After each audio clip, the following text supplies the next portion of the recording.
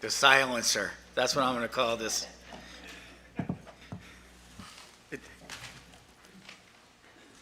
It is kind of quiet in here. Look at What is that? Wow, that's FSU scoring in the last 26 seconds of the game to beat Miami.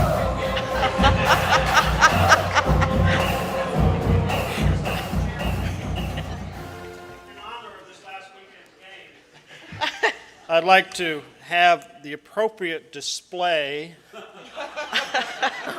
a helmet signed actually by Bobby Bowden and Jimbo Fisher. We could place it right there and having a great meeting all day long. Hold on.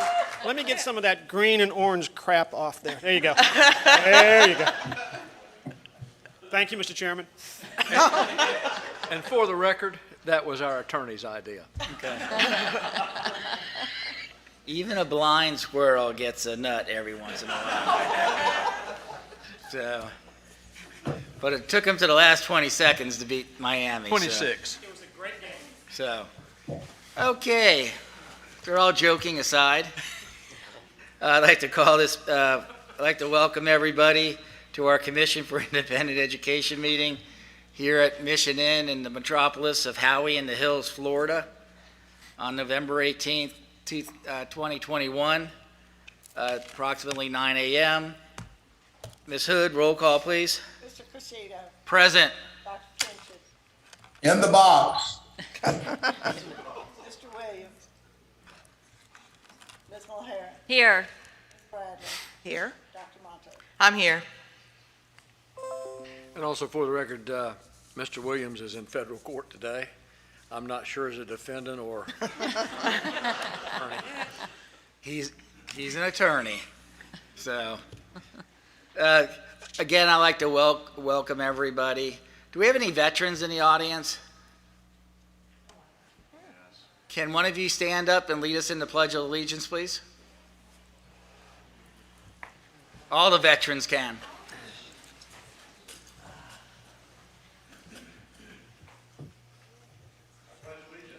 To the flag of the United States of America and to the republic for which it stands, one nation, under God, indivisible, with liberty and justice for all. For all you veterans out there, thank you for your service. And if we have any, first responders, police officers, we'd also like to thank you for your service. As I start this meeting, I received, this is more for the people around the table. There used to be a person here named Vicki Ford. She was the director of sales. She put everything together for the commission and for a lot of meetings. She's been battling cancer last night, but she passed away at 2 a.m. this morning. And so she's in our thoughts and prayers. And it's quite a blow to the people here at Mission Inn, but whatever you needed, with our meetings, she was there to service everybody. So God bless her soul. May she rest in peace. Yep. Okay, will the fake Michael Santoro please do the introductions? Please state your name and your position and the institution you're from. Julie Must University, Director of the Mission. Good morning, Commissioners and staff. I'm Dr. Jose Otero, Otero Consulting Group.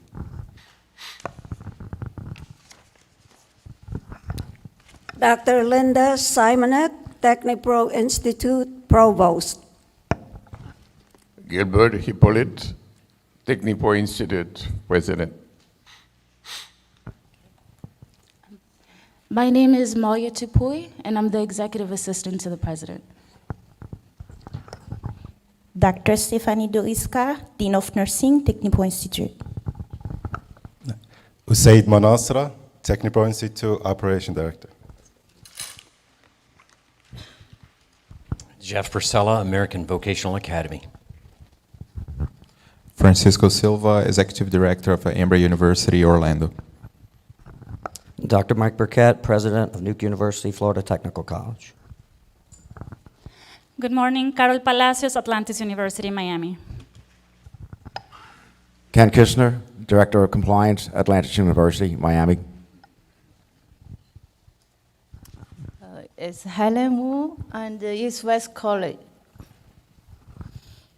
Dr. Falaka, East West College of Natural Medicine in Sarasota.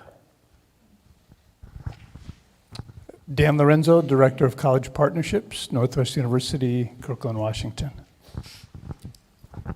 Good morning, Dr. Nelson Soto, Union Instituting University, Provost and Executive Vice President for Academic Affairs. Good morning, Tampa Medical College, Admissions. Asmir Korakish, Tampa Medical College, Campus President. Janie Bailey, Vice Chancellor for Academics, Nexus University. Jessica Suito, Vice Chancellor of Administration, Nexus University. Dr. Tim Novak, the Dean of the Lecon School of Health Services Administration. Dr. Antonio Gandia, President and Chief Medical Officer of Braxton College. Bill McGrath, Vice President of Academics, Braxton College. Sam Lynn, Concord Career Institute, Orlando, Campus President. Bob Burnfield, Campus President, Miramar, Concord. John Carrion, General Counsel and Chief Compliance Officer, Concord Career Institute. Good morning, Carmen Rodriguez, Director of Administration, San Ignacio University. Good morning, Fabiola Lagalder, San Ignacio University. Good morning, Dr. Althea Ellis, Dean of Academic Affairs, San Ignacio University. Juan Trevino, Vice President, Westfield Business School. Leon Roberts, Campus Dean, ASA College. Matthew Hubbs, Dean of Academic Operations, Westcliff University. Peter Layton, Partner, Gambos Layton. I'm here on behalf of ASA College. Nelson Galindo, ASA Campus Dean at the main campus of Manhattan. Dr. Edward Kufuor, ASA College Academic Dean. Linda Tosas, Liner Consulting Group. Good morning, Ezra Tosas, Liner Consulting Group. Good morning, Jessica Miller, Dean of Nursing, Tampa Medical College. Paul Snyder, Hartwell University Chairman. Good morning, Nancy Rodriguez, Miami Media School. Good morning, Rick Flower, Administration, Last Days Prophetic Training College. Good morning, Vicky Di Coloredo Mills, Education, Cyber Education Consultants. Good morning, Dr. Claire Cassius, Faculty Advisor, Emmanuel Institute. Samuel Nelson, Emmanuel Institute, Public Administration. Good morning, my name is Farah Derizi. I'm from Imanon Institute, and I'm the Health Program Director. Good morning, Dr. Kelly Krenkel. I'm the Director of Accreditation and Compliance for Florida National University. Good morning, my name is Marina Silva, Florida Christian University Accreditation Liaison. Good morning, my name is Anthony Portigliari. I am Chancellor, Florida Christian University, Orlando. Good morning, Bruno Portigliari, President, Florida Christian University.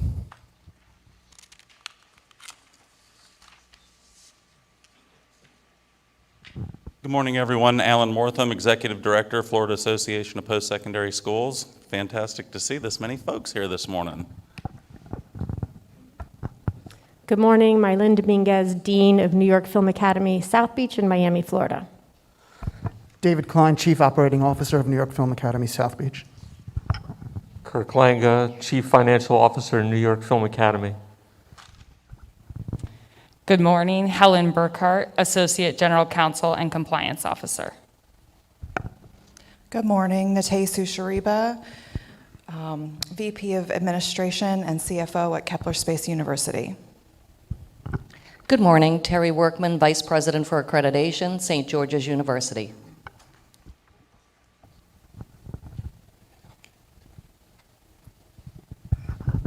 Good morning, Kennington Medway Academy. Good morning, Lourdes Marquez, Compliance Director, First Response Training Group.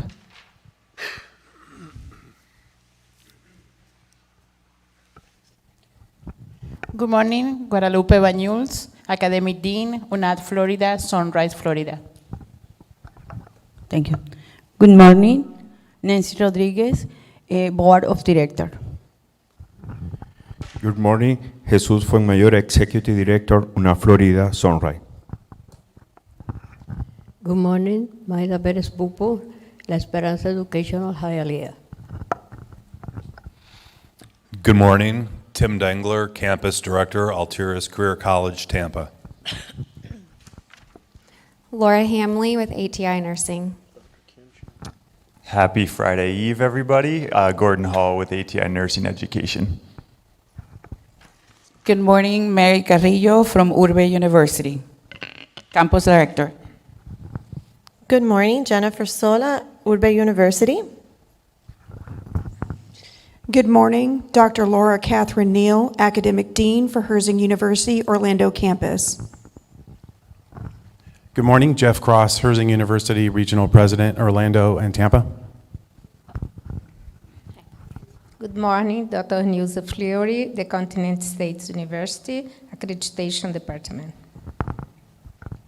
Good morning, Ricky Madison, Continental States University CEO. Good morning, Christy DiGregorio, Schiller International University, Director of Compliance and Accreditation. Good morning, Alan Alvarez. I'm the Campus Director at Schiller International University. Good morning, Dr. Victoria Bayman, Provost for Schiller International University. Good morning, Marta Muñiz, Dr. Marta Muñiz, CEO President, Schiller International University. Good morning, Jane Parker, Consultant. Good morning, Shannon Farrell, Director of Administrative Services for Utica College. Good morning, Polly Smith, Associate Provost, Senior Vice President, Utica College. Good morning, Dr. Alex Zabelin, Key West University, Jacksonville, President. Good morning, Dr. Joyce Sirico, Director of Nursing for Daytona College. Pamela Kraska with Daytona College in Ormond Beach. Good morning, Bill Bradley, Vice President, Daytona College. Good morning, Matthew Egan, Vice President, Regulatory Affairs, Arizona College of Nursing. Good morning, Christine Furtaw with Arizona College. I am the Executive Director of Academic Operations in Tampa. Good morning, Audrey Kaplan, Attorney and Partner at Hogan, Marin, Babbo, and Rose. Good morning, Lisa Leotti, CEO of Suncoast College. Good morning, Dr. Melody Sharp, Programs Director at Suncoast College of Health. Morning, Julia Orloff, Cambridge College, VP of Regulatory and Compliance. Good morning, Dr. Diony Antigua, Antigua College International CEO. Good morning, Dr. George Machaski, Medical Impact Company. Sal Ismail, University of Mid-Florida, President. Mike Santoro, S&G Consulting. Will the real Mike Santoro please stand up? Good morning, Jason McWilliams, Director of Admissions, Pulse Radiology Institute, St. Augustine. Good morning, Leonard Sclafani, American University of Antigua, Senior Vice President. Good morning, Juan Revuelta, Med Academy President. Chris Giorgetti, Santoro and Giorgetti, S&G Consulting, here today with Arizona College of Nursing, Orlando Health Science University, Pulse Radiology Institute, and University of Mid-Florida. Good morning. Dr. Robert Hasty. I am the founding dean and the chief academic officer for the proposed Orlando College of Osteopathic Medicine. Chad Tujok, Orlando Health Science University. Dave Moore, Orlando Health Sciences University. Bill Kletke, President, Orlando Health Sciences University. Bill Orr, Orlando Health Sciences University. Dr. Chet Evans, Orlando Health Sciences University. Good morning. My name is Jason Shepard. I'm the CEO of M0A Online Aviation Ground School. Good morning. My name is Magda Shepard. I am with M0A Online Ground School.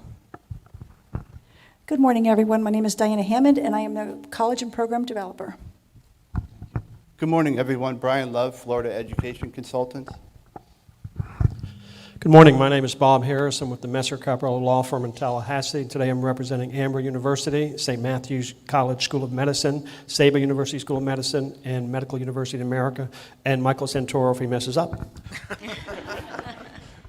Well, thank you, everybody, and welcome. It's nice to see staff here in mass, and most of all of you here, instead of doing it in a hybrid fashion with people calling in, and and every time I'm talking to them, I'm looking at the ceiling, and so I don't have to strain my neck today. But definitely thank you for being here today. We truly appreciate it. It's a lot easier to conduct our business, when people are standing at the podium and Mr. Harris is wiping it down afterwards. So, but I've never seen, the house is packed with attorneys today.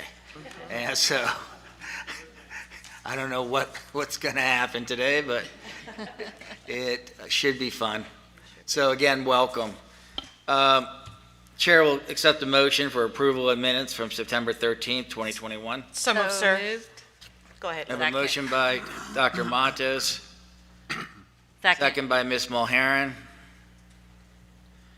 Discussion? Hearing none, all those in favor signify by saying aye. Aye. Opposed? Motion carries. Reports, Mr. Ferguson, Yes, the if Executive Director. Yeah, if I might, first let me introduce staff for those who have never seen some of them. Of course, we have color coordinated my Assistant Executive Director, Ms. Risa Rudolph, who later on will be robbing a bank. Jenna Parton, who is our attorney and represents us and out of the Department of Education Attorney's Office. Have with us today Mr. Joey Smith, Ms. Stephanie Line, Victor Sori, Austin Ard, Ashley Snick, Krista Salvo, Angela Shelby, Jason Bowman, Catherine Lillard, Cheryl Miller, Monica Brooks, the wannabe Mike Santoro, and Joseph Garcia. If you have any questions or if you haven't met someone, please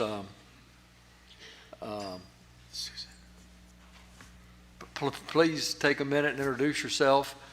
If there's anything that you want to get back to the office, please mail that in, send it in. We have a method by which when it comes in the front door, it's logged in, we don't lose it. Here, with everything coming and going, there's a problem. If there's something that you'd like to be sent, just let your staff person know, your program specialist, and we'll try and get that out to you. Also, Mr. Chair,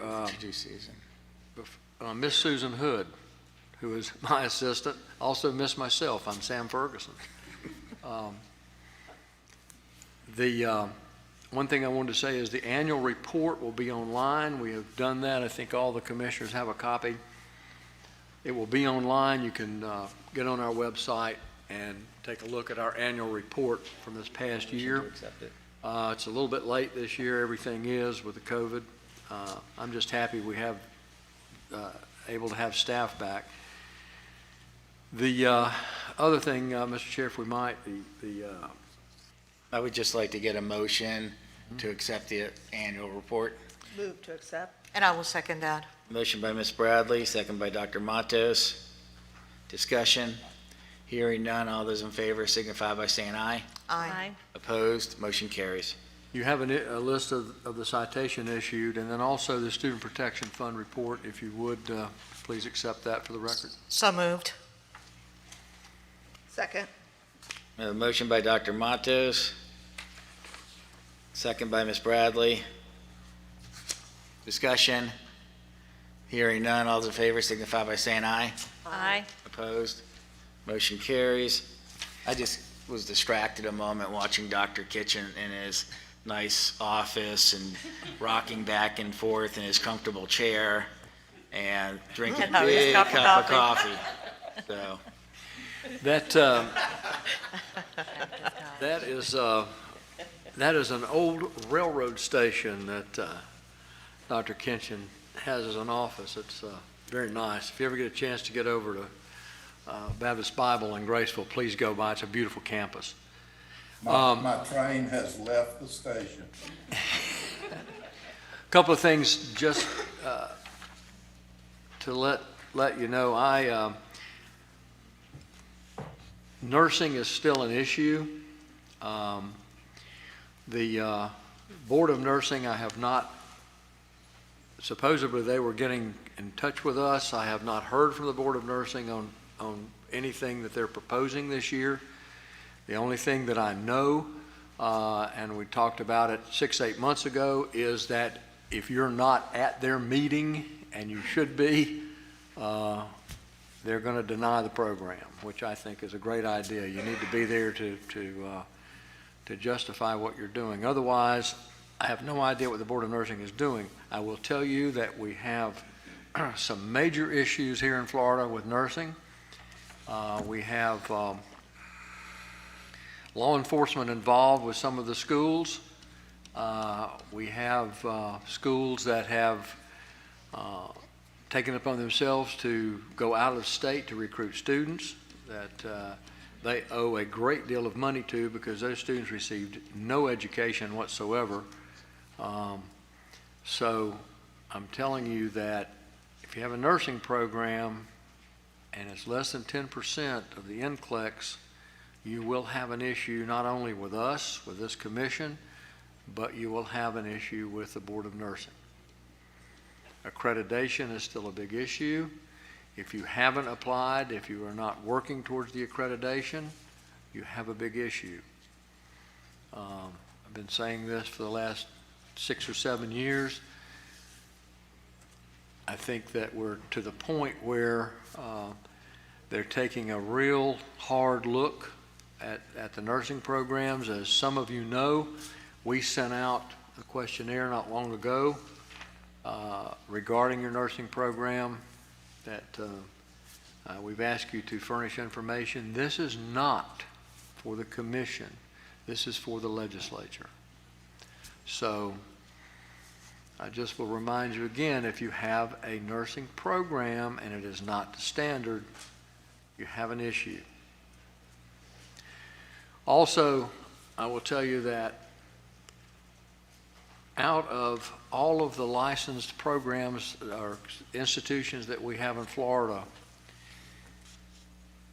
99% of those institutions are great, wonderful institutions. However, there's that 1 or 2% that are causing issues. If you know of something going on that we don't know about, please contact the commission office and let us know. We're willing to help, but if we don't know, we can't help. And there's going to be a reckoning coming pretty quickly, I'm thinking. And back to that, the nursing, there is a great shortage. We have a terrible shortage here in Florida of nurses, but the more that we have of these nursing programs that are not up to standard, the less those programs that are doing well are going to have the opportunity to do the clinicals, to get their students out to meet the requirements. I'm just telling you that the hospitals and places that you're putting folk for clinicals, that's going to dry up if we're not really careful. To give you an example of, and I've said this before, we have checked on clinicals that we've gotten from some of the nursing schools that we've had questions about. As I have said before, we have found one location that's a sand pit that you tell us you've got a clinical in. We have contacted institutions that supposedly clinicals are being held at. they've never heard of some of the nursing programs that are showing us that you have students in there as clinicals. And we will be dealing with that on a one-to-one basis as we find that. So just let you know.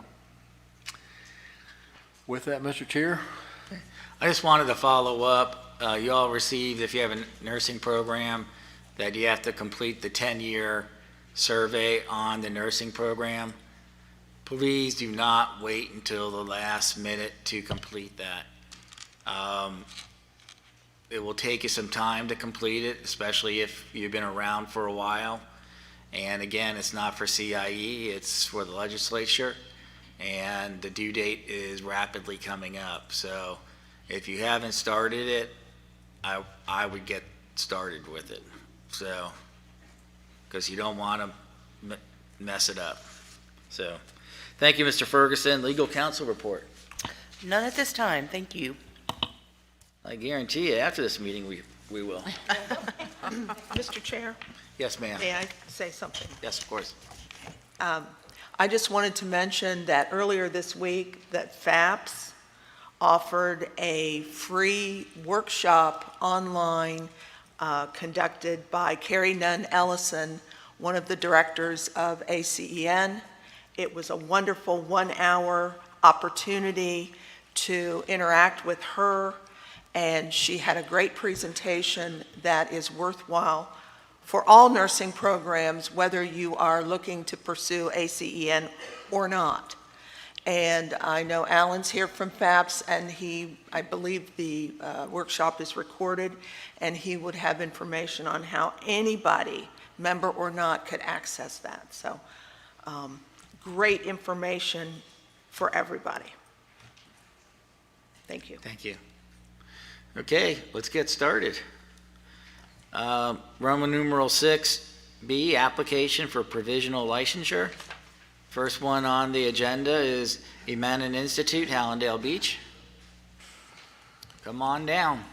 Mr. Chair, for the provisional licenses, would it be best if we just do the discussion first and then we do the recommendation Yeah, from we're not, staff?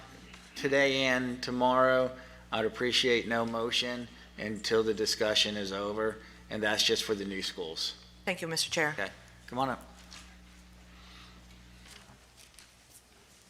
Good morning. Good morning. Please state your name. My name is Farah Derizier, Program Health Director. Samuel Nelson, Emanin Institute, Public Administrator. Welcome. Dr. Cassius, Public Health Advisor. Okay. Discussion. I have a few questions. Go ahead. Good morning. Good morning. How are you? Great. Can you, hi. You can't hear. I don't know, I think that in our package, we saw a couple of emails regarding some sort of tutoring that you have performed in the past. Can you elaborate on that, please? Yes, we had done many tutoring service in the past. I beg your pardon? Yes, we do NCLEX review, and also we do tutoring for kids, high school. And where did and you do that? elementary. In which state do you do that? We used to do it in here, and we had the place also in New York. We do it. And what happened to that? Oh, it's closed right now. Due to COVID. For how, it's been closed since when? 2 years. Okay. And so how did you come about to open, the thought of opening this school? Okay, because we are from here originally, and we know that we have a lot of potential to help people around here. That's why we came here to open the school in here. But where were you before? Before we were here. Okay. So you had a school in New York for tutoring, and you had some tutoring here. No, we closed that one before. When I Uh-huh. got married and I moved to New York, and we said, okay, I have to go back to Florida, So that's why we are established in Florida. Okay. So when did you return, if I may ask?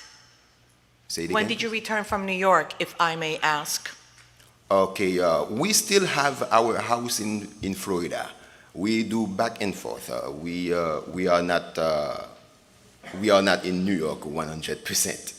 Okay, so there are no students right now engaged in any kind of tutoring through any of your institutions? No. Okay. And who are the owners, the prospective owners of this school? Because it is a non-profit organization, there is no owner. We are board members. Uh-huh. And who is the chairman of the board? Henry Nelson. And is he here? No, he's at the court right now helping some clients. Okay. So, I want to talk a little bit about your programs specifically. You have your academic calendar calls for your programs to be offered on a monthly basis, correct? Correct. Okay. All of the programs are going to be offered on a monthly basis? Yes, Okay. Including your paralegal program? correct, And your paralegal program, you want to offer that program online? correct. Now, how are you going to be able to cover all of the state-focused legal jargon and also laws and rules in that program if your program is going to be offered online? Oh, Mr. Henry is the one that can answer that question because he's the lawyer. Okay, well, that's kind of like my Not yet. contingency right there for that. I don't understand your question. So typically, this is a program that when you submit it here in the state of Florida, for some of the courses here, you do have to be state-focused in some of the laws and regulations. So my question departs from that premise. So if the program is going to be offered online and there's going to be students from different states looking at the application for the online delivery specifically for this program, it doesn't address that. Okay, I thought you were referring to just paralegal. No, That's this what was it- specific that's what it for sounded that like. program. Okay. Okay, I'm going to stop right there, Mr. Chair, and I'm going to let my colleagues just continue to answer questions, and I can come back. Go ahead, Ms. Bradley. Yes, good morning. And welcome. I had a couple of questions. On page 25 of your catalog, you talk about your description of the PCT program. You include and mention nursing assistant skills. How are you incorporating nursing assistant in the PCT program? Will students be taking the CNA exam? Well, they would have to take the CNA exam. Please to talk be- into the microphone, please. Okay, they would have to take this CNA exam in order to finish, after they finish the program. Okay, so your students are being prepared to take the CNA exam? Right. Okay, so are you getting that approved as a separate authorization with the Board of Nursing, or are the students going to challenge the exam? We will have the students challenge the exam, Okay. and we would prepare them for that exam. Okay. Make sure that all of that is clearly set Indicated. forth in your catalog, because it may be there, but I couldn't find it. Also, your definition of a clock hour, you say it's 50 minutes. Well, it's actually 60 minutes with a minimum of 50 minutes of instruction.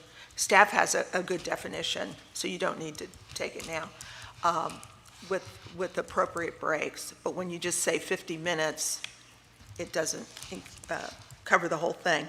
And with that, to make sure that you have a clear definition of credit hour for your paralegal. That's your only credit hour program. The rest of your programs are clocked, as I understand. And your program specialist will also help you with that as well. Now, I see also that you will accept students who do not possess a high school diploma or GED. Is that correct? That is not correct. That is not correct? Okay, so everybody needs a high school diploma? Diploma or a GED. Okay. All right. And then how are you, since you're going to be working online, how are you going to be taking attendance specifically in your clock hour programs when your students are going to school online? Well, they will log in. They would log in to a online portal, and then we would take attendance there. And they would have to do it during class time. Okay, so you're going to have a record of attendance via your online portal? Right.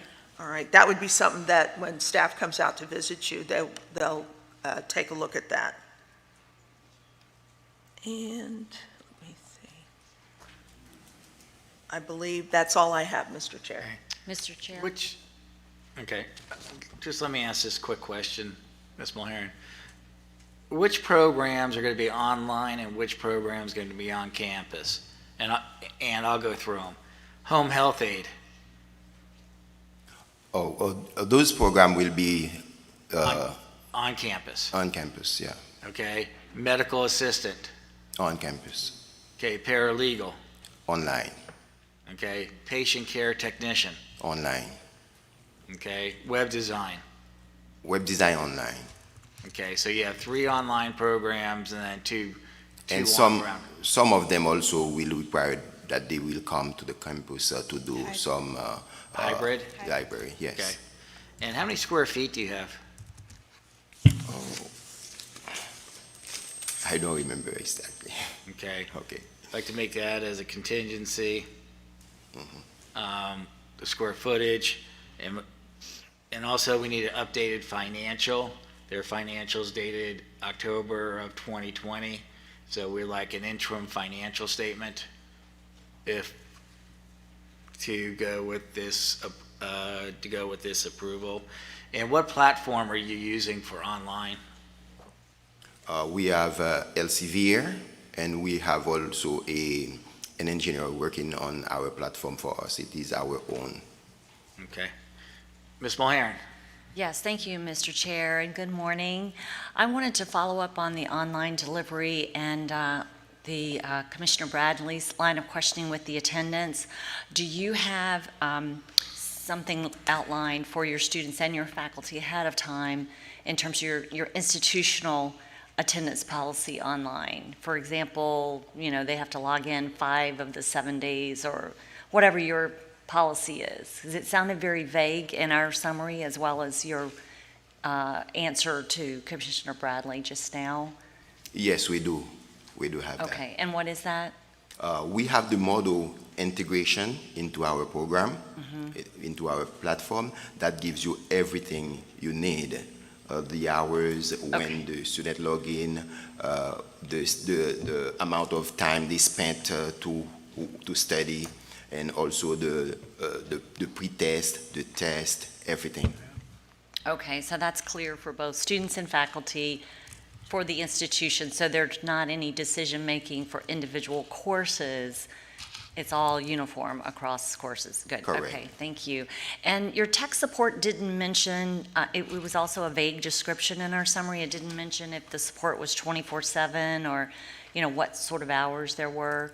So what is your tech support for students? They will have a 24 hours tech support. Okay. Because our program is set up for that. Okay, I just wanted to clarify that. And then also, do you have faculty hours? I didn't see anything describing any sort of student support from a faculty perspective Yes, we do have that. and their online virtual Correct, hours? correct. Okay. And then what tool are you using for detecting plagiarism? Do you have a tool? Yes, we, for the plagiarism, Mr. Nelson knew that, but I don't remember exactly the name. But Okay, we have but you it. do have Yeah. a tool that you use, and the faculty are trained on that? A specific Okay, company. great, thank you. That's all the questions I have. Thank you so much. Is there any further discussion? I do, sir. Go ahead. Thank you. Hi, Hi. again. So I have a couple of follow-up questions regarding what my colleagues just asked. Your learning management system, which one is it that you're going to be using? Your learning management system, the one where the courses are going to be in? Okay, we have the Elsevier and we have the model system integrated into it. Okay, so, but Elsevier is only for your medical programs. Correct. So, and I get that, but you have one program that is going to be offered fully online. Correct. And that is your paralegal program. Correct. Okay, so which learning management system, which platform you are going to be using to upload your courses? Blackboard. I beg your pardon? Blackboard? You're going to be using Blackboard. Okay. Okay. Okay.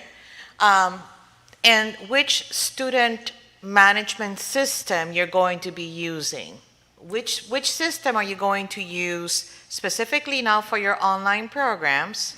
And I am going to ask the question assuming that the entire enrollment process will occur online. So which student management system are you going to be using for your fully online programs? Okay, we have a management system that they built for us, especially.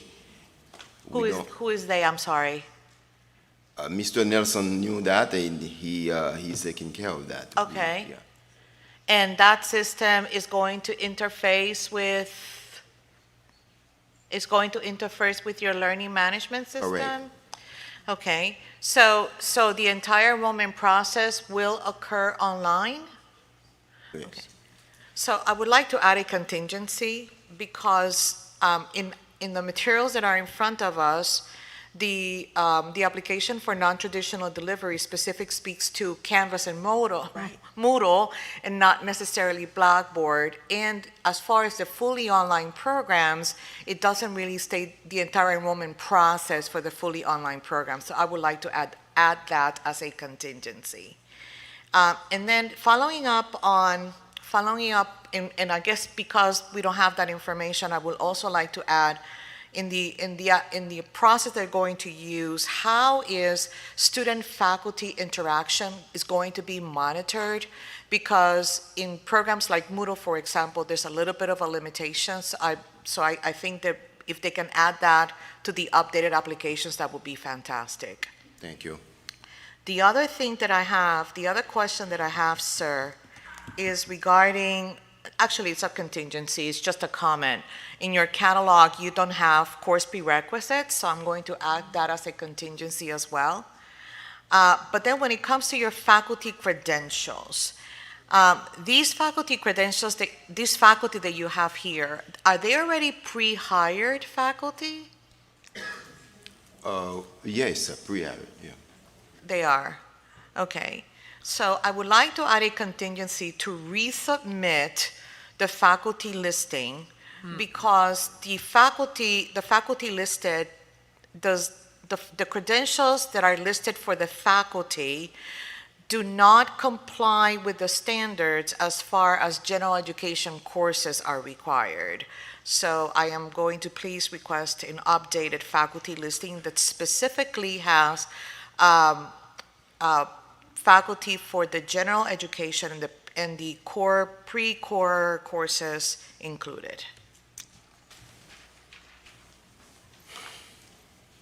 And my last question is, and I'm going to go back again to your paralegal program. Okay. In your paralegal program, you have a capstone, an internship, okay? How is that going to be monitored? Because again, the program outlines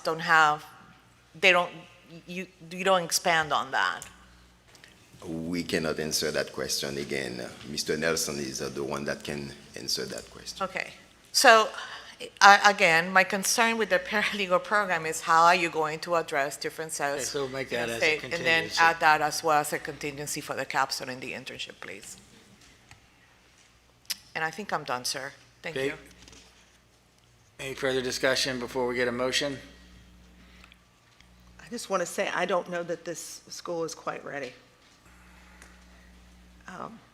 With all of the questions with the LMS, you know, like the lady said Blackboard, but our file says Canvas. I mean, is it really, are they really ready to go? Okay. So I have concern about that. Well, I think I'm going to concur with that, specifically with the discrepancy in the information that is provided today, vis-a-vis with the documentation that we have, specifically if they really do want to offer hybrid and online programs. Yeah. Probably help if Mr. Nelson were here. Yeah, I was going to say, Mr. Nelson should come to the next meeting. Go ahead and do. So you have a right to a decision on your application that's in front of the commission today. However, you can waive that right and come back at the next meeting and have an opportunity to address some of the concerns, maybe have Mr. Nelson present. I cannot advise you which route to take, but I need to know if you're willing to waive your right to a decision today. Okay. Okay. Oh, we are waiting for the next meeting. Okay. All right, thank you. Thank you. Okay, thank you. Thank you. Thank you. Good choice. Number 2, Orlando Health Sciences University, Tampa. I think we need to open some doors here, you know, so everybody can fit up there. My name is Dr. Robert Hasty. I'm the founding dean and the chief academic officer for the proposed Orlando College of Osteopathic Medicine as part of the Orlando Health Sciences University. I'm Bill Kletke, president of the Orlando Health Sciences University. I'm David Moore. I'm the CFO of the Orlando Health Sciences University. Chad Tujog, one of the board members for Orlando Health Science University. Bill Orr, Orlando Health Science University, anesthesiologist assistant program director. Mike Santoro, the consultant for the school. Chris Giorgetti, Santoro and Giorgetti. Discussion? Just before we start, do 2 of you have the same last name? Or? No, just me. Okay, just you, okay. Yeah. Same first name, 2 of us have the same first name. Yes, Mr. Chair. Go ahead. Yes, good morning. It sounds from our summary as if all of your classes are going to be in person. You don't have any online instruction or any hybrid instruction, correct? Yeah, Commissioner, yes, that's correct. And I would, before I answer the question fully, I'd like to thank the staff for doing an excellent, thorough job, Mr. Jason Bowman, and appreciate the time with the commissioners today. Thank you.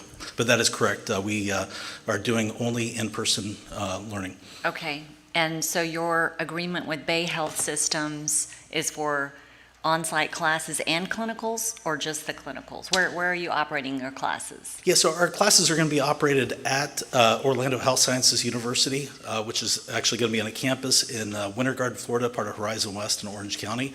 Clinical rotations will be housed at a number of different hospitals. Okay, so I saw the Bay Health Systems agreement, but there will be others? Yes, ma'am. We currently have 9 affiliation agreements. 7 of those will be our core rotations, and then we have 2 additional core agreements or non-core agreements for elective rotations. Currently, we have rotation agreements that are executed fully that cover 442 rotation spots total, which is 221 for third-year medical students and 221 for fourth-year students. And we initially we're starting with 90 cohort of 90 medical students. Eventually, we want to go up to 180. And so, if you look at the 180, we're currently at 123% capacity by executed affiliation agreements. Okay. Thank you. Thanks. That's all I had. Can I have a follow-up question on that one, Mr. Chair? Yes, ma'am. Hi, good morning. Morning. So I am going to assume, terrible word in communication, but I am going to do that this morning. Your clinical affiliation that is 114 miles from the campus. So students are going to have to provide their own transportation, and if so, their own housing? So actually, the mileage, the way it's listed in there is it's actually from our staging office, which is in Tampa. Our campus, which we actually just closed on 25 acres of land in Orange County yesterday, will be the home of our 144,000 square foot facility. So the mileage currently reflects from our staging office, which is in Tampa. Oh, got it. And not our Orlando campus. But that being said, the first 2 years of instruction will be done at our Orlando campus. And then certainly some of the students will stay in the Central Florida, Orange County area, but we do have rotations outside the area. So students, very similar to most medical schools nowadays, the cohorts will actually go to that area, live for all third and fourth years, and have all of their rotations within a very reasonable driving distance. And I think in almost all the locations, or actually all the locations we have, would be probably within about 10 miles of each other. Okay, thank you, sir. Yes, sir. Good morning. Morning. You mentioned the staging office in Tampa. And so that I've got, they're Tampa, but they're going to be in Orlando. Yeah. Are you going to maintain that Tampa office after you get the school up and running? No, ma'am. Actually, that's sort of a temporary staging office for us. Dr. Kiran Patel, which many of you may know, we've been blessed that he's funding this project. And of course, he's incredibly successful businessman, entrepreneur. But he's let us use that as our first initial staging office. So, Okay. but we have a planned rollout. But the college will be over there in Winter Garden? Yes, ma'am. Yeah. Okay, thank you. Thank you for asking that question, Commissioner Bradley. Okay, is there any further discussion? I would like to say that I appreciate the fact they came down before they did anything, came to the office, sat down, which is what ought to happen. Appreciate it. And we appreciate the time, Mr. Ferguson. It gave us incredible insight into the process, and of course, we have an incredible consultant that's helped us out. Don't get carried away there.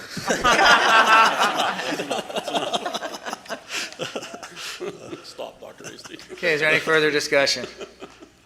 Hearing none, the chair will accept the motion. Move to accept staff recommendation. And I will second that. We have a motion by Ms. Mulheron, second by Dr. Matos.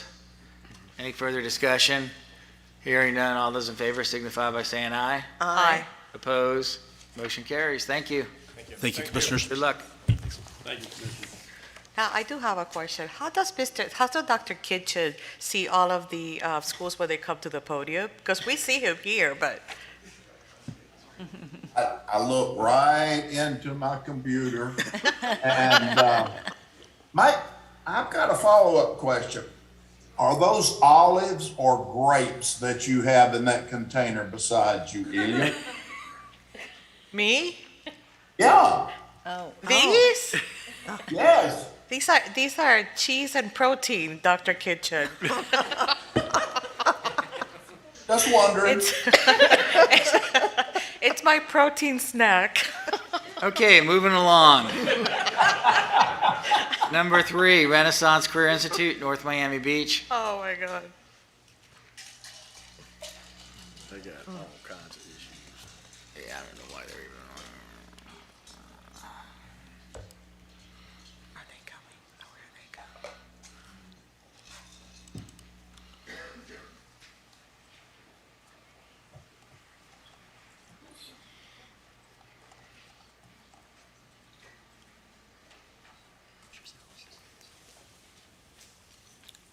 Good morning.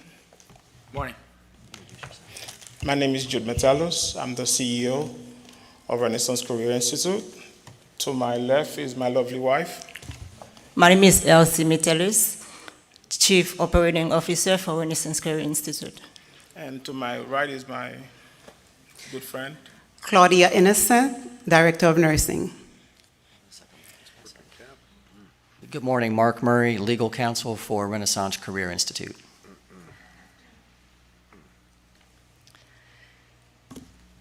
We're in discussion. Yes, Mr. Chair. I have a question about your online model. It appears that you're proposing an asynchronous hybrid model. And you mentioned that class attendance can be taken when the students are on campus, but it's not really clear how they can interchange. So explain how your model is going to work. We've already created, subscribed to Canvas, and with the help of Vicky Mahler, we've already created the Janet portion to be online, 100% online. And also the nursing portion will be, the core classes will be on site.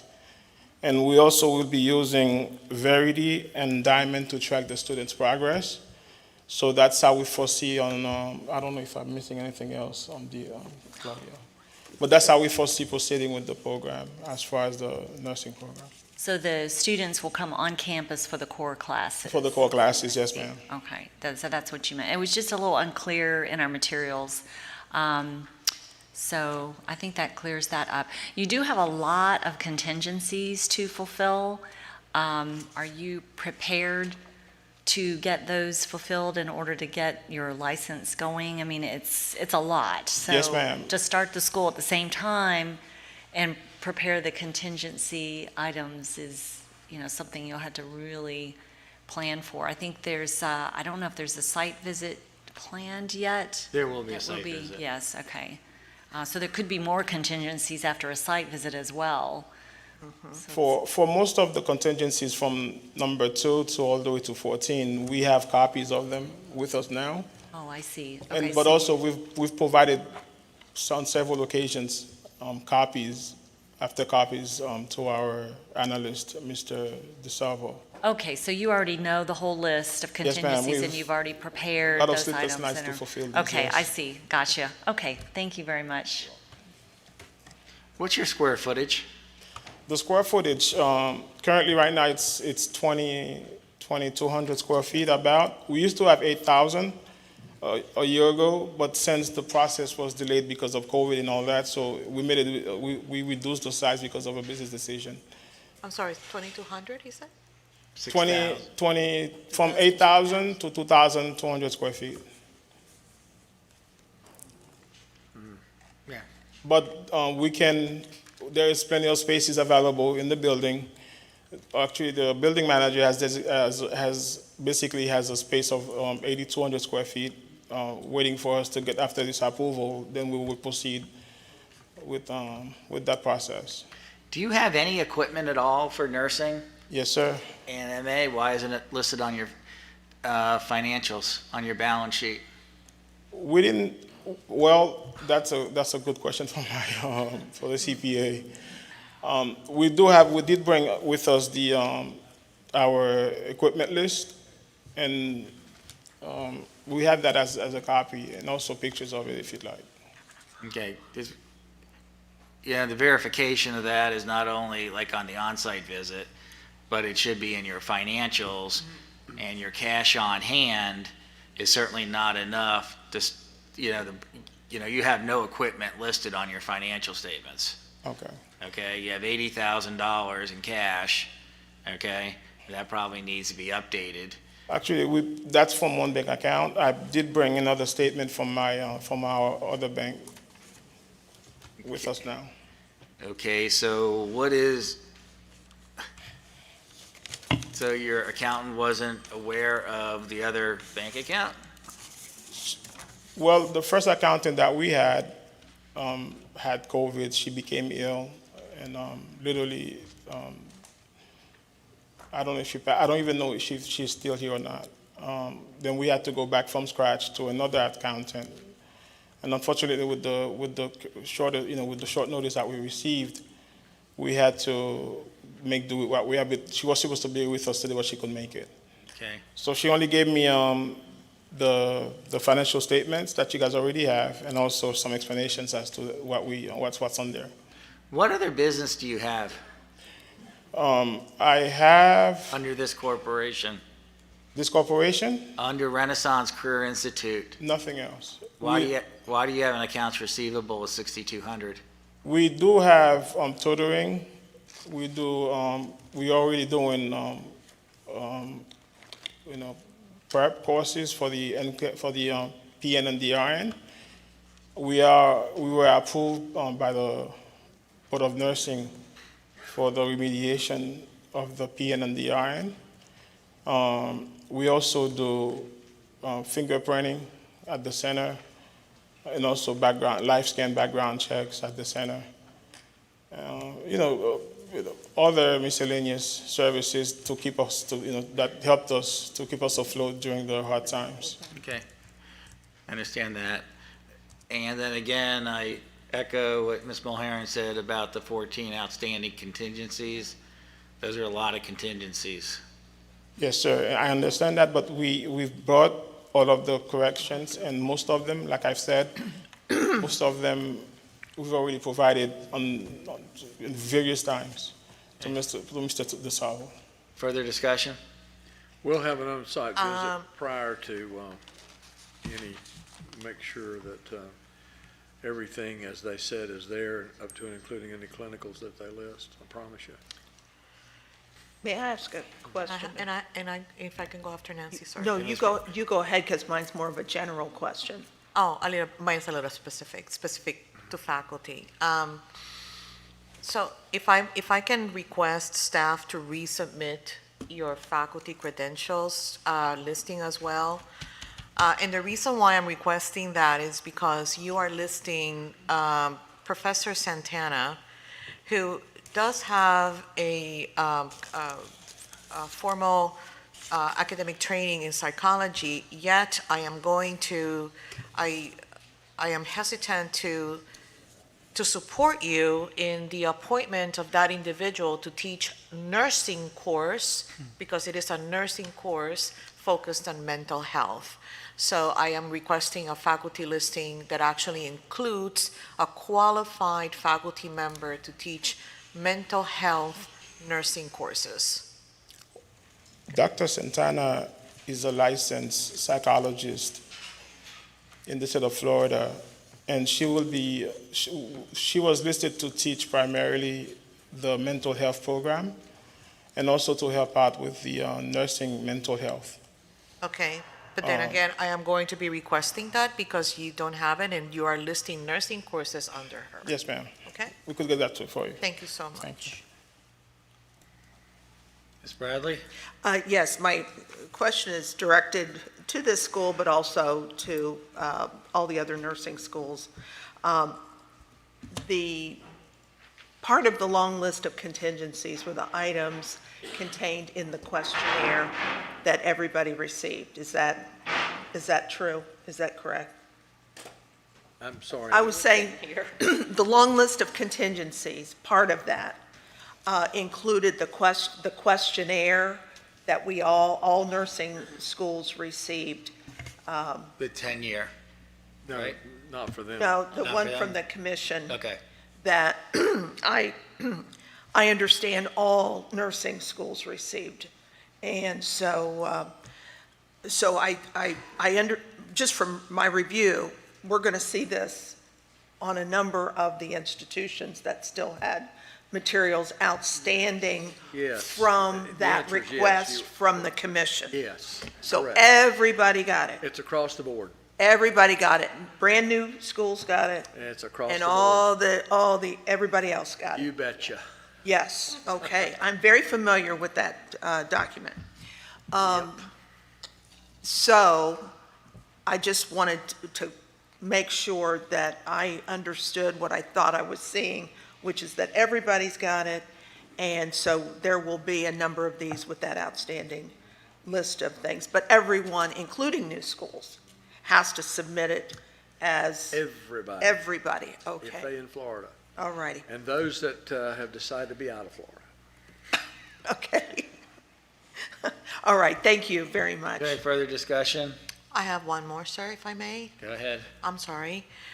Can you walk us through your satisfactory academic progress or progression policy for your nursing program? The admission process? No, academic progression policy, Okay, in order to pass a course and then continue on with the program. okay. In order to pass the course, the student has to score a satisfactory rate of C or better. And we monitor the progress throughout the the course with Canvas. And also, student evaluation is done throughout the course. So if they're not doing well, we don't let them know at the end you're not doing well. They know their progress throughout the courses. And how many times can they retake a course? Only twice. The first time they don't succeed, they can try again one more time, and that's it. But the average grade that they can get is a C. Is a C It's or in better. order to progress. Yes. Okay. My recommendation is that you go a little higher, but my strong recommendation is that you go to a B. And what's the overall cumulative grade point average that students must maintain in order to progress from semester or term to term in the nursing program? 2.5 or higher. 2.5. So if you are requiring a 2.5, it behooves you then for students to get a B in order, especially in your nursing core courses, in order Yes. to progress. Okay, thank you. Sure. Okay, since you're a new school, I echo Dr. Matos. You know, a C average going through the core, that's not going to help them pass the NCLEX. Correct. So that should be, a B, and they must maintain this is not a contingency, this is a strong recommendation that they need to maintain a 3.0 average. Okay, because again, nursing's not a front-end program. It's all about the back end, and it's all about the NCLEX exam. So if you have weak students going through, and then they start failing the test, you're not going to be around that long. Okay, and what's your entrance requirement? The entrance For nursing. requirement for the program? For the program, they have to have a background check, a drug test, an active CPR BLS card. They also have to take an entrance exam, Which exam? which is the TEAS, And what's your cutoff score? 58% Yeah. or better. Okay. For the, and a high school diploma, I'm sorry, or equivalent. Okay, I was looking at what exam the test they had to take for the entrance. Okay, is there any further discussion? The chair will entertain a motion with the contingencies noted. So moved, sir. A motion by Dr. Matos, Second. second by Ms. Mulheron. Any further discussion? Hearing none, all those in favor signify by saying aye. Aye. Opposed, motion carries. Good luck, and make sure, double check, triple check that those contingencies are taken care of. Yes, sir. Thank you so Okay, much. really think hard about the C versus B and that Yes. 2.5 versus the 3.0. Thank you very much. Okay. Good luck. Thank you. Thank you very much. The next one, Socrates International College, Oakland Park. Is there anybody here from the institution? That explains the staff recommendation. The recommendation is for denial of the application for provisional licensure. Move to accept the staff recommendation. A motion by Ms. Mulheron, Second. second by Ms. Bradley. Since they're not here, there's really no discussion. Do you all have any discussion? Nope. Oh, we agree. Hearing none, all those in favor signify by saying aye. Aye. Opposed, motion carries. Dr. Kitcha, do you agree? I said aye. We gotta watch it and make sure he's not taking a nap. I know. He This looks is kind of like actually- Santa Claus watching over us Yeah. to see if we're behaving. There's several of y'all who need to tighten up between now and Christmas. I'm just taking that. I'm getting so jealous of the cherries and he's just rocking back and forth. Meanwhile, we're sitting on chairs like benches. So, Now that you folks have offended me, I'm going to exit to conduct a faculty meeting, but shall return momentarily. Hold on just a second. I was going to say, have you told everybody that you're going to do the Santa at the Graceful Strip Mall?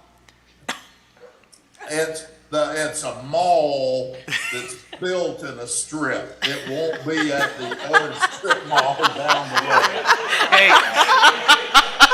join Join us when you can, Dr. Kitchens. Hey, I gotta pick up all the cash I can. Times are tough. Okay. We'll be back in just a few minutes. Okay, thank you. Number 5, the Continental State University, Orlando. Anybody here? Yes. Okay.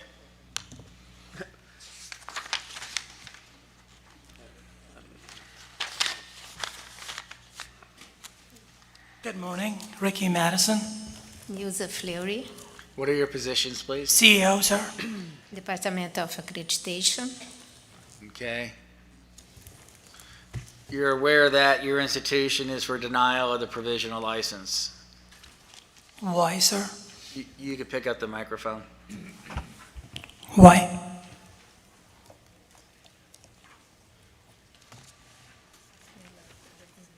Did you receive a copy of the staff recommendation prior to the meeting, sir? Yes, ma'am, I did. So you do have all of the reasons why the staff is recommending denial?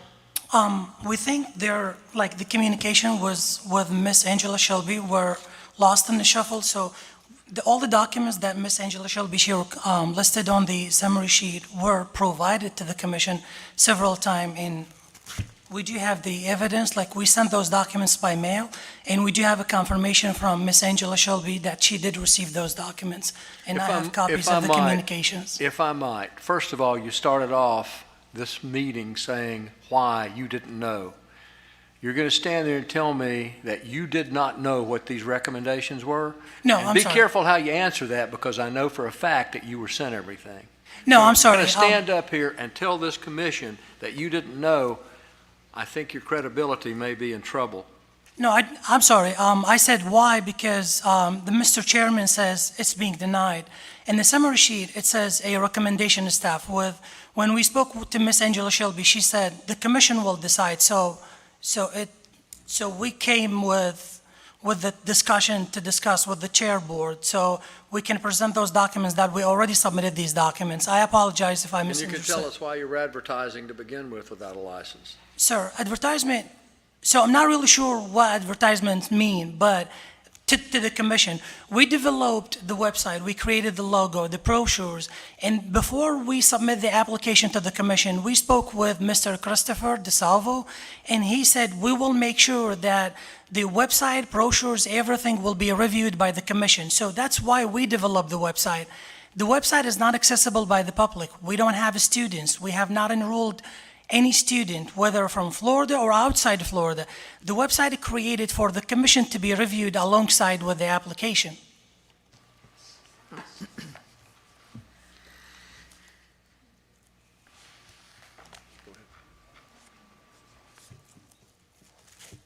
Okay. I mean, there's a number of failures here to comply. And, I mean, I could go through them, but you all could read it. We'll have discussion if anybody wants discussion. Mr. Chair, I had a couple of questions. One was that there was a mention of timely response to students in the student services portion, but there was no definition of what timely meant. Can you clarify what sort of response time you're planning for the students? So in our policies, we have determined that the response time to the students would be between 3 to 5 business days. Okay, I would strongly recommend that you tighten way up. 3 to 5 days is a long time to respond to a student. I mean, just to confirm, a response to the students regarding general services or regarding to the courses itself. If it's regarded to the courses, we are using a platform called Workplace, which is developed by Metaverse company, Facebook formerly. This software basically give access to the faculty and the students. So it's like a regular Facebook. So when the students chat with the faculty would notice right away and they can respond. In terms of the general services, if the students are willing to get some help, trying to find a job, or they have a general question that's not related to the courses itself, that's where the emails take 3 to 5 business days, which is the general response time. Yeah, I would still recommend for any student's response, whether it's a student service response, a faculty response, anything that the student is reaching out for help on, that I would strongly recommend 24 hours, but, that's not my place to tell you. Yes, ma'am. But it's just strong recommendation. 3 to 5 days is really a long time, especially if you're working with any adult students who are working at the same time as going to school and so forth. So I would urge you to reconsider that response time. Yes, ma'am, sure. And then I didn't see anything on your faculty office hours, excuse me, especially for your online delivery. Make sure that there's time in a virtual office at least for faculty to be available for students, listing their hours in advance so the student would know from course to course when that faculty member would be available for them. And then also, I didn't see anything on a plagiarism tool, so that would be another item that, do you have With that? the plagiarism, we use Grammarly Okay. to inspect the plagiarism. It's already implemented with the online software, which is the LMS, a Moodle. We have modified Moodle, like our people did modified Moodle to fit our needs, pretty much like we included the Grammarly with the software, included in the software. So any assignments submitted to the faculty members, they go through Grammarly, and then the results will go to the faculty members. Yes. And the faculty members will see the difference between the original assignment and what is being plagiarized. Okay, thank you for clarifying that. Yes, ma'am. Appreciate Say, it. when you come back, and you will be coming back, one of the things you need to submit is an interim financial statement. I have it, sir. Okay, that doesn't do us any good today. Okay, number two, on your financials, you're showing low cash balance, and then there's note B on the financial statements referring to another account. Correct. And that account was not listed on the financial statements. So it's important when you start off that you have submitted everything that the commission requires to start a new school, okay? And as of right now, you do not comply. Sir, the financial statement were submitted to the commission originally based on the requirements from Ms. Angela Shelby. This financial statement was ended in the fiscal year December the 31st. And then we created another financial statements, which is ending in September, I think, September the 30th, which showed the increase in assets. The reason why the financial statement were originally submitted to the commission because the university doesn't have any students, so we wouldn't put that much money in the school bank account. We were imagining if the school doesn't get approved, then these assets must be distributed to other nonprofit based on the IRS requirements. Then what other business are you in? A business? Yeah, because you have service income. So the service income was marked by the CPA. We have discussed this with him as a refund fee. So when we purchased some softwares online, we had a few services. We had a return fees or a refund fees. Sometimes we get a discount on those services we purchase, and the CPA listed those fees as an income because he didn't want to mess up the previous financial statement we created to the commission. Okay. If I might, Mr. Chair, I've only been doing this a few years, but a couple of schools I've seen that start like this go back to, and I'm certainly in no way suggesting that this institution is one, not in the least, but I have seen institutions that have this same modus operandi that have operated out of post office boxes and other places. And unless there's a big change on this, I don't think that Florida is really where you want to start this school.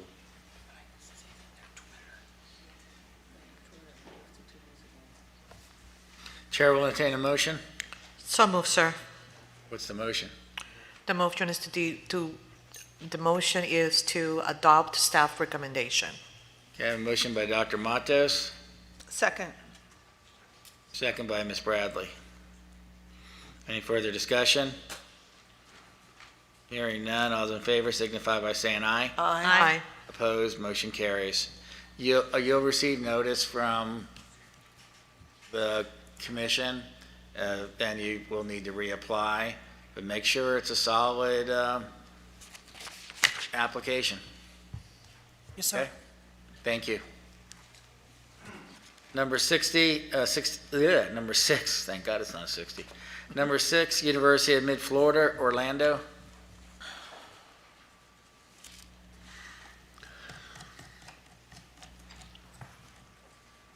Good morning. Sal Ishmael, President CEO.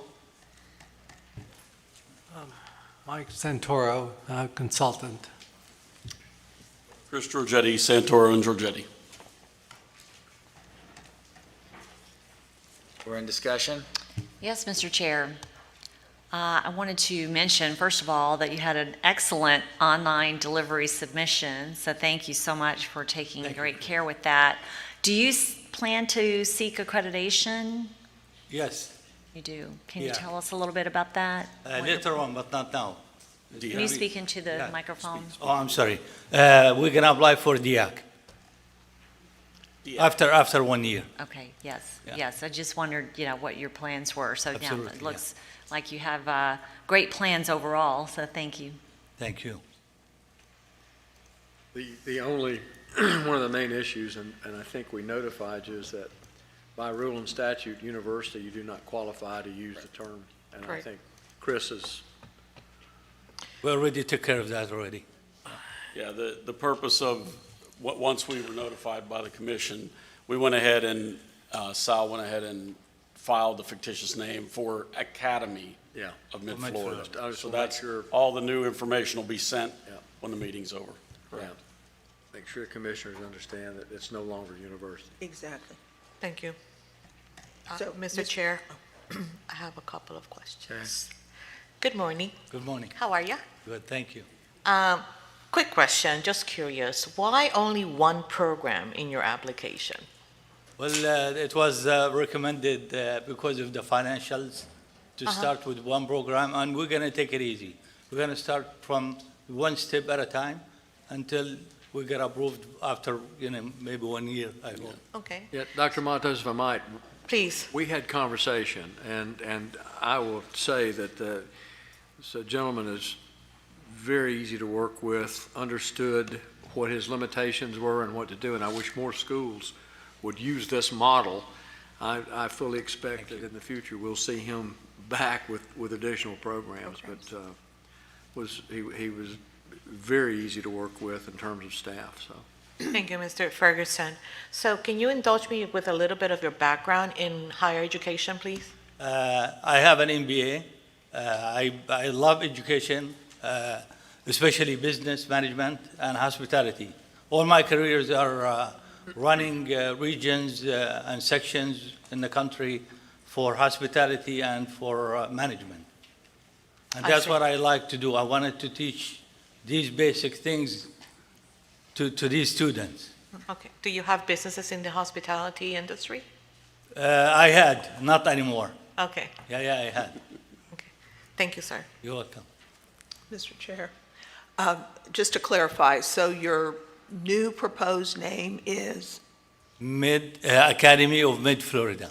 Academy of Mid-Florida? Okay, Yes. very good. And then with all your contingencies, you'll fix the catalog, revise it, take it to the one program? Yes. All of that? Okay. Everything, yes. All right, thank you. Thank you. Okay, is there any further discussion? No. Hearing none, all those in favor signify by saying aye. Aye. Opposed? Motion carries.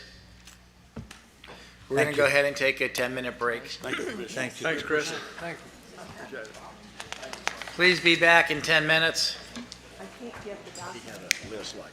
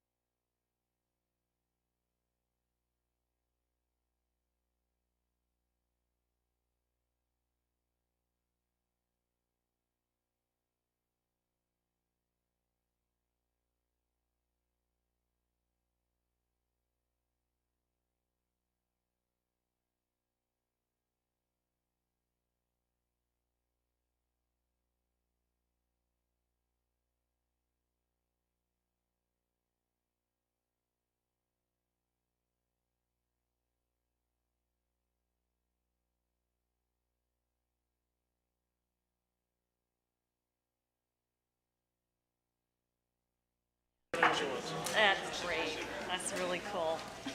All right. Hope that helps. We'll go ahead and take Different computer. application for annual license one at a time since there's only 5 of them. All right. I don't know where the hell Hood is.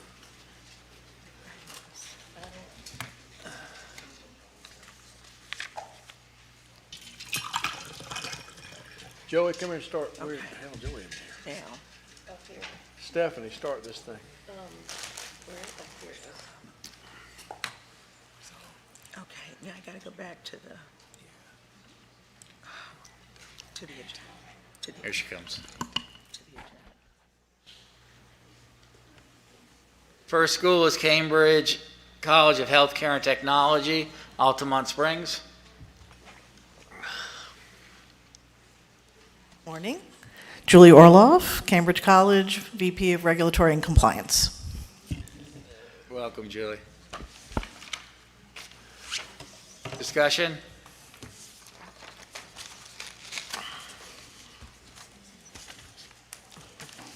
We'll go back to motions now.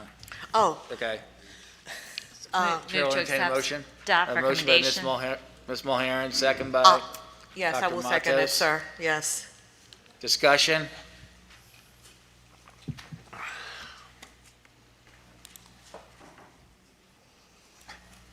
Hearing none, all those in favor signify by saying aye. Aye. Opposed, motion carries. Thank you. Orlando Medical Institute, Orlando. This is a failure to comply with clerk order, extend provisional through March 31st, 2022. Please introduce yourself for the record. Good morning. My name is Abigail Marquez. I'm the Director of Operations of Orlando Medical Institute.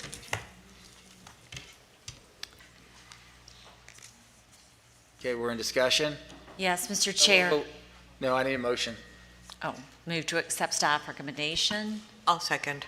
Motion by Ms. Mulheren, second by Dr. Matos. Now we're in discussion. Yes, Mr. Chair. With your budget, it needs to be redone. Oh, okay. It's what I call a peanut butter budget, which is just spread, the numbers are just spread out evenly across 12 months. And so Okay. it doesn't really reflect your actual business plan. Okay. So, there will be some things that'll be fixed, like your rent, right, might be the same exact Right. amount every month, but other things would vary each month. Okay. So it doesn't reflect at all what is probably going to occur in your Okay. business. I gotta let the CPA know. So, yeah, so it needs to be redone. So Thank can you. we find peanut Butter budget, yeah. in generally accepted accounting Exactly, principles? that's my official GAP guideline, yeah. Oh, okay. That makes sense to us, though. Yeah, it does. That's all I had. Okay. Further discussion? Mr. Chair, Yes. and I'd like to ask the school. Go ahead. So, reading through the issues and looking at the problem with the refund policy, I guess I'm not clear on why it's still a problem. Can't you just reformat your refund policy to match what you're being asked to do? Sure, I could. When I brought it to the board members of the school, when this was going back and forth with my program specialist, they were fine as it is, and that's how, whatever the language they provided, I went ahead and I let Mr. Lyon know that we were going with the "or" on the statute, and that's how we left it. But it's still not right. Why wouldn't it be right if on the statute it reads exactly that? The 20% of the semester, which is the third week in 1 day. And it's just the EMT program that Mr. Lyon was talking to me about. So did you change it to what he recommended or not? What he recommended was a little bit of the first paragraph and then incorporating how I had it written, which according to the way it reads, there's an "or" in that paragraph, so we went ahead with the 20% of the semester. We went ahead with that part. What about the 1 week? I kept seeing 1 week. No, that was changed. That was That was changed. changed, yes, that was changed. Yeah, it's not 1 week. No, it's not that drop in enrollment period. It's 20% of the semester. So you're going, so the 20% of the, period for which the student is Yes. charged. Mhm. And in that case, it's a semester. Yes. How long is your semester? 16 weeks. Okay. So you're right, 3 weeks. 3 weeks and a day. And a day Yeah. would be 20%. All right. Yes, that was sent to Mr. Lyon. It should have been corrected. I mean, I don't know what you guys have on your I end, looked, I looked in the catalog and everything. I still see 1 week everywhere. Okay, I can resend, but I know I sent him a few things, and he probably gets a lot of emails, because I'll have to resend. May I ask staff to help with this? Joey? What's that?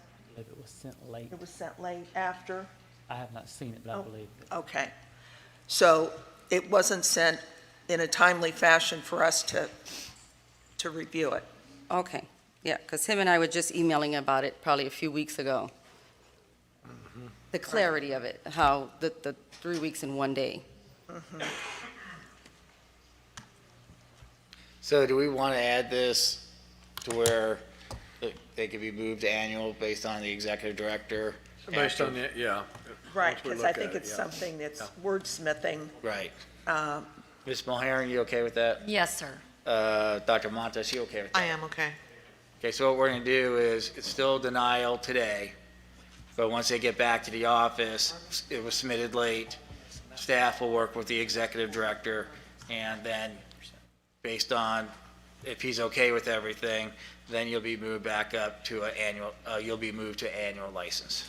Okay, is there a better way for submission? Because email doesn't seem to work much anymore. So they have to do 40%. I don't know. Well, it's a timing issue as well. I mean, they have certain cutoffs. Right. And it's, I mean, to prepare for this commission meeting, you have to have cutoffs. Sure, Okay. no, I understand that. You know, people just see us with these laptops. Back in the old days, we had 4 huge boxes that we had to carry around. And if you looked at the volume of documents in those, so we have cutoff dates in order for them to get the agenda out on time so we can notice all the schools. So, you know, if it came in late, you know, it's not going to be included. Okay. Okay? May I say one? Go ahead. One more thing? After consulting with Mr. Smith, I'm fine with all of this, but whatever you end up submitting, and he was just mentioning to me that the program you're talking about is only a semester long. So I was thinking it was a multi-semester No, not an program. AMT program. So it is, the semester is the program.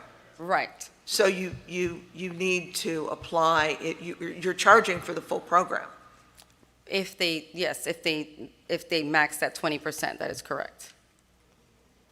No, it's going to have to be, since the program itself is 16 weeks long.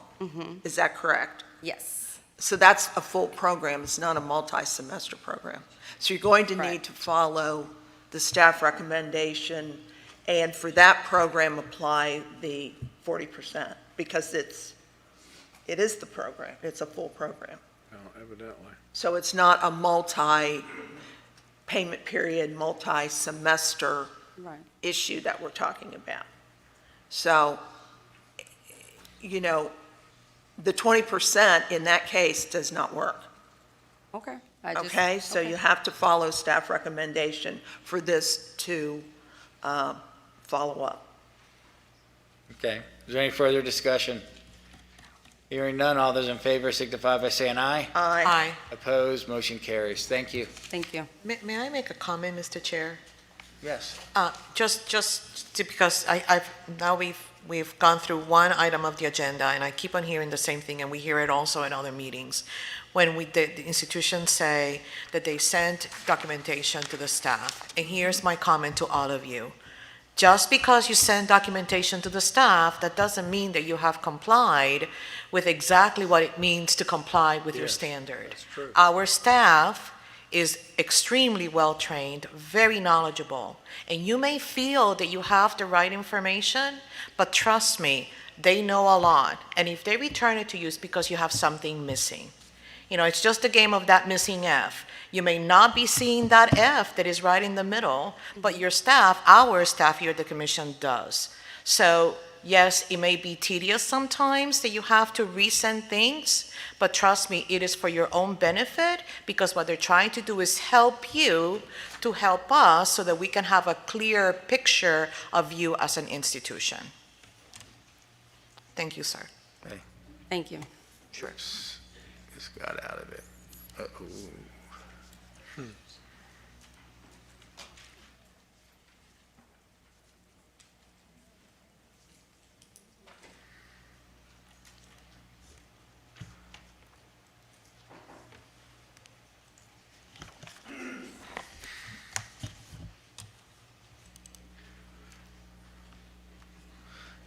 Number 3 is San Ignacio University Graduate School, Doral. San Ignacio. Thank you for the correction. You're quite welcome.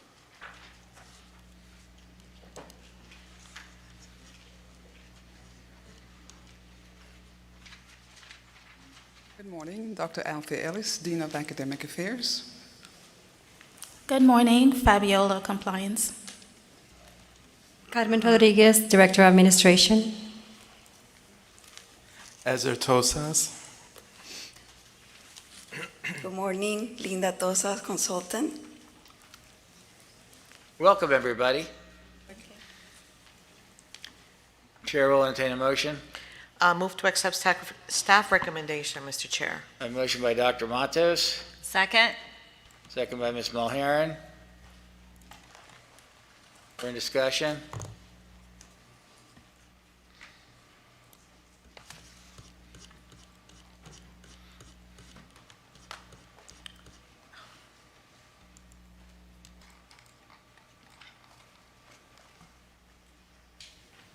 I have a question. We're now in November. Never mind, I take that question back.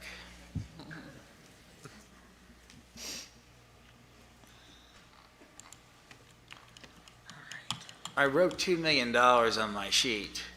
And I can't remember why I wrote $2 million.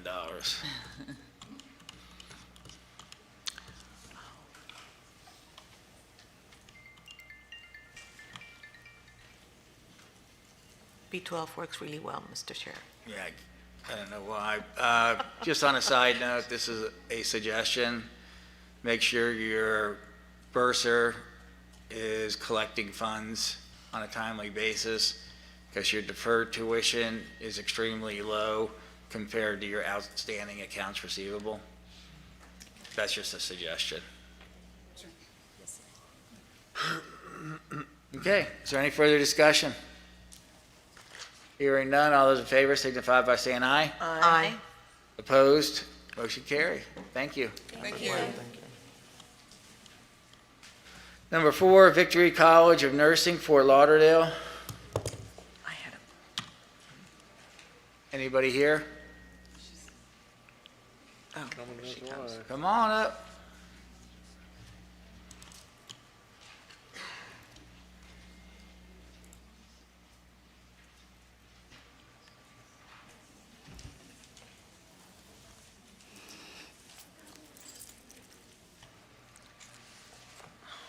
Good morning. My name is Dr. Esther Keki. Good morning and welcome. Thank you. Are they having any graduates?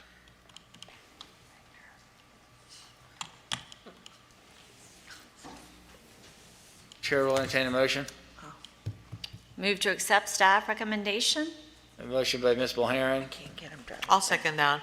second by Dr. Matos. We're in discussion.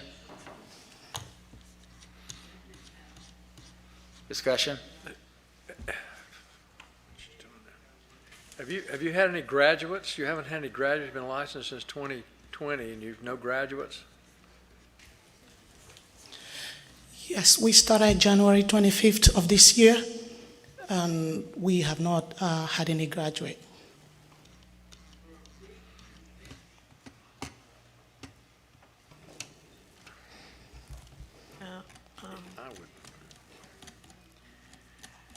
I think I would recommend that we keep them provisional until we see some graduates. I was going to, thank you, Mr. Ferguson. I was going to recommend that specifically. I know that we are taking a deeper look or a deeper dive into nursing programs that perhaps were approved before for non-traditional delivery. I think it probably behooves us to get that information and really take a look at it as well. Okay, so Ms. Mulheron, Dr. Matos, you okay extending, Yes. changing the recommendation from an annual to extending the provisional? Yes. Yes, sir. Okay. Do you understand what we're doing? Can you repeat that again?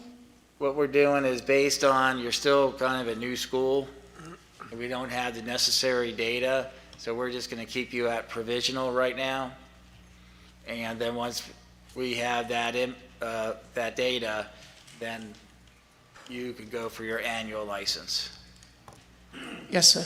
It should not impact your operations at all, Yes, sir. okay? Do we have a specific date or month that we'd like to extend it? We got another year. Year? Okay, Yeah. thank you. Mr. Chair.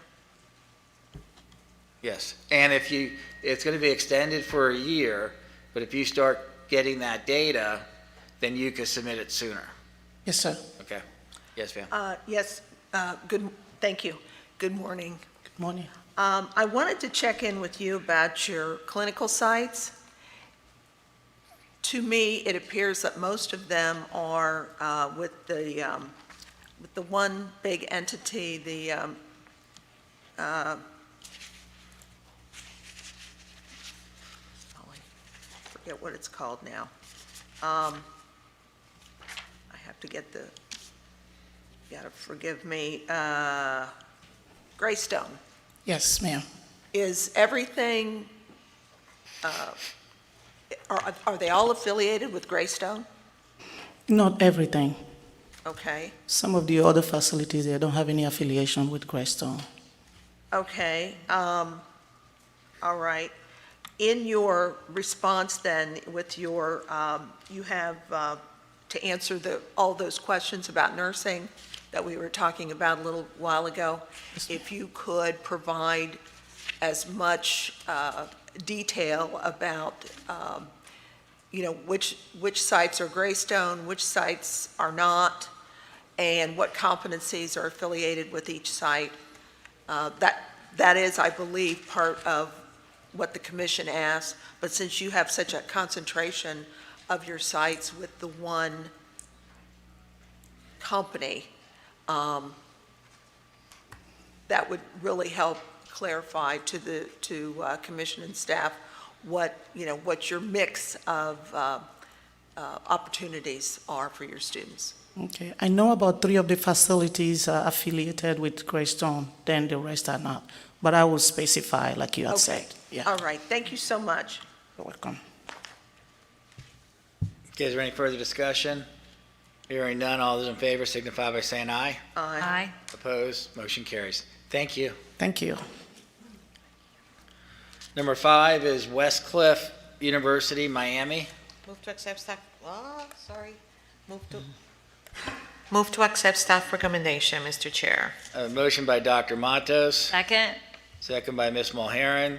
We're in discussion, and please introduce yourself for the record. Dr. Matthew Hubbs, Dean of Academic Operations for Westcliff. Welcome. Thank you. Chair will entertain a motion. We did already. Oh, yeah, we got a motion, I'm sorry. Any further discussion? Hearing none, all those in favor signify by saying aye. Aye. Opposed, motion carries. Thank you. Thank you. D, application for extension of annual license, none. Application for annual renewal. Your agenda says items 1 through 21. Move to consent? Whoa, whoa, whoa, whoa, whoa. Whoa, whoa, whoa, whoa. We have added a number 22. 22, yes. Oh, yes. Okay. So it's 1 through 22. I tried. Which is Florida Christian University. So, Everybody's ready. You see, they all picked up their purses already, Yeah. Mr. Chair. okay, go ahead, Miss. What's your motion, Miss Mulheron? Move to consent, please, Mr. Chair. Okay, we have a consent. I'll second it. Second by Dr. Matos. Hearing no discussion, all those in favor signify by saying aye. Aye. Opposed, motion carries. Now, we're going to go through and pick out schools that we do want to review. And if we don't pick your school, doesn't mean that you can run back to your school and make the changes. You might have contingencies, so please wait until you receive the letter from the commission. Ms. Mulheron, you go first. Yes, sir. I have number 5 and 10. 5 and 10. Sounds like an old store. 5 and 10.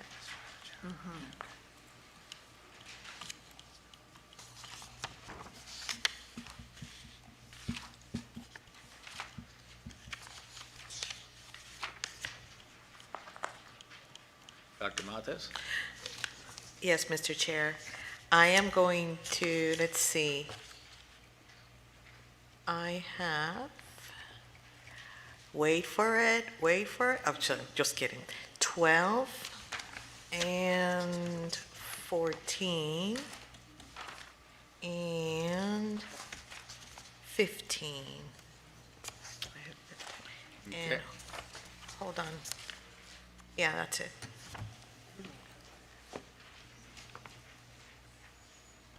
Is that it? Yes, sir. Ms. Bradley? Nothing new. Okay, the chair's turn. Number 1, number 4,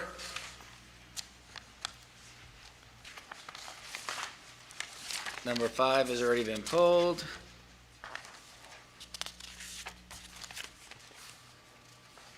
Number 12 has been pulled.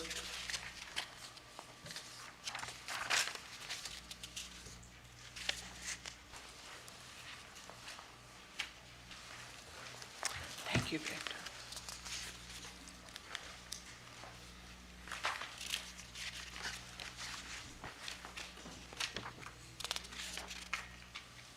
That's it.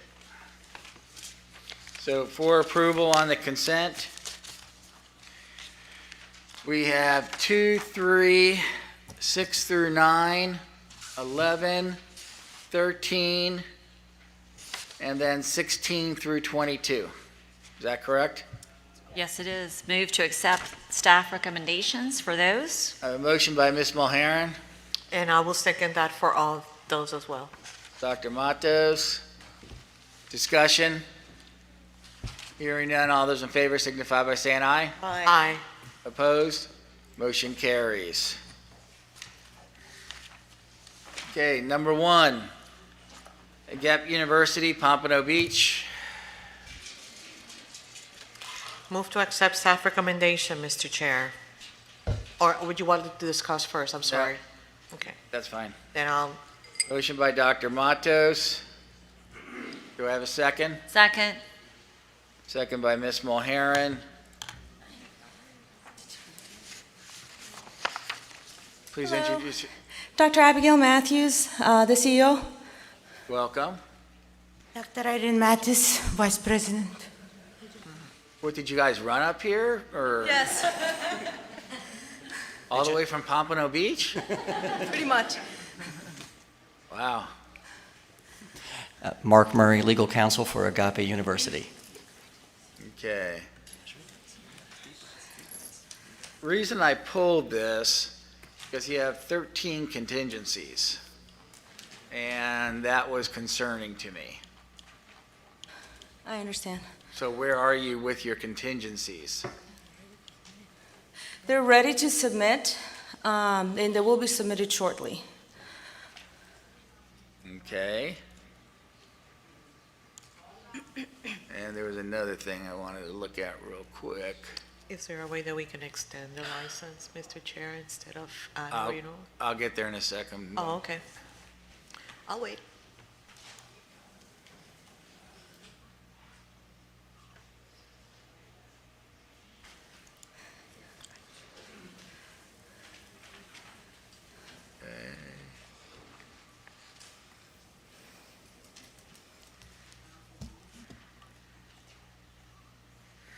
What type of equipment do you have at your school? We have a number of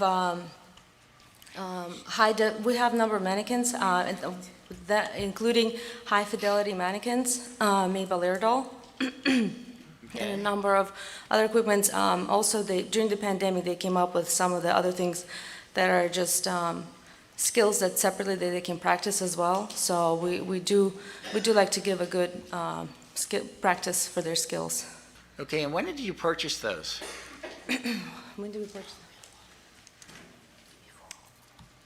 them? Even before opening, before we opened the school. Okay.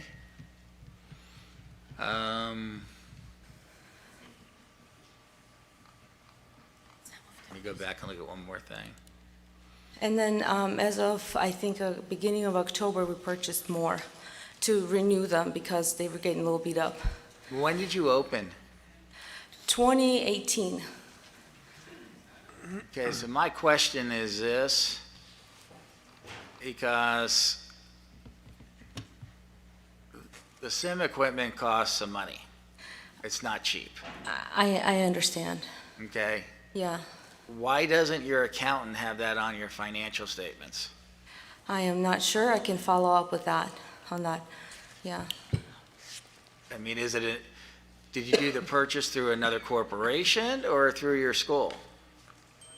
Not Or I'm donated? not sure, honestly. I have to look into that. Okay, because it's just kind of strange, you have the nursing programs, and on your balance sheet, it doesn't reflect any equipment at all, Oh, that's strange. Yeah, I'll definitely follow up on that okay? because we do have a significant amount of equipment.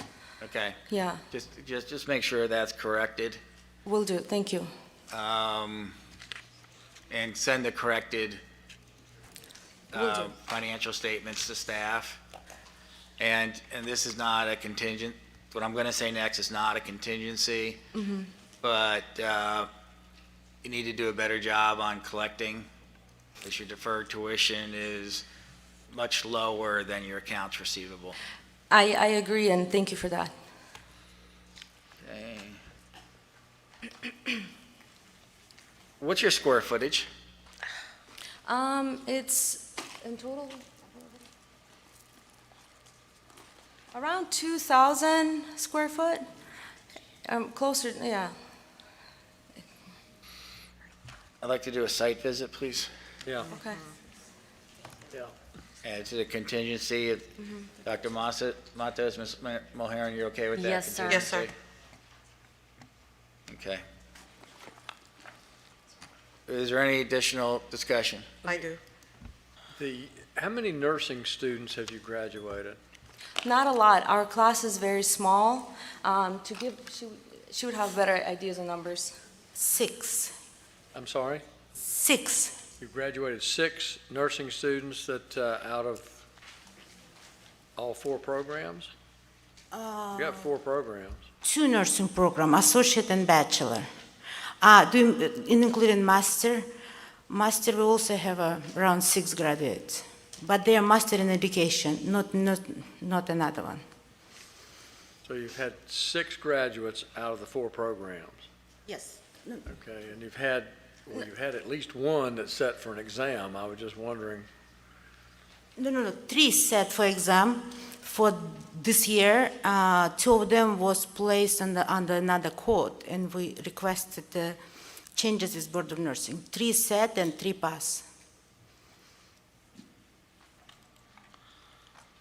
Yeah, it shows that you have a 90% placement rate. I was just wondering, obviously the computer and health administration, business administration are where you're placing those other 50 students. If you had 6 nursing graduates and you've got 56 students, so 50 students were in the other programs? No, yes, associate to bachelor, ASN to BSN. This is our main nursing program with a large amount of the graduates and their placement based on their placement. Are you doing that program online? ASN to BSN? Yes, sir. That was going to be my question. Yeah, I just don't see where they're approved for online. And business too. This is ASN, Associate Science to the Nursing. I understand. Right. Associate Science in Nursing is not online, it's a hybrid. Bachelor Science in Nursing is not also online, it's a hybrid. So you're saying the ASN to BSN is a hybrid? That's online. Yes, sir. Okay, am I missing something here to where I don't see approval for online, or Well, they have it? There is. Okay. I think that our question would be what percentage of the program is offered online? And what tools do they use to supplement that, Mr. Chair? That's the question. Hi. So how are you? Good, and you? Good, thank you. Couple of things. So, and I'm going to piggyback on a question that Mr. Cosito asked you. How many high definition simulators do you have in your skills labs? As of now, we just have one. Yeah. Is it high definition? Yes, ma'am. It talks to you? It talks to you, and you can Who also talk programs through it? it. Lardol, I think. Yeah, who Yeah. programs it? Who programs the scenarios, the clinical scenarios? So there are some built-in scenarios, and then the faculty also can come up with whatever lesson for the day is. And did you buy that brand spanking new, or did you buy a used one? We just recently purchased a new one, and before it was, a used one.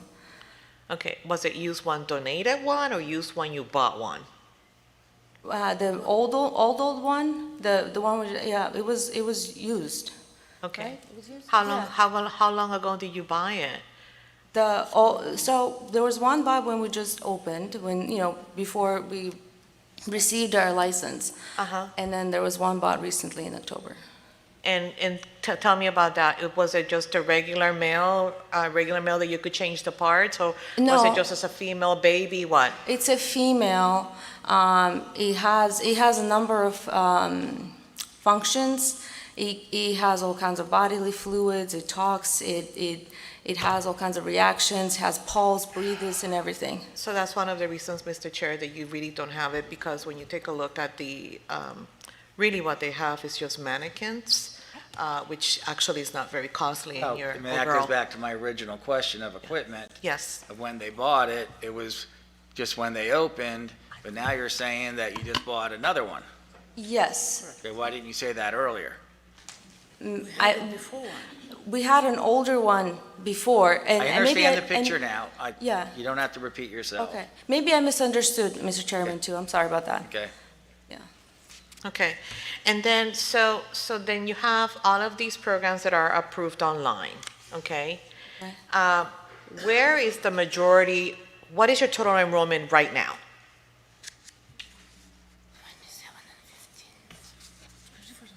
For the nursing or? No, you have all of these programs approved. What is your total enrollment right now? For the Associate Science in Nursing, 27. For the straight BSN, 15. For ASN to BSN is 29. For the Master, 7. Health Administration, 2. Business Administration, 1. And Computer Science, 1. And how many of those, thank you, that's impressive. You get an A+ for that one. Thank you. Definitely. So somebody must have coached you on that one over there. So, and then for your nursing programs, your generic nursing programs, you have BSN, your ASN program. How many of those, how many students are ready to graduate? Around 6. So 6 will be ready to graduate. Okay, and they're doing their clinicals where? They're doing clinicals in the nursing home, rehab, mental health facility, and the hospitals. Okay, so your final practicum is doing in the hospital? Yes, final practical, the last one. It's in the hospital. Okay, and of those programs, of those nursing programs that you have, what percentage of your program is offered online? All nursing core offered strictly 100% at the campus. General education, it's offered at online. Which one? General education and General science. education. And what about your pre-science courses? The core classes? Pre-science, like your anatomy and Yeah, physiology, things like that. Anatomy and physiology offered online, but the anatomy physiology lab, microbiology lab offered at the campus. Okay, and where are your students from? Which states do they represent? Florida. Only Florida. Okay. Correct. So they have to, good answer. So do they have to come to the campus from wherever they are to actually do their labs? Absolutely. Okay. Okay, Okay. I'm good now for now. Okay, is there any further discussion? We have a site visit listed. We will. Is there any hearing no further discussion? All in favor signify by saying aye. Aye. Opposed, motion carries. Thank you. Thank you so much. Thank you. Have a wonderful day.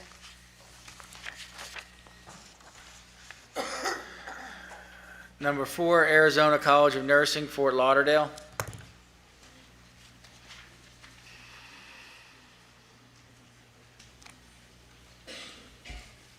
Hello, Matthew Egan, Vice President of Regulatory Affairs with Arizona College of Nursing. Hi, Christine Furtaw, Executive Director of Academic Operations, Tampa. Mike Santoro, consultant. Chris Giorgetti, Santoro and Giorgetti. Okay, I was going to skip you all, but You just wanted us to come up. I just have 2 quick questions. You started the one in Fort Lauderdale in 2019. Correct. You haven't had any grads yet, right? No, our first graduates will be in April of 22. Okay. And then my next question is, you had 9 contingencies. Where are you at with those 9 contingencies? So each of those contingencies, some of them we sent over the faculty forms that were requested, and then the student lists and the other 7 of the other contingencies we will get over by the end of this week. And then the 9th one is the site visit report. Okay. Chair will entertain a motion. So moved, sir. Motion by Dr. Matos. Second by Ms. Bradley. And for the record, that's to accept staff recommendation, Mr. Chair. Correct. Is there any further discussion? Hearing none, all those in favor signify by saying aye. Aye. Opposed, motion carries. Thank you. Thank you. Number 5, Braxton College, Bonita Springs. I think everybody pulled this one. Move to accept staff recommendation. I have a motion by Ms. Mulheron, I'll second it. I'm sorry. So sorry. second by Dr. Matos. We're in discussion. Please introduce yourself for the Bill record. McGrath, Vice President of Academics, Braxton College. Welcome. Dr. Antonio Gandia, President and Chief Medical Officer. Welcome. Yes, Mr. Chair, I pulled this one as well, and my questions are pretty simple and straightforward.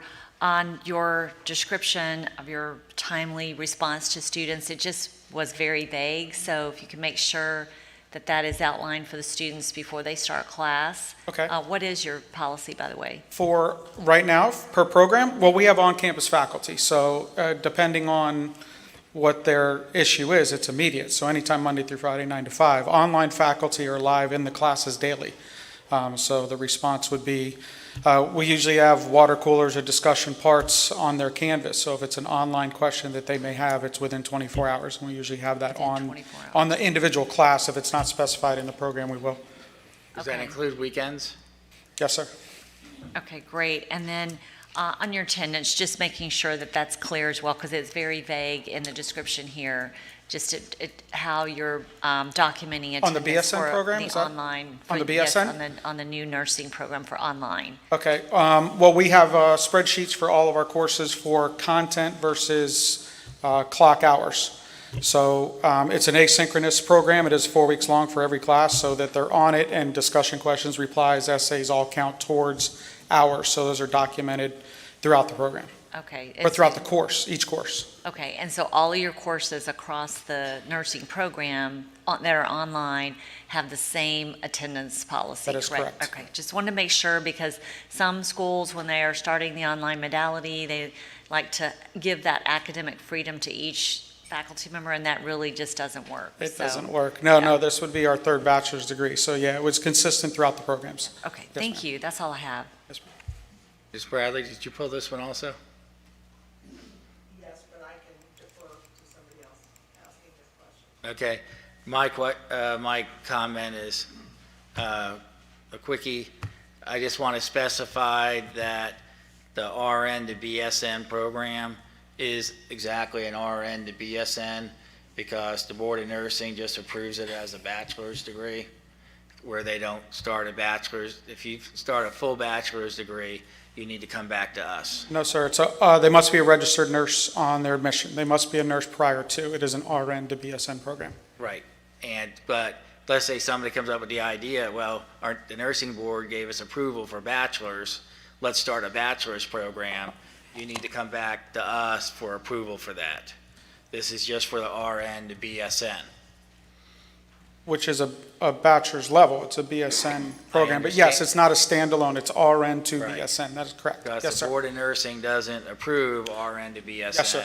Yes, sir. And that is where we're Yes, staying. sir. We've been to enough of these meetings. RN is not on our Okay. radar. Just wanted to make sure. Yes, sir. Are you good, Ms. Bradley?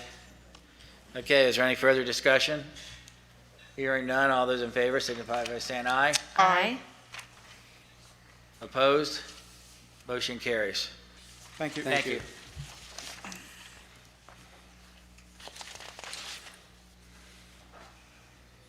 Number 10, Key West University in Jacksonville.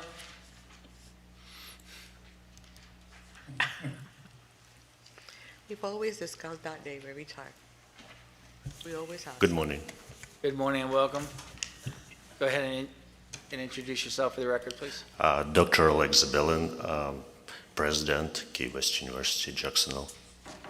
Mr. Chair, if I may, I move to accept staff recommendation, please. Okay, I have a motion by Dr. Matos. Second? Second by Ms. Mulheron. We're in discussion. Yes, Mr. Chair, I pulled this one. The majority of your students are international, correct? That's correct, but we have two Florida-based students now.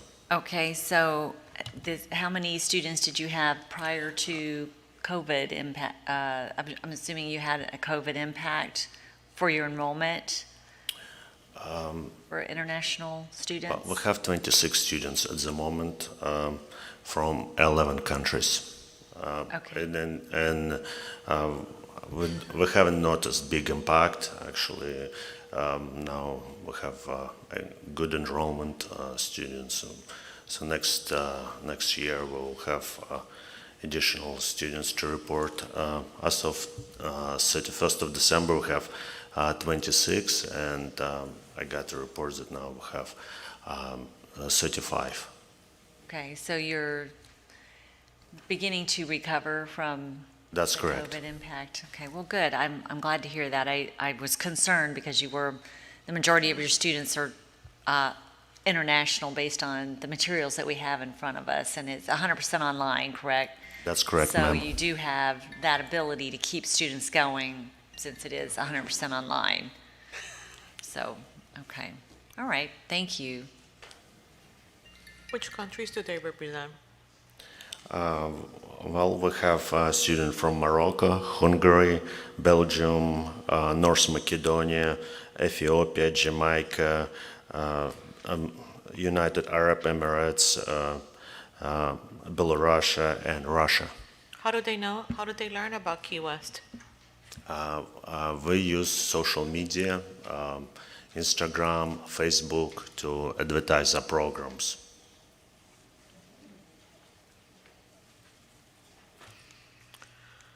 Okay. Yes, ma'am. Good morning. Did you say that of your 26 students, 2 of them are from the United States? That's correct. That's Michael, Daddy, and LaRonda Howard.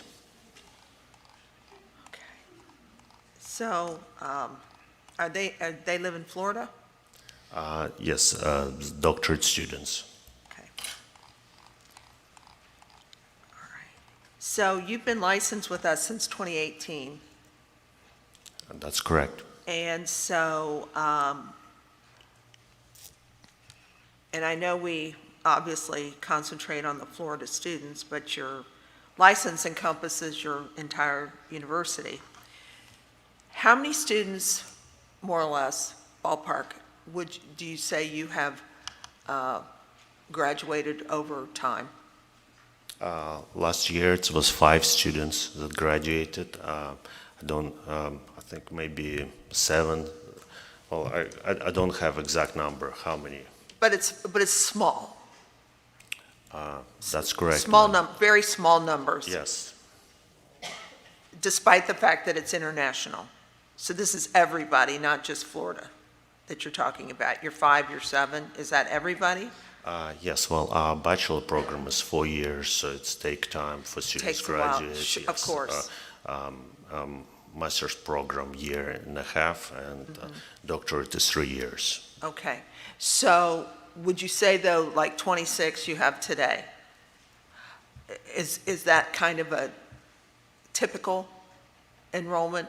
Well, today we have 35. 26 we had by August 31st. That was in the report. Okay. All right. I just wanted to get a sense of your size. That's all I had, sir. Okay, is there any further discussion? Hearing none, all those in favor signify by saying aye. Aye. Opposed, motion carries. Thank you. Thank you. And I want to take this opportunity also to thank you, Christopher DeSalvia, for all support and help. Thank you. Okay, number 12, Medical University of the Americas, Orlando. Move to accept staff recommendation. I have a motion by Dr. Matos, Second. second by Ms. Bradley. Discussion. We have I would say gentleman at the podium, but Good morning, Commissioner. My name is Bob Harris, representing Medical Universities of the Americas. welcome, Mr. Harris. Thank you, sir. Oh, Mr. Harris, I pulled this one, and I really wanted to I know. did notice that. Yeah, I did. So I just wanted to know what's going on with the institution. I mean, I know that they have been around for a long time. I remember when it got approved for their clerkship program, so we've gone a long way. Yeah. And what's going on with their financial soundness, sir? Yeah, it's, in fact, we received originally some summary sheets, and these were sent to us later, adding that they were going to provisional. There's really nothing negative going on. They've changed fiscal years, and so when they collect funds from the student, all that changed. So really, if you look at, for example, the net equity, I mean, they've got $37 million in net equity. They're doing fine. But again, because they changed fiscal years, it just caused a distinction between how they reported current assets to current liabilities. And so, but they're doing very well. This is a very, very large entity with lots of resources. Yeah, So. yeah. So that's, I mean, again, So- we would ask that they not be placed on provisional, but again, if we need to submit something to the commission and maybe give the decision to the executive director to remove us, if he feels comfortable with that, but I understand. The numbers are the numbers, but again, I mean, they're a and- financially sound institution. I mean, obviously, you and I have worked together for a long time with this institution, you know. Provisional hurt them. And- Good medical program. Yeah. And it's the same thing with the next one you pulled, which was Sabia University 14, and actually you didn't pull 17, but those three are the same three entities. And That's R3. That's correct, yes, sir. What do they do in Orlando? What do Well- they have? Um, Because they're out of Massachusetts. Right, they're out of Massachusetts. I think they've got an office, kind of a management office. You Is it remember- R3? Are they all right there, all of them? That's correct. You remember years ago, Sam, you had some of the schools that didn't have a location because they just Right. had clerkships. And then Right, someone right, went to do an onsite and Right. it was at somebody's house. Right. So they opened up an Literally, yeah, office. that's true. Because again, all they're doing is managing clerkships. But Yeah. yeah, so that's why that's there. Okay, that was my- We encourage them, actually. I Right. remember when we encouraged them to get a location so that at least we would know that someone within the state was overseeing and operating and working with the different hospitals for their clerkships. Yeah, I think that goes back to when you chaired that committee. That is correct. So- And all three now are right there, so if That's correct. somebody goes down across, somebody goes down there, they'll just go to that one location for three schools. That is correct, yes, Which sir. makes sense to me, but. Yep, it does. Again, you all kind of recommended that years ago, and I thought it was good advice at the time. So if the financials are, I guess, obviously, I look at financials all the time, but, this is not my forte for commission purposes, and I rely on my colleagues for that. But if their financials and their ratio is within the standard, we are here to work with the institutions. Is there a way that we can work with the institution and not be placed on provisional license? Well, the ratios are not within our standard for the current ratio. And as Mr. Harris said, they are solid.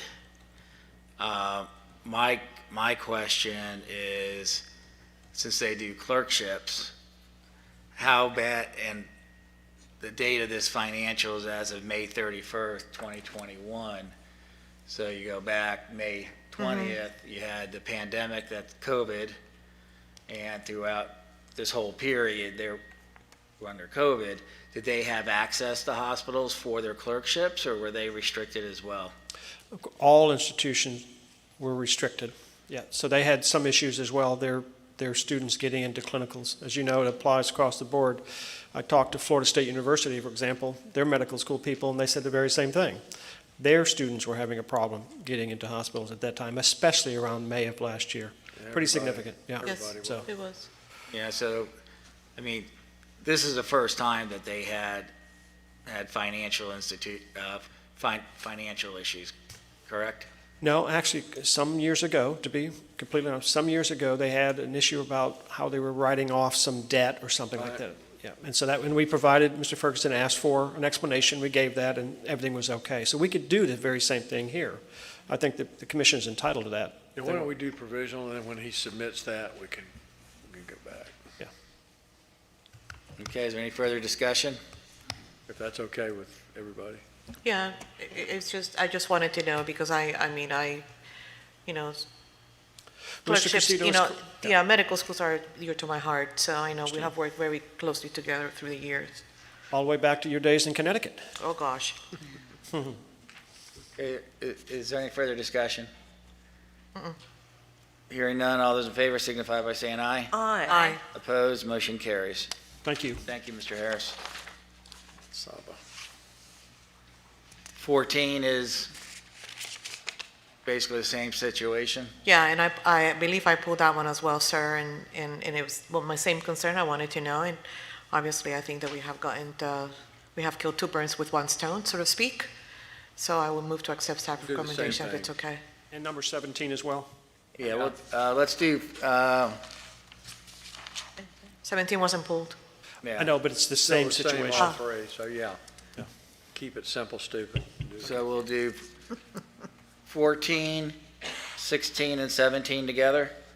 17 was already part of the consent agenda. Right, okay.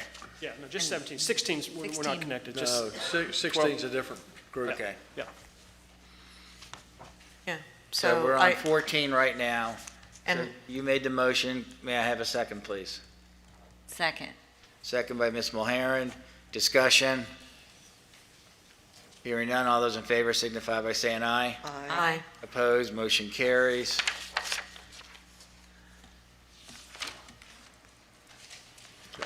And now we're at number 15. San Ignacio. San Ignacio.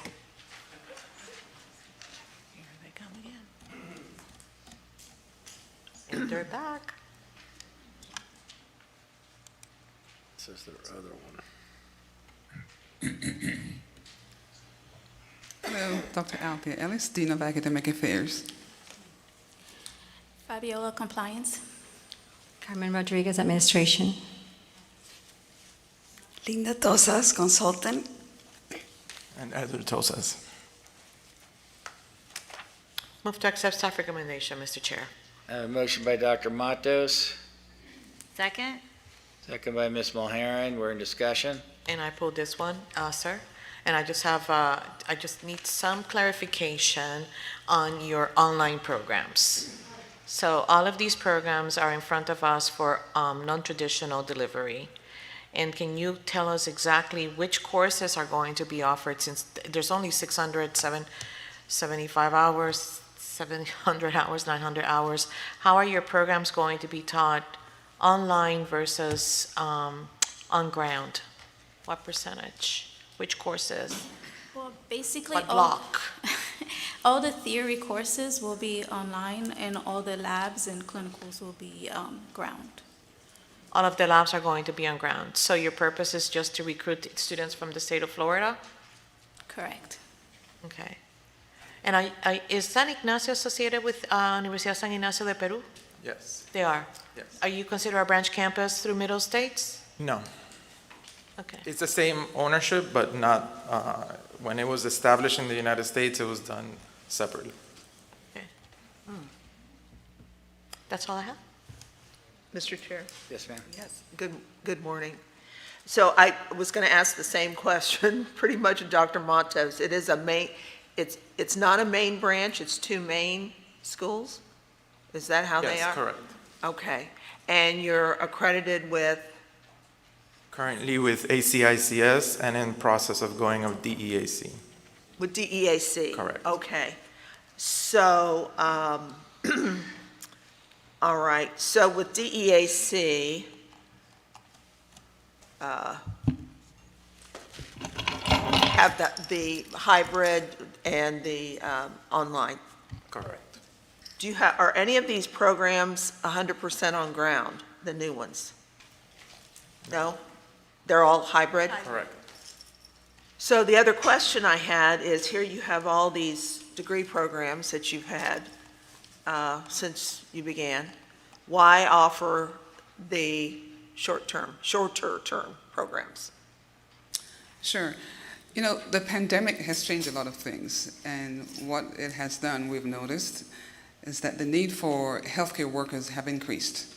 And we've seen that in the local community, and we think that we have an opportunity to assist individuals who would like to get into this field. And additionally, it provides immediate employment, so it's attractive. Okay. And they appear to be pretty unrelated to the other programs you already offer. So there's not a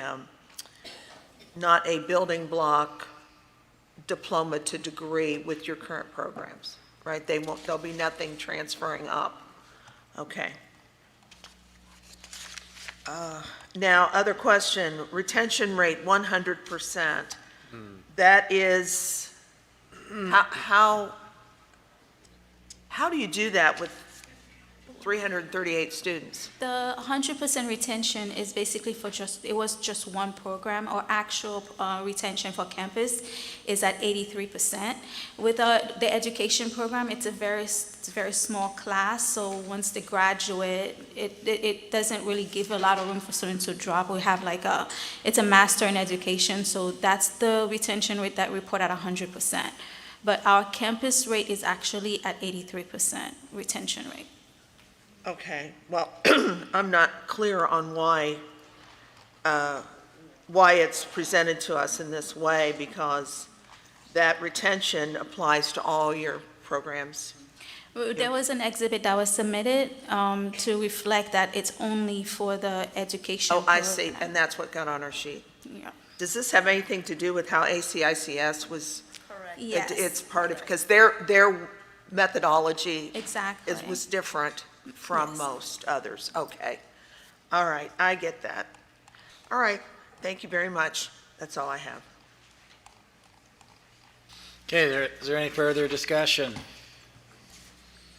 If not, all those in favor signify by saying aye. Aye. Opposed? Motion carries. Thank you. Thank you.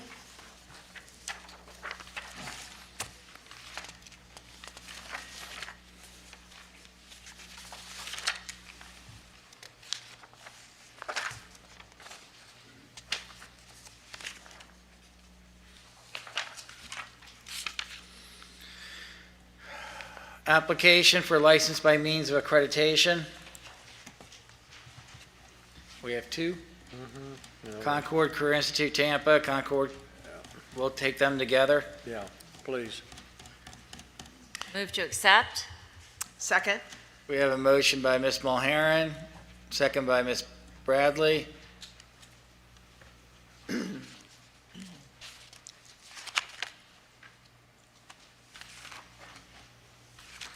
John, I was saying you could stay there. I didn't do this. God love you, Peter. I didn't John do Carey. this. I went that way. John Carrion for Concord Career Institute. Sam Lynn, Concord, Orlando. Hi, Deb Wenninger, Tampa. Bob Burnfield, Miramar. Okay, welcome. Is there any further discussion? No. Hearing none, all those in favor signify by saying aye. Aye. Opposed, motion carries. Yeah. Since you have a bad back, I was trying to be nice. Okay. You all want to break for lunch now? Yeah, that's probably a good idea. Yes. They think that for the adult review, there's going to be another consent agenda, so, I hear that, no, just do it, so we can go home, drive back. No, we'll break for lunch. Sorry, guys, I tried. If you're going to eat on property, it's out this door to your right. There's a buffet set up specifically for us over there, so.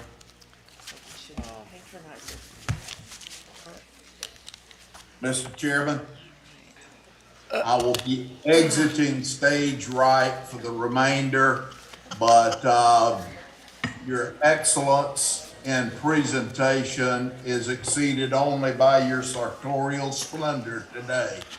I'm very grateful for you.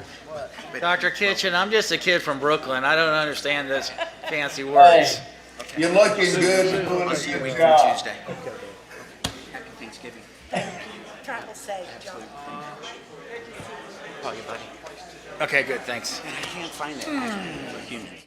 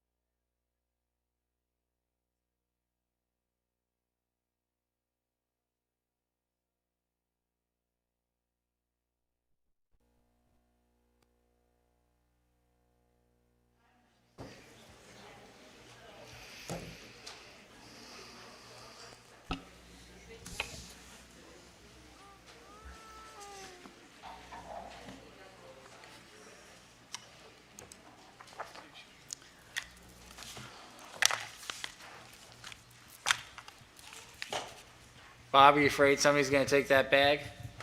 Actually, I've had 3 offers for it, but none of them from a Miami fan, so. Was any of the offers over $1.50? One college tuition. Okay, we're under G, annual review of license by means of accreditation, items through 1 through 14. I have a motion, is your mic on? Yeah. Not yet. I have a Move to motion consent. for consent by Ms. Mulharen. Do I have a second? Hello? I'll second. I have a second by Dr. Matos. Any further discussion for consent? Hearing none, motion passes. Ms. Mulharen, would you like to pull any? I have none. Dr. Matos? I do, but I need to get to that section again. Okay. Okay. So let's see, how about number 2? And with that, I'm going to add number 5.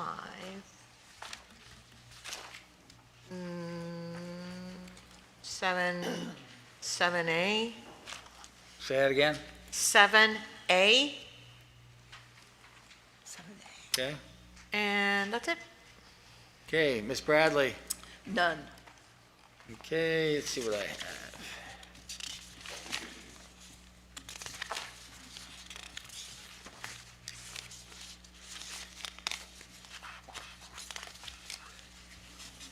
Am I the only one, really?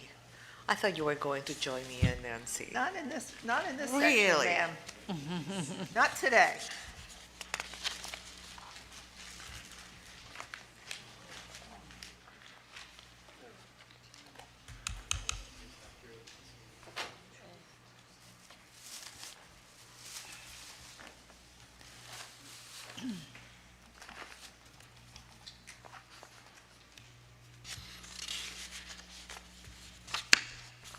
Okay, I have none.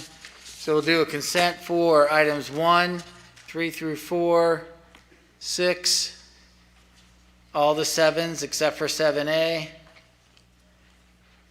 and 8 through 14. Move to accept staff recommendations. I have a motion by Ms. Mulharen, Second. second by Dr. Matos. Discussion? Hearing none, all those in favor signify by saying aye. Aye. Opposed, motion carries.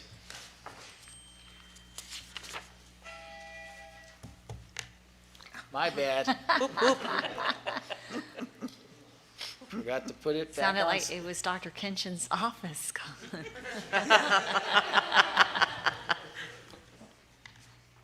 You should hear the phone. It's a duck sound. Okay, number 2 is Cambridge College of Healthcare and Technology, Delray Beach. Hello, Julie Orloff, Cambridge College, Vice President, Regulatory and Compliance. Hi. Hello. How are ya? Good. Move to accept staff recommendation, Mr. Chair. A motion by Dr. Matos. Second. Second by Ms. Mulharen. We're in discussion. Ms. Orloff, what's going on with the NCLEX pass rates? Well, Are you first or second? first. First. To date, 85% through quarter 3. We had 2 testers already for quarter 4, and we don't anticipate any other testers at all. So we are hopefully going to go off of probation at the February meeting. And you're keeping the commission informed of that Yes, progress report? we submitted the remediation plan already, and the changes, the updates are coming every time we have been asked to submit that. The program has consolidated down a little bit. We have some new management in that program. So since this year, the program has progressively done 100% turnaround in how we're, prepping our students, smaller numbers. We did reapply for candidacy with ASIN and got it. So now we're just, moving forward, for that part of. Oh, so you have secure candidacy status now? Yes. Good, congratulations. Thank Okay, you. I was going to ask that question. Yes. Very good. That's all I have, sir. Okay, is there any further discussion? Hearing none, all those in favor signify by saying aye. Aye. Opposed, motion carries. Thank you, Julie. Thank you.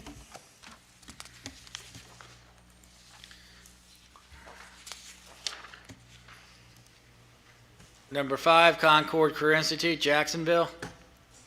Move to accept staff recommendation, Mr. Chair. I have a motion by Dr. Matos, Second? second by Ms. Bradley. Where's Concord? John left. Maybe we can Where's answer. Deb? What's the question? I was going to ask the same question. Okay. Wait, I think They might be Alan's out- gonna go they look might for be him. out front. John's gone. he just had back surgery a couple weeks ago. Yeah. Oh, gosh. Told me he was leaving. That's commendable he was even here. And they had a good group. That's Yeah. great. Winnegar was back there for a while. Yeah, she was. What happened to her? Would you think they would have stuck around? What's the question? We'll make sure we get it. My question was going to be the same that I asked Cambridge. It's going to be Okay. the same that I asked the same school, where they are right now and what they're doing, especially since they have a forthcoming, Q4 is just about to end. We'll ask. That's We'll it. ask that question. You want us to make that a contingency? Please. I mean, they have a remediation plan, but there's nothing like knowing exactly where they are right now. Not a problem. Okay. Is there any further discussion? Hearing none, all those in favor signify by saying aye. Aye.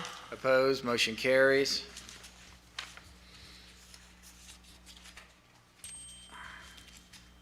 Bean. We're on 7A, Florida National University, Hialeah. Move to accept staff recommendation, Mr. Chair. I have a motion by Dr. Matos. Do I have a second? Second. Second by Ms. Mulhern. We're in discussion. Good afternoon. Can you please introduce yourself for the record? Hi, good afternoon. Kelly Krinkle from Florida National University. I'm the Director of Accreditation and Compliance. How are you? Welcome. Fine, thank you. A little nervous. Why don't be?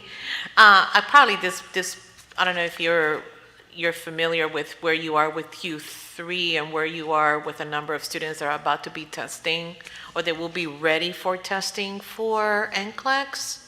And can you give us a little bit of a live update? Yes, so I won't have you're on camera anyway, so it's live update. Go ahead. So you pulled 1042, which is our training center, correct? 970. 1042. 1042, okay, thank you. Yeah. So for 1042, I don't know how many students we have testing in Q4, but I do know that we've had 9 out of 10 students pass the NCLEX at that campus, so we're at 90% right now, as of Q3. Good for you. Okay. Very good. Is that it? Okay, is there any further discussion? Hearing none, all those in favor signify by saying aye. Aye. Opposed, motion carries. Thank you. Thank you. Was it that bad? Wasn't bad. Thank you. Just I will wait till give you the a next, lollipop here. Just kidding. just wait till the next time.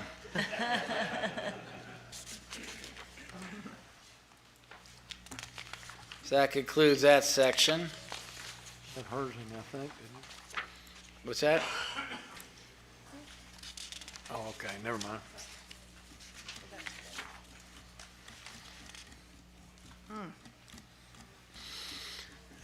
Application for program approvals and modifications. We'll take these one at a time.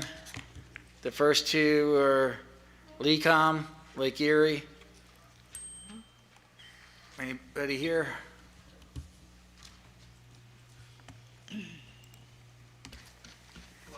Hello, Dr. Tim Novak from LECOM, the Dean of School of Health Services Administration.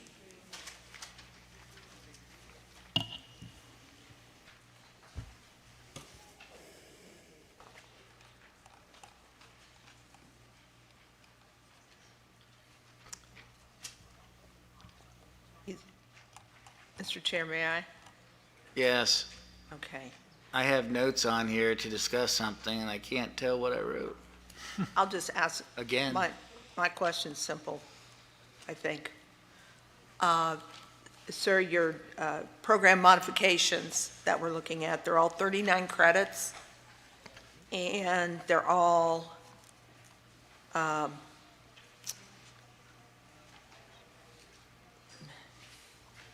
So I'm looking at healthcare management, you went from 45 to 39. And so what's the difference? Well, actually, the two that we have, the Master of Medical Science is just the distance education, ongoing online distance education request was that one. The 45 hours is the new program, Masters of Science in Medical Cannabinoid Therapeutics. And the staff at the committee had wanted us to check in on, as a contingency for the new master's program, that the Florida Office of Medical Marijuana Utilization did not have any requirements to approve such a new program. And we did get that letter and forwarded it to the commission on, from Brianna Erickson, who's the regulatory compliance manager at OMMU. She cited two statutes, Article 10, Section 29 of the Florida Constitution, and Section 381.986 of the Florida statute, that said that their office does not have to provide any approvals for such programs. Okay. Yeah, I jumped ahead, I apologize, because we were just looking at the first one. No, we're taking them both together. Oh, okay. So you answered the question then. Thank you. Okay, can the chair get a motion, please? We did. Do we have a motion? I thought. No. No? Okay, well, move to accept our recommendation, but I do have a question, sir. Second. Motion by Dr. Masso, second by Ms. Mulheron. Go ahead with your question, please. Thank you, sir. So this is a program that has been previously approved, correct? The Medical. Yes, Medical the Masters of Medical Science has been taught for many years, yes. We went online with it during the COVID and requesting to stay online. So I'm looking at the courses, and, sometimes you see things from a different perspective when you, kind of like do a refresher. So this is kind of like my academic refresher on this program, if you allow me. What exactly is a graduate from this program going to do? So this program is those students who are interested in attending medical school. That's what I thought. Dental school, et cetera, don't quite have the grades, the MCATs and the grades to do it, need some concentration in anatomy, microbiology, cell biology, Right. et cetera, the core courses that a medical student would need to be successful in their first year. So the program really is twofold. One, it is a rigorous master's degree in medical science, but it is a preparatory program for students to cross over into professional programs, ours or others. This is sort of like a parking lot program, is it? I hadn't heard that. I have not familiar with that term. So the students park for a little, they get better, they get the degree, and then they are able to kind of like take the MCAT or retake it. Yes. And then get into the program. Yes, I guess it's kind of a finishing school, I would say, for that. Okay. And some do and some don't, but the ones that don't have a master's degree, and they may go into research or other areas too. Do they qualify for research? Because I don't see a thesis. I don't see. There's no thesis, so some go into research because they realize that they're not suited for practicing medicine or dentistry, et cetera. If that is the case, you answered my question, that's what I thought it was when I looked at the program, but if the students don't make it and they actually have to go into a field and they want to go into research, my recommendation would be, and you can work with staff, that you actually build a track program. You're going to have a full track program into preparatory to get that, and then a track program for research. And then in your program, then you can have, that applied thesis, not necessarily theoretical, but you would want to do an applied thesis. That would be my recommendation. I'm not going to make it a contingency, but I highly recommend it, especially since you are one of those schools that have to report your placement. Sure. You have to do that. Thank you very much. Mr. Ferguson, that's up to you to work with staff, okay? That parking lot's kind of like that peanut butter. Yeah, I thought the same thing. Sorry, she has peanut butter, I got parking lot, Now, this is the first time you're applying with us for online delivery, correct? We have several online programs for the School of Health Services Administration. This is the first for the Masters of Medical Science, yes. Okay, is there any further discussion? Hearing none, all those in favor signify by saying aye. Aye. Opposed? Motion carries. Thank you. Thank you. That's for 1 and 2. Number 3 is Must University, Boca Raton. And Mr. Chair, for the record, I'm associated with the institution. Okay. So noted.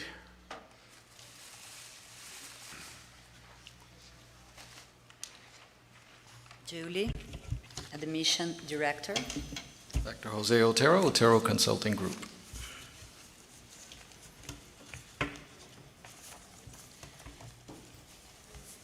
have one question. Chair will entertain a motion before your one question. Move to accept staff recommendation, Mr. Chair. I'd rather have somebody else make the motion. Very well. I'll move to accept staff recommendation. A motion by Ms. Bradley. Do I have a second? Ms. Second. Vaughn? Okay, now we're in discussion. Mr. Ferguson? Yeah, where are you? You've applied for accreditation, what, through Middle States? Yes, that's correct. Well, where are we with that? Can you kind of update me? I can hear. have an update on the accreditation. I can hear. Update on the accreditation process. We are on the first step, the application. Okay. Yeah. How about, as you go through that, how about making sure that you send that in to the office as you go through it? Okay. Okay, is there any further discussion? Hearing none, all those in favor signify by saying aye. Aye. Opposed, motion carries. Thank you.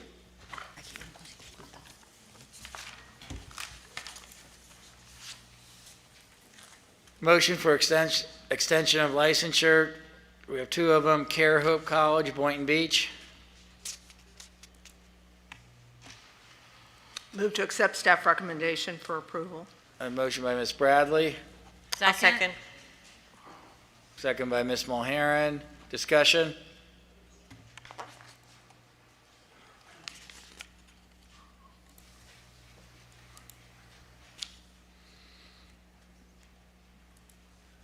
Hearing none, all those in favor signify by saying aye. Aye. Opposed, motion carries. Chancellor Institute, Margate. Move to accept staff recommendation. They still have. Second?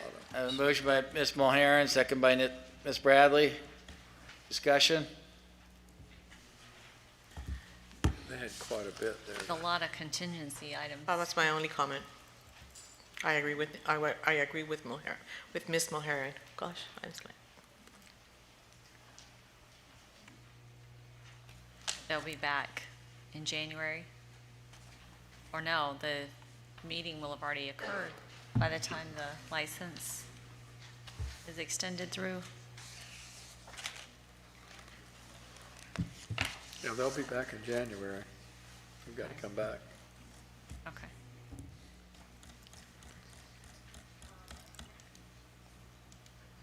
Okay, hearing no further discussion, all those in favor signify by saying aye. aye. Opposed, motion carries. J, motion for request for extension of time to comply with contingency, none. Substantive change approvals, we have 1 through 11. Mr. Chair, for the I'm sorry? record, Yeah, 4 was pulled. That's how we got down to 1 through 10 versus 1 through 11. Yes, Ms. Bradley? yes, I'm affiliated with item 5. Okay.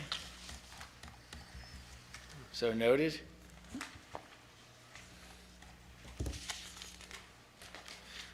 We'll take these one at a time. First school is American College of Health Sciences, Margate. Mr. Chair, can we have discussion and then the recommendation? That's fine. Thank you.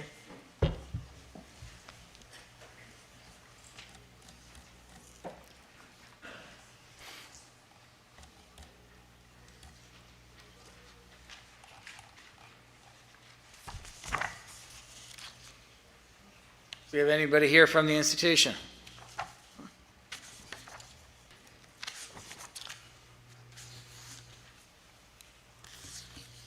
Okay, you want to go through discussion? Do you have any contingencies or? Not for this one, no. I'm okay with the recommendations. It was just a general comment just because. Okay. Chair will then entertain a motion. So moved, sir. Accept staff recommendation as noted. Motion by Dr. Matos, Second. second by Ms. Mulheren. We're in discussion. Hearing none, all those in favor signify by saying aye. Aye. Opposed, motion carries.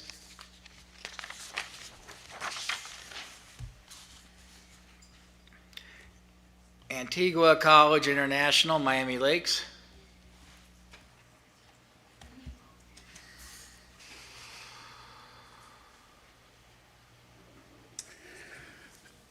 Dr. Diony Antigua. Mark Murray, legal counsel for Antigua College. Okay, what's his capacity? I am the CEO. Okay, thank you. Yes, sorry. May I, sir?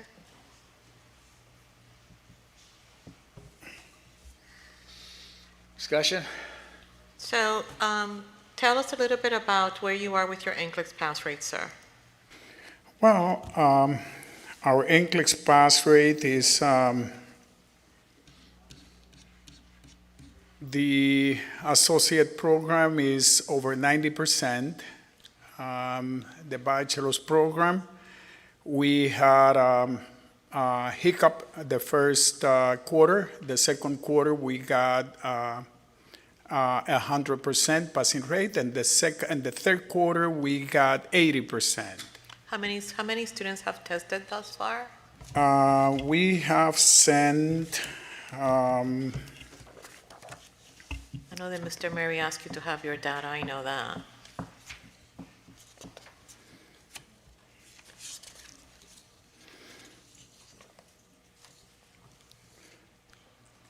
for the BSN program, we have sent more than 15 students. For the associate, we have sent more than 30 students. To get tested? Yes. And how many students how many graduates have you reported to the Florida Board of Nursing within the same time period? How many graduates? You have to send a report to the Board of Nursing how many graduates you have. How many graduates have you sent thus far? Do you know? Well, the amount of grads that we sent is, except for the last quarter that we haven't received the report, is around that amount. Plus the amount that we sent for the last report. Are we asking the report? Are we asking the schools? I know that we're requesting a lot of information, but with the information, well, are we asking them for forthcoming graduate cohorts? When you're talking about 400 students, yes, and you're sending 10, 12, 14 students, correct, you kind of wonder where the heck the other students are. And hence my question, the question Mr. Ferguson. is where are the other students that you've graduated?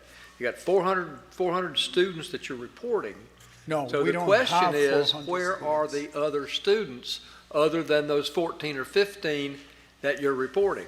And where did those 400 students are coming from?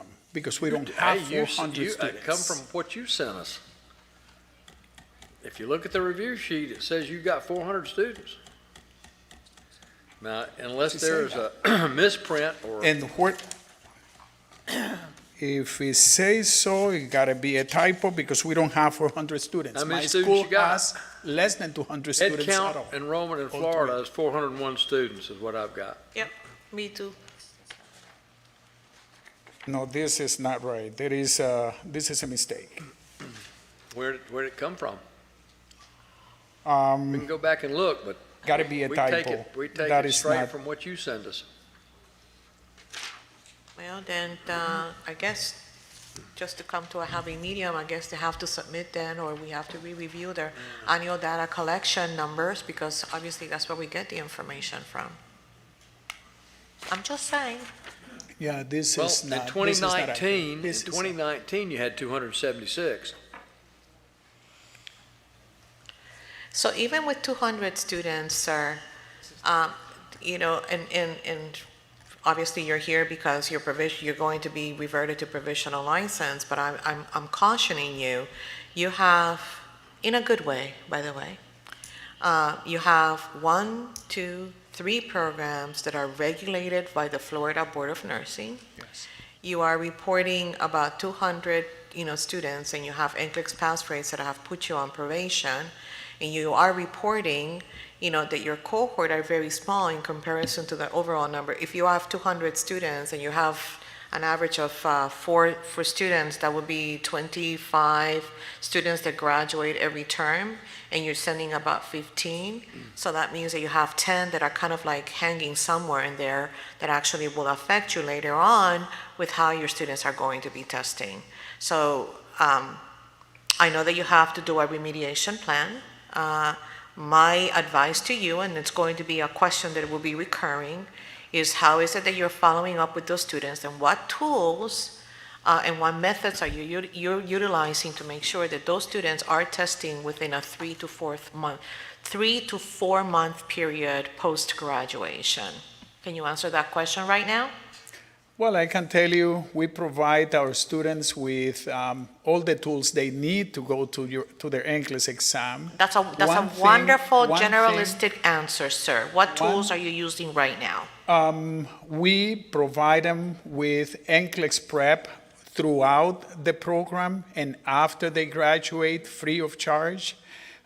We also provide them with tutoring in school, and we also provide them with exams that they can take free of charge at our school, just as practice for presenting to NCLEX exam. One thing that we try to do is to help them to go to NCLEX exam as soon as they graduate. Many of my students do that, and they get their license right away. Some other students, there is no way you can force them to do it. They take the exam when they decide that they're going to take it, and that's something that we cannot control for those students. I beg to differ. You can. Okay. And part of the secret to that success is how you actually mentor and walk those students through their life at your institution. So, with all due respect, you still are reporting numbers that are not aligning with the number of graduates that you have, and that is causing you issues. It's causing you issues today, and it can even cause you more serious issue in the long run. That is just my advice to you, and the way that I see it as an outsider. Okay. Do you know a Debbie Valdez? Debbie Valdez is my, my she's your what? Person in charge of licensing and. Okay, Debbie Valdez reported to us, and your associate enrollment is 260. Your BSN is 79, diploma is 35, bachelor's 27, which is 400 students. So either you don't know or Debbie Valdez doesn't know how many students you have. And you said something a second ago about the majority of your students getting licensed. You have 400 students, and 14 or 15 of them are all you're sending. How's the majority of those folks getting licensed and getting, if they can't pass the NCLEX, how are they getting a license? You sending them to Hawaii or what? The majority of my students that go to NCLEX exam get their license. That I can tell you. So 14 or 15 of them that go is what you're saying. Because that's what's been going. I mean, unless the NCLEX numbers that the Board of Nursing has is wrong, you've had in 2016 you had 14, 2017 16, 2018 15. So we're kind of going down. 2019 you had 8, 2020 you had 5.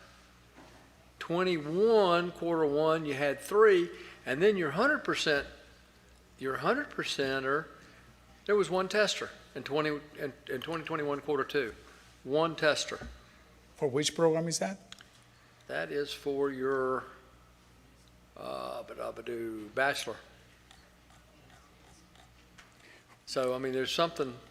I can tell you that right now for my bachelor's program, I have 2, 4, 6, 8, 10, 12, 14, 16 students went to NCLEX exam. Show it here, I'm sorry. I had 3 failures out of those 16, and I have 2 students pending. Yes. I can tell you that for my ADM program, I had 2, 4, 6, 8, 12, 14, 16, 18, 20, 22, 24, 26, 28, 30, 32, 34, 36, 38, 40, 42, 47 students already went to NCLEX exam. I have more my numbers here, and of those, I have 1, 2, 3, 4 students that failed the exam. Well, Those are my numbers. I guess your numbers are good. What I need, though, is a Board of Nursing numbers. So, you know, And they're going to come up. They're going to come up in the last report. okay, when they do, They have to. when they Yes. do, we're in good shape. Okay. Right I'll now, make they're sure not to here. submit them. Yes. Chair will entertain a motion. Move to accept staff recommendation, Mr. Chair. Motion by Dr. Matos, Second? second by Ms. Mulheren. Is there any further discussion? We will need those, if those NCLEX numbers aren't what you're saying, we'll see you back. They are what I am saying. Okay. Yes. Hearing no further discussion, all those in favor signify by saying aye. Aye. Opposed? Motion carries. Thank you. Next one is ASA College.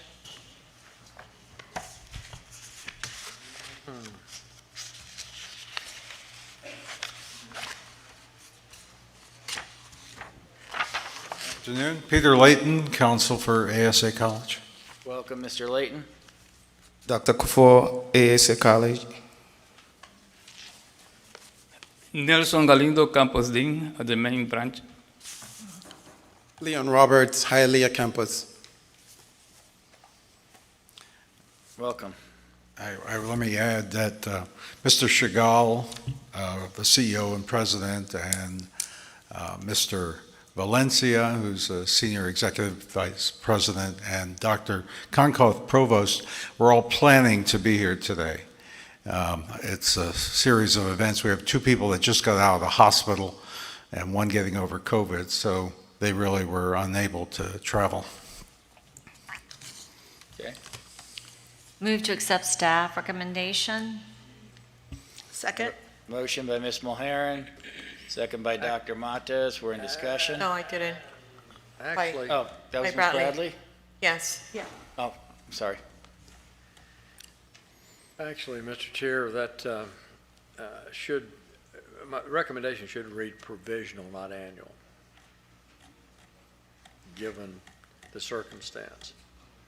So I would ask that the commission change that to provisional licensure. That's the way that I understood it, Mr. Ferguson, and I agree.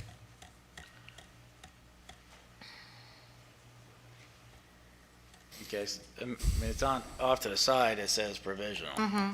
So, What I was looking at here said annual. okay. Right. So it's provisional is what we're talking about. Well, sir. It's a great coincidence that the executive group from New York City could not be with us, Mr. Layton.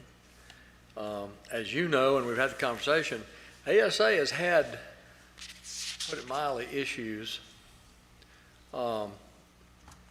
I find, and this is just commentary on my part, I find it interesting that a major college that is regionally accredited can, in fact, completely remove an old board, put a new board in, and then in 3 weeks find a president. And you've been around about as long as I have, and you'll have to tell me how many of those that you've ever seen. Well, I understand the coincidence nature of the 3 executives not being here. Yes, sir. But I will say, Mr. Chagall was in the hospital with a bone infection. Mr. Valencia was in the hospital with... There is a pun there that I won't even make. Well, it's a coincidence. I'll leave it at that. But those are the circumstances. As for the events, Mr. Chagall, under authority of New York law, as the sole shareholder of ASA College, Inc., replaced 5 of the 7 board members. So it was a majority, but not all. 2 have continued. The events concerning his appointment as interim president, he's not president, Mr. Valencia, as you know, resigned in September 21st. His resignation took place because of his wife's health. She had apparently had 2 heart attacks within a week, and did not feel he could handle both functions of taking care of his wife and running the college.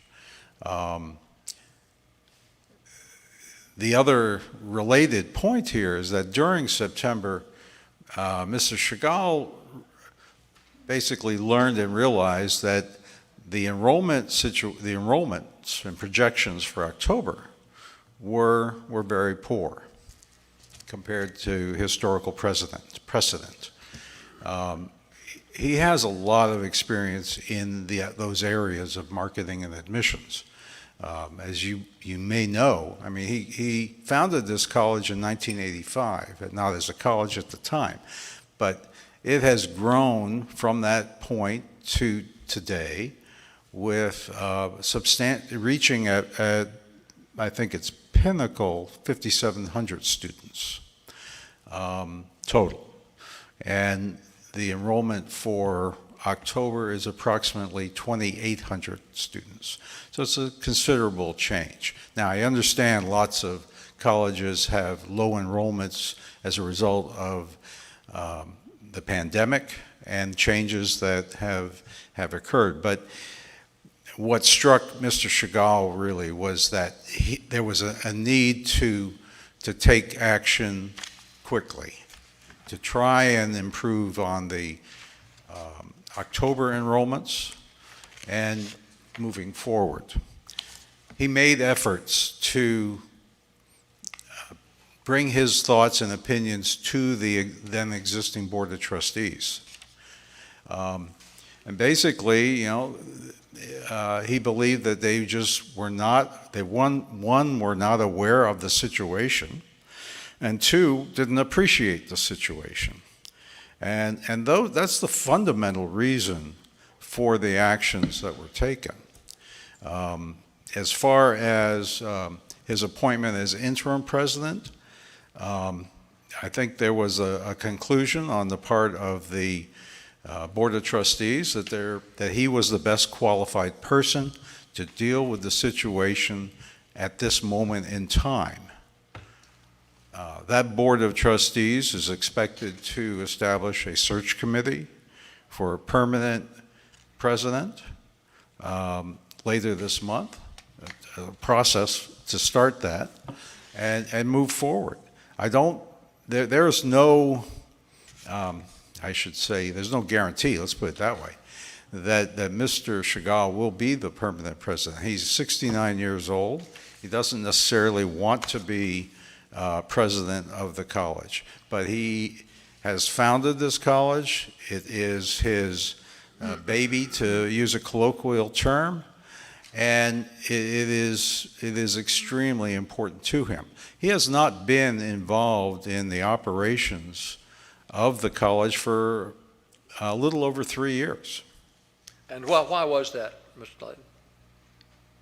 Well, there were allegations made against him with respect to sexual misconduct, and he decided in September 2018 that it was in the best interests of the college for him to retire. Yeah, there was, I think, quite a bit of press coverage on that. Well, yeah, there was some press situation. coverage, but, you know. I think there was also some press coverage about some of his students being shot, but kind of wonder just exactly what was going on there. I think he had 3 students shot, 1 killed down there or something? There was a shooting in Hialeah.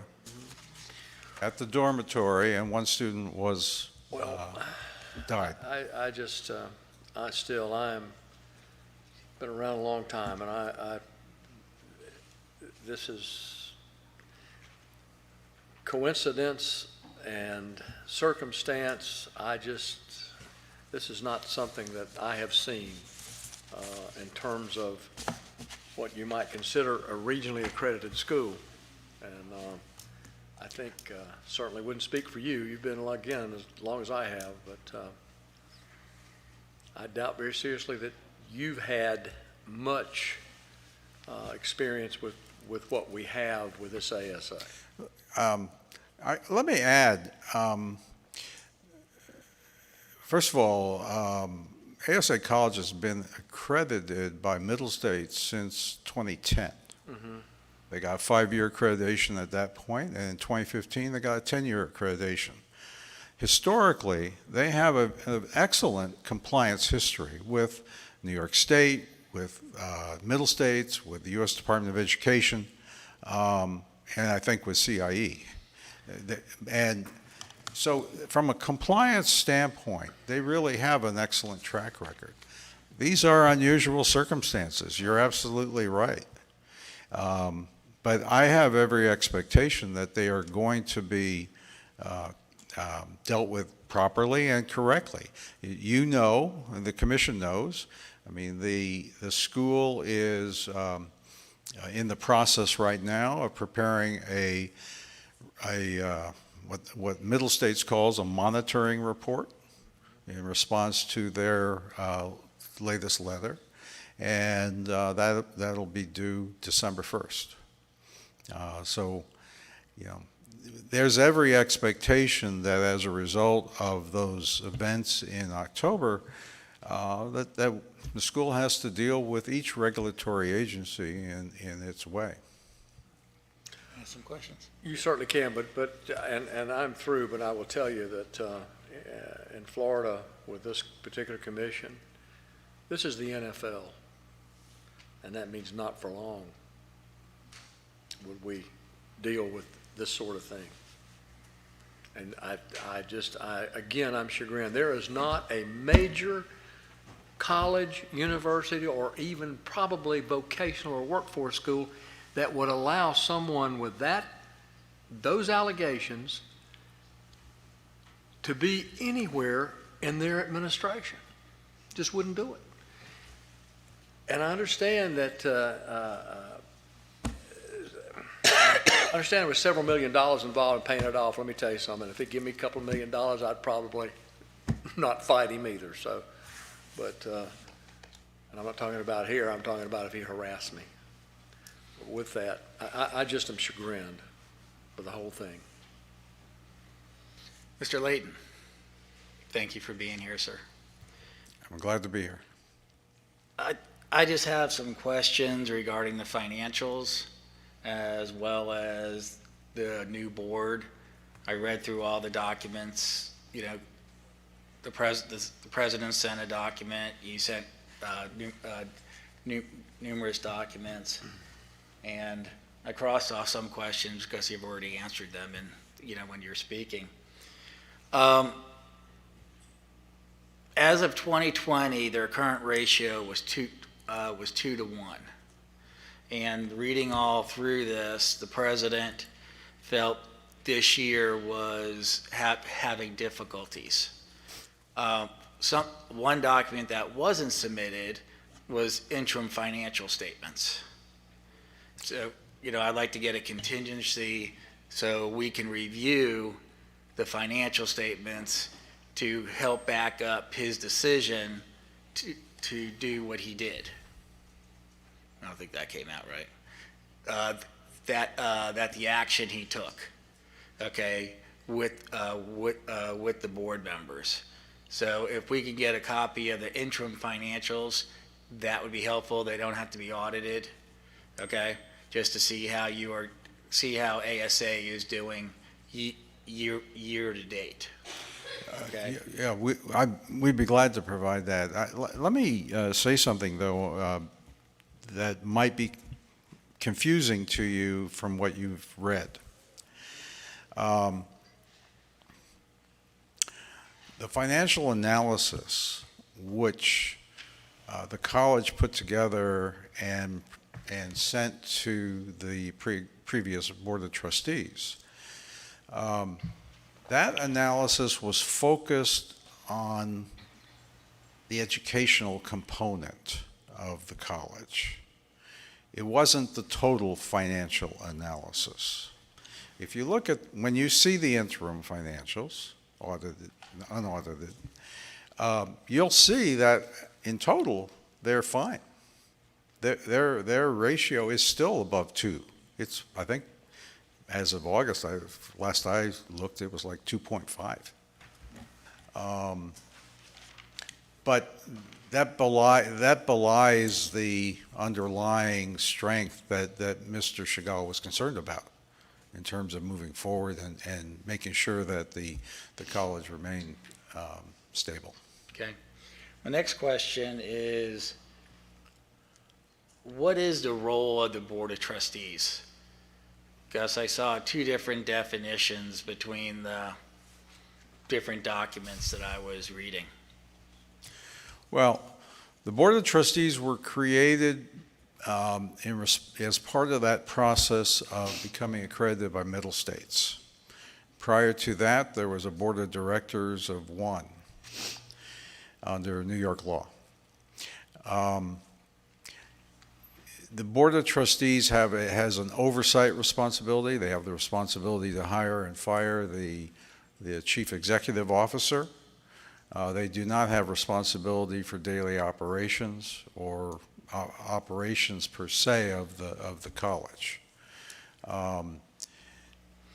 Because that's the definition I work with. Okay, that's one of the definitions that was listed, their vision, and so the college goes forward. Then I read in another section, the change in the Board of Trustees were necessary to address and improve the operations of the college. Well, I think that is intended to say that the board needs to focus on the problem which Mr. Chagall was highlighting in terms of providing the CEO with the support and guidance to begin to address the underlying problem of enrollment. And it's not intended to mean that the board would be involved in operations in the sense of what the CEO would be. And if you look at the background of the board members, I mean, none of these people, they're busy people. They don't have time to be involved in operations in that sense. Yeah, because I went through, and if Middle States is like other former regional accrediting bodies, that the board does not get involved with That's the right. operations. But that was included in here. That may have been a poor choice of words. Okay. Then I went through the resumes of the folks, and they are busy people. And it's part of the, in one of the sections, it stated that they have the educational background. And only one of them had an educational background. I think it's the gentleman from Drexel. Okay. And then in another section, it talked about another board member that, in one section it states that none of these board members have had any connection with ASA. Okay. But then one of the board members used to work for them years ago. Well, I think the test is whether they're independent or have any familial ties, and they are independent. They're not. I was just going by what was written in here. Okay. Where it said nobody is part of. Yeah, I mean, I think you're speaking of Mr. Bolstein, who years ago was involved as, he's gone way beyond that. He became a Wall Street analyst and has his own fund. Mr. Chair, can I ask a question while you're reading through that? Sure, Just a go ahead. curious question.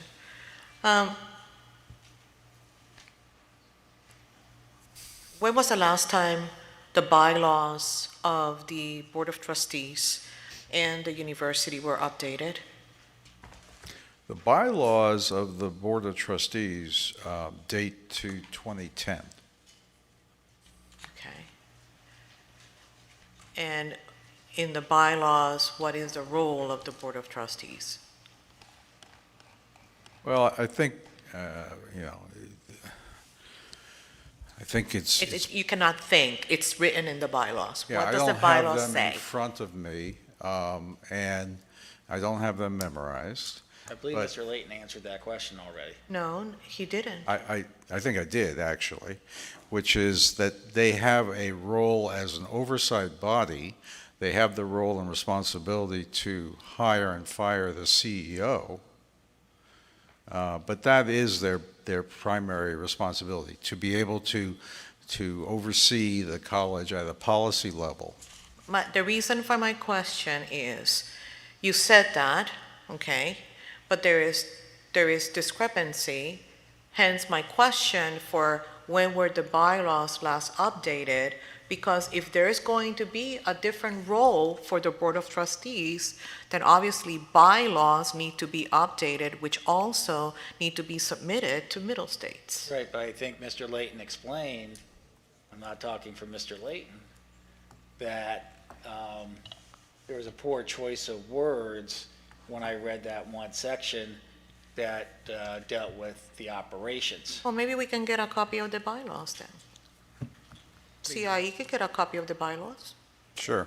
We will add that as a contingency along with the interim financial statements. There you go. And especially if that prior board was fired because they didn't have anything to do with the school in terms of admissions or running the school, but they were fired because low admissions, yeah, that makes sense. I can follow that. Well, it was more a point that the board didn't appreciate that there The was a fact that problem. Mr. Chagall wanted to be president again is what they didn't appreciate. Several of them called me, I'll tell you that. And the fact that they told him that it would probably be best if he maintained his distance. A couple of weeks later, in fact, one person I was talking to 2 days later called me and said, by the way, there's a new board, I'm off of it. They've taken everything that I have. I no longer have any contact or anything with ASA. So I mean, I just find it interesting that they didn't have anything to do and couldn't do anything with the school in terms of its operation, and all they could do is fire the CEO. But then on the other hand, you got rid of them because of low enrollment. So I'm just a poor old country boy, and but still, that's interesting to me. Mr. Chair, can you also add to the contingencies correspondence that may have been sent to Middle States in regard to standard 7?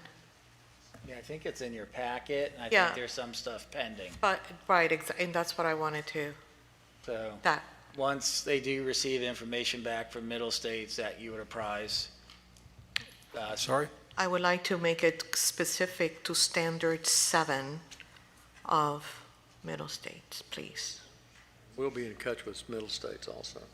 The contingency, Mr. Layton, is regarding standard 7, when you get a response back from Middle States, if you would furnish a copy to. Oh, sure. We're addressing Standard 7 in this report, which is due December 1st. Okay. Great. And then your response, if you can share with CIE as well. Sure. Okay.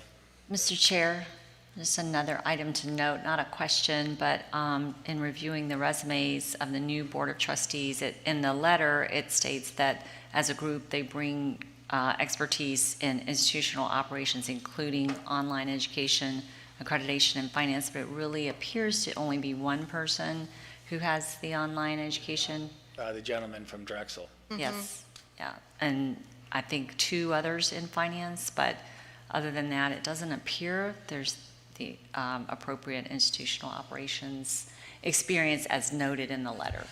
Yeah, that was misleading, and as I was reading it, going through it, and I reviewed all the resumes, and the board looks, I mean, they are independent, you know, and they cover law enforcement, they cover financial, but there was only one person One with the person with it. education. Yeah. And then I had to go back and find that sentence that you're looking at now. And so that was a little bit misleading Yeah. to where the board, not out of the, what, 7 members or 5 Seven, members? no. 7. Well, You know, you there are would 5 assume- new ones. Yeah, 5 new ones. You would assume, based on that statement, that there is maybe 3 out of the 5 that had the right. educational background, but only 1 out of the 5 has an educational background. So, But I would note that Dr. Hartman does have a strong, he was president of Drexel Online University for years, so he's got a lot of experience. Yeah, that one was very strong, but that was just one. and then the one, I believe, from the, was it police, New York City Police Department? Yes. Okay, that addresses the security of the school. And when you're dealing with a residential campus, I mean, he, you know, again, that's where the line is drawn. Is he gonna get operational with recommending policies and procedures? And, you know, I don't think it's any fault of a university, and, you know, God forbid, I don't want this, to see this happen again, where anybody gets shot and killed. We might need to look into that policeman's background too, I've heard. So, Well, the school also is in a, I believe it's in the middle of Times Square, right? Almost by Times Square. The main I'm sorry, campus. I'm having The main trouble campus of understanding. Asa College is like, there's a security, it yeah, would be there's, but the shooting took place in Florida. in Florida, in Hialeah. Yes. Mhm. Yes. So, Oh, that was very unfortunate, obviously. yes. So, okay, is there any further discussion? Perhaps that Drexel board member might be a better choice if they really do a search, Oh. Okay. which, Can we request that we get the advertisement for the president? Disneyland. Is that something that we can ask? Well, that was part of my notes, but Mr. Layton addressed it, that they haven't started the search yet. That was, Well, maybe if they are working with a search firm, then we can get the invitation for nominations, some sort of document. that ain't gonna happen. well, I mean, we can make it a contingency Yeah. on what they're doing, you know, where they're publishing it at, Which executive firm? you know, where it's being done at, the executive firm, how many applicants, you know, et cetera, et cetera. And the members of the search committee as well? Absolutely, we can do that. Okay, Thank you, Mr. Ferguson, I appreciate that. so we'll add that. Yeah. Yeah.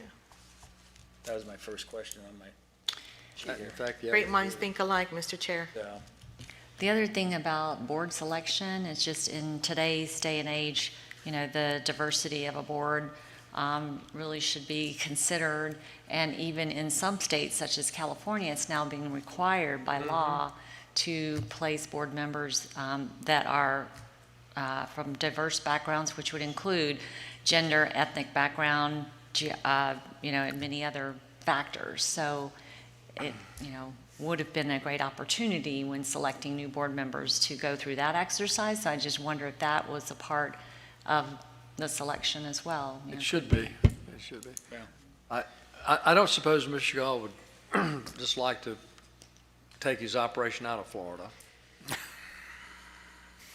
I'm assuming that's a no? Well, I have no comment on that. Okay, I just thought I'd ask.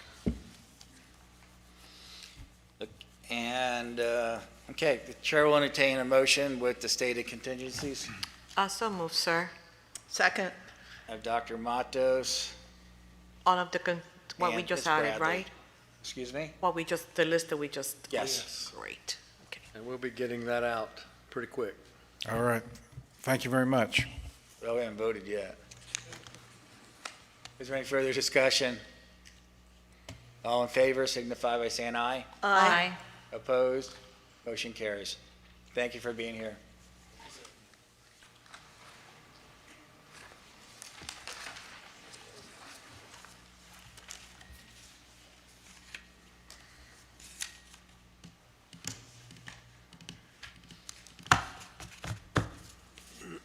Oh, Dr. Kitchen is now with us? Bellevue. Wasn't Bellevue pulled? Yes. Number 5. Let's get Daytona College. Number 5, Daytona College. Chair will entertain a motion. Move to accept staff recommendation, Mr. Chair.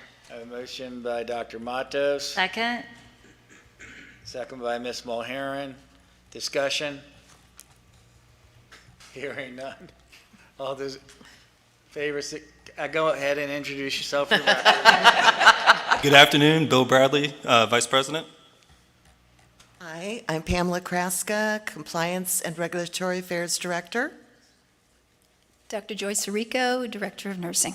Okay, welcome. As I was saying, all those in favor signify by saying aye. Aye. Opposed? Motion carries. Thank you for being here. And Pam, thanks for what you've done for us in the past. Appreciate it. Good girl. Pretty Hope knowledgeable- College of Arts and Sciences, Pompano Beach. Pretty knowledgeable young lady.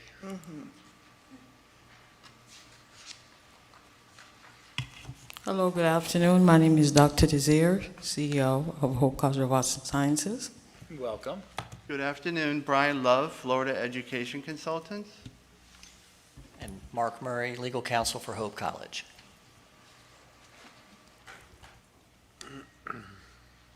Brian, have you been in front of us before? Yeah. Yes, I have a few times. Okay, it must be the mask. I can't tell. I'm trying to trick you up. I don't know if it's working or not. I guess it did work a little bit. Okay. May I, sir? Can I begin with one question? Okay. Thank you.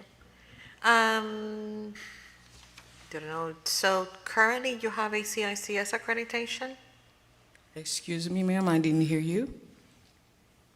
Currently you have a CICS accreditation? Yes, ma'am, I do. And what are your plans to continue shift? We are planning on shifting. And where are you going? Which accrediting agency We have are you two. going to seek membership with? We have two that we're looking at. We're looking at TRACS as well as ABAS. ABHAS? Yes. So you're going to continue to concentrate on the majority of programs to be allied health programs? Well, I do know that in the future, we do want to offer other programs that are not allied health. Okay. Have you met with any of those accrediting agencies already? I have talked to ABAS. I'm sorry? I have talked to ABAS. You have? Yes, I have. Are you submitting any kind of documentation to them already? Where I are you? have. Where are you with your pursuit for accreditation with another agency? Well, basically what happened is that our application is in, and we're waiting for the final report for the HCM2 so we can move on. Okay.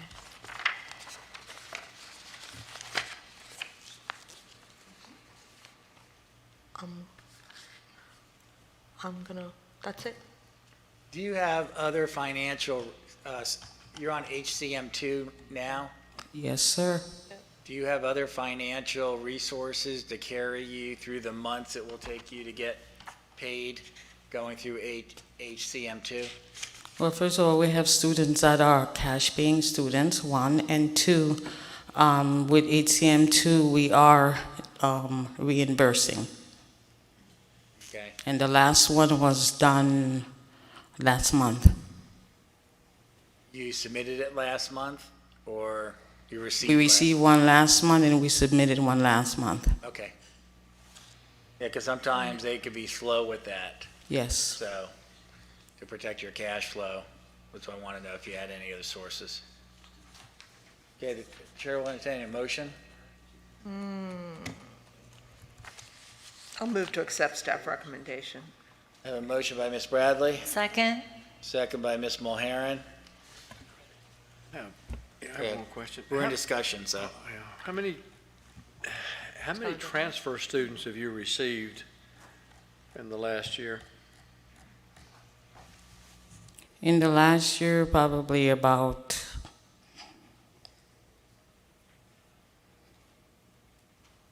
20-40 students.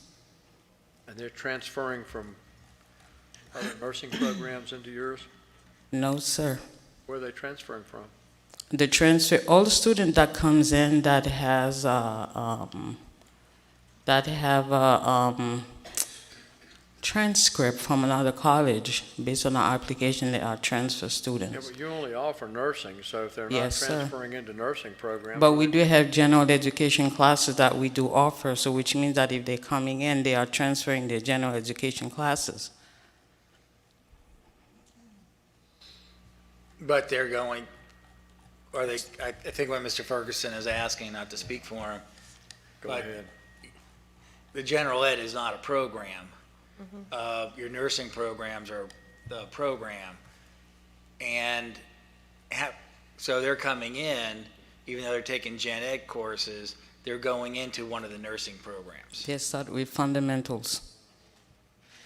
We have students that are, if they have an LPN license, they're going to transition. And if they do not have an LPN license, they start with fundamentals. What's transition, if I may? Transition, if you have an LPN license, you're transitioning from, it's a class, you're transitioning from as an LPN to a registered nurse or an associate degree. But they're going into your AS program. Yes, ma'am. So is it a bridge program? Is it a We call bridge it an LPN option program? one and an option two. An option one is when a student is entering the program that has a license, they go into option one. A student that doesn't have a license goes into option two. So it's a bridge program? Yes. It's an LPN bridge program? Yes. So how is that entrance process for that program? When we have someone that's entering the program, if they do have an LPN license, instead of them doing fundamentals, they do transition. Do you require any testing for those students? Yes, ma'am. Which test? HESI.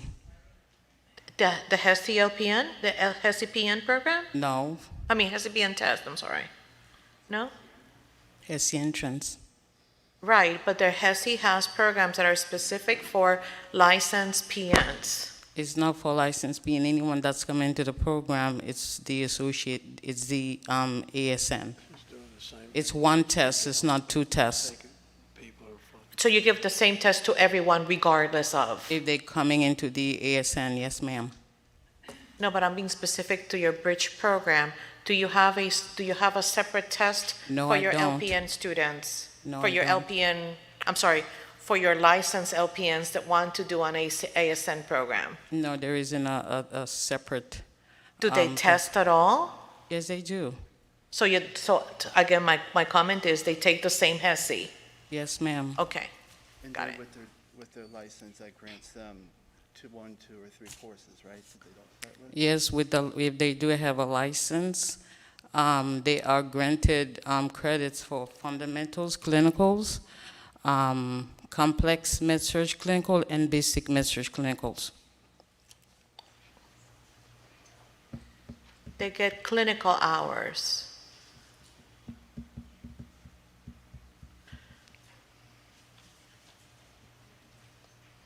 But they have to pass that HESI. Yes, ma'am. There's usually a difference, but there's a difference. Okay, Well, I think my comment is some of there's the a difference, students, but. some of the students transferring in perhaps are from other programs, failing programs, or programs that they were not successful in, so I wouldn't call that bridge, but whatever. I mean, it is what it is. I mean, it's, no, I'm gonna go here. Does your catalog have that bridge program here? So, don't think so.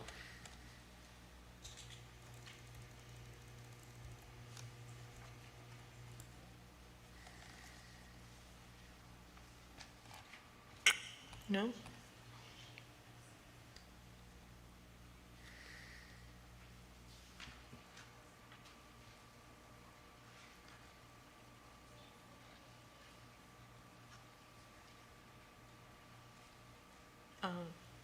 Okay. Okay, is there any further discussion? Hearing none, all those in favor signify by saying aye. Aye. On side. Opposed? Just for the record, this is Together. the staff recommendation to deny, correct? Mr. Chair? This is for, Moving them to extend the provisional. yeah, extending the provisional on them.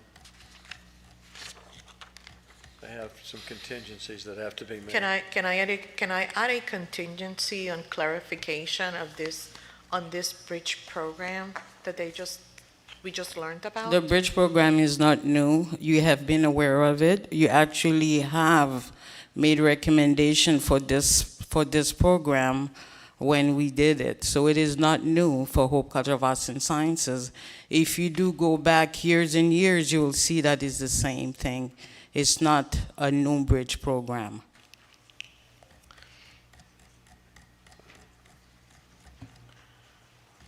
I'd like to add as a contingency. And I have completed all my contingencies except for one. And I do have my legal and the consultant that wants to say a few words pertaining to that. Mr. Love? Thank you very much. We do accept and understand that the institution will remain on provisional, specifically due to the HCM2 status. However, we were seeking clarification in regards to a different substantive change being placed upon the institution for, in relation to pass rate of the Board of Nursing and organization and sequence of events within the program, if you will. Did the commissioners receive a 3-page horizontally oriented package that was submitted? This sort of details, without me having to reiterate the point of view, an alternative point of view? Came in on the 20th, or the 12th, I mean. Yeah. I get a lot of stuff from you. Came in on the 12th, so I haven't had a chance to look at it. That would have been after Oh, yeah. the agenda. was Last for- week. Yeah. And Brian's good at that. Well, in essence, to say that the pass rate for, well, first of all, it cited both programs. It said the practical nursing program and the ASN program have pass rates that are not within 10% of the national average. And therefore, it must mean that the programs are not organized in sequence to lead to the attainment of competency in the field, roughly, is pretty much what that says. And I had put forth that the things within a program that are organized as sequence is within the curriculum itself. It's the courses that comprise the curriculum, the sequence of the courses within the curriculum, the laboratory provided to the students, how rigorous is it, what is provided, is it not dynamic, but for nursing, is it just plain old mannequins lying on a bed doing nothing, or is it a dynamic environment where, like we said earlier, does it talk to you? The strength of the faculty, all of those things are independently developed into a curriculum that make up a program.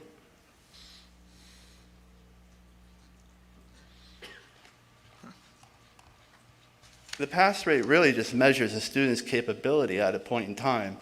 And when you have students that have not tested for quite some time beyond the 30, 45 day window post-graduation, and they don't fail, as basically they deteriorate, they time out themselves by not testing soon enough, is that really a measurement of that the program's not organized? Well, It is a measurement of the fact they can't get a job as a nurse. And it's your responsibility to graduate that student so they have the ability to become whatever it is that you took their money for to train them to be. That's pretty simple. I agree with you You there. can argue semantics, you can argue semantics all you want, Brian. We go through this with you all the time. You know, Ms. Hood probably has your personal phone number memorized. So, but I don't think it we is talk what all it that is. much. You're on HCM2. You're going to have to get that school accredited. If you don't, it's going to go the way of some of these others. So rather than sit here and argue about semantics on what that program does, my suggestion is you get with the accrediting agency, get it reaccredited, get it off HCM2, do what is necessary to get the school back where it was several years ago. That's pretty simple. I agree with you on all those points. I'm just saying that a pass rate doesn't measure if a program is Well, organized. it does for us, my friend, and so live with it or not. The pass rate is what it is. I'm sure Mr. Murray can let you know that you have the opportunity to respond to the clerk's order if you want to make legal arguments, but I don't think this is the time. I understand. I agree with you at this point. Thank you, Ms. Parton. At this point, I'll go ahead and call the question. All those in favor signify by saying aye. Aye. Opposed, motion carries. Thank you. Thank you. Number 7, Horizon Healthcare Institute, Fort Myers.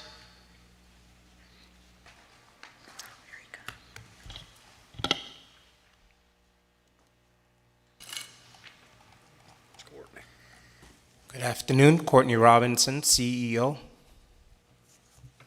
Welcome. Thank you.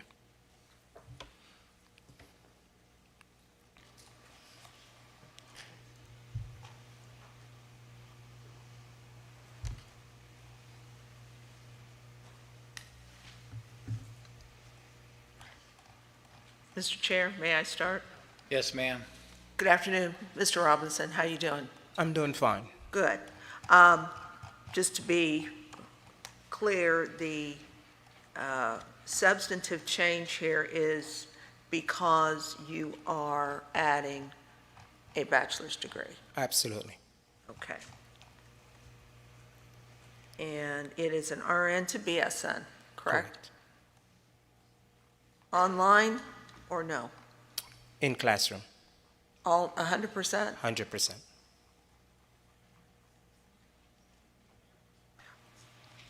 Now you've got it associated with this one location, Yes, just the Fort Myers location. just Fort Myers. Do you have intention to start it anywhere else?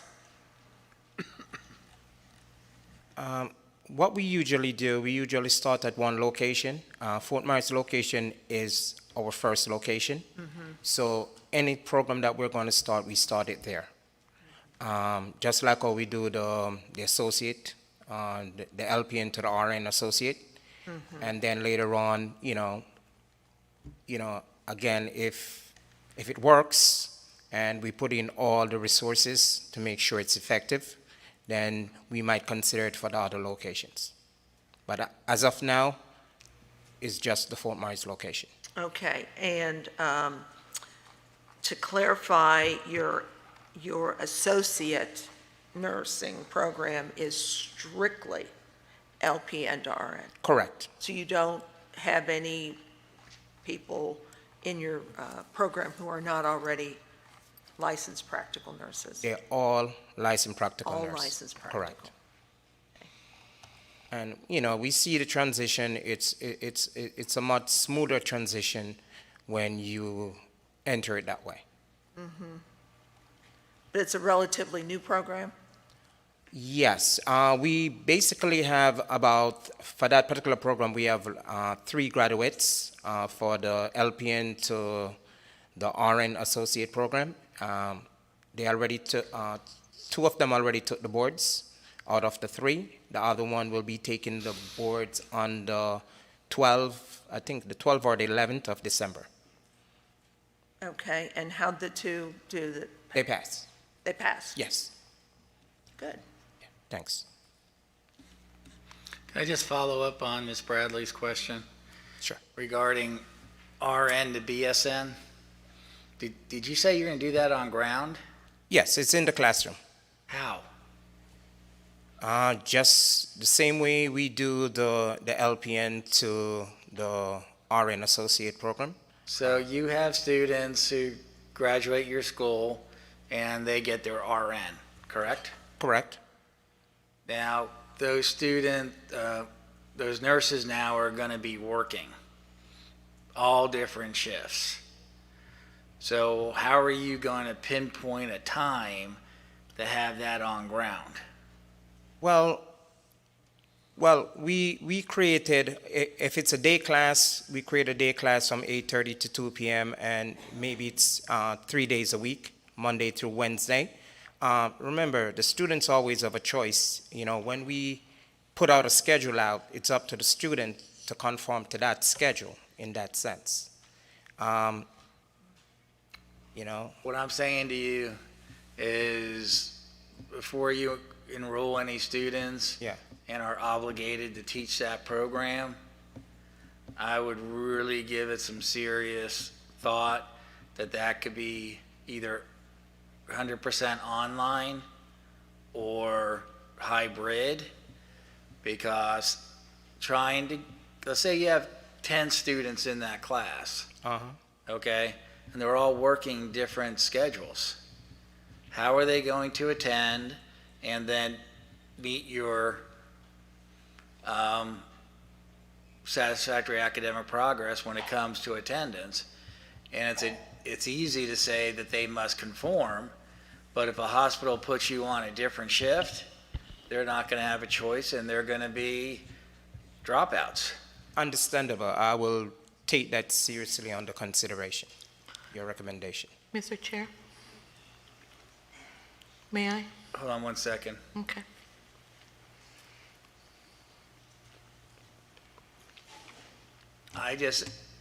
I personally don't see it happening. And for your, if you keep it as is for online, for on ground, okay, I'm not approving it, because students are going to pay you money, and then they're going to be wasting that money if their schedule changes. Okay. Well, as you can see from the LPN to the RN associate program, we've been doing that for a year and a half now, and we never had that problem. And students graduate, no one dropped out because of schedule conflicts. Well, an LPN to an RN is totally different. Correct. From an RN to a BSN. Okay? They are focused on receiving that RN. Okay? The pay differential is totally different than, a PN.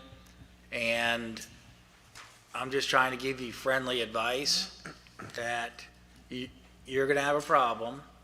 You're going to be teaching small classes, and students are not going to get what they paid for if their schedule changes. Do you think a hospital is going to care, especially with the shortage of nurses today in the hospitals, that, I have class on Monday, Tuesday, Wednesday, or whatever the schedule is, okay? Then you're pushing them the night shift, okay? Hospitals are not going to conform to that or allow that. So there is a difference between the first bridge program and the second bridge program. Something you need to think about. Absolutely. And again, as I said, I will, take your recommendation seriously. Okay. Mr. Chair? Go ahead. So I think I have a solution for you. And we'll be a very happy family and we can do kumbaya today. First of all, your bachelor program, you cannot have 600 and 700 level courses. It's a bachelor program. So in a traditional college environment, you got your bachelor degree programs, your courses go up to level 5. So your numbering system in your program is correct. Number 2, good intention, good courses that you have, but your overall breakdown of clinical hours, I think it's what's making you think that you need to have the program on ground. Okay. My strong recommendation today to actually piggyback on what Mr. Cosito was saying, is that you today withdraw your application for your program. You work with staff in such a way that you renumber your courses. Your titles, I know exactly where you want to go. Your issue that is making you think that you need to do it on ground is because of your clinical hours. You don't need clinical hours in every single one of your courses. You are working with nurses already with encumbered licensed nurses. So really what you need is a number of hours at the end that would actually make the nurse show you that they're ready for leadership, for executive leadership. So again, my recommendation, honestly, today, withdraw your application for the program, work with staff, rework your clinical hours, rework your numbering system, and then bring it back to us. June 30th. And then we'll be happy. Now we can sing Kumbaya. Okay. I'll consider that, ma'am. Well, the thing is that I'm not going to be agreeing with this. You have a wrong numbering system. If this is the wrong numbering system, then your courses need to be completely different. So I don't agree with it, sir. Okay? June 21st is what we're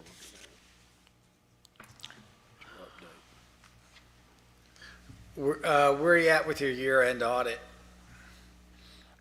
We're in the middle of doing it right now with my Okay, accountant. And when will that be completed? It will be completed, the last conversation I have with him, it will be completed 3 to 4 weeks. Okay, please submit that as soon as you get it. Absolutely.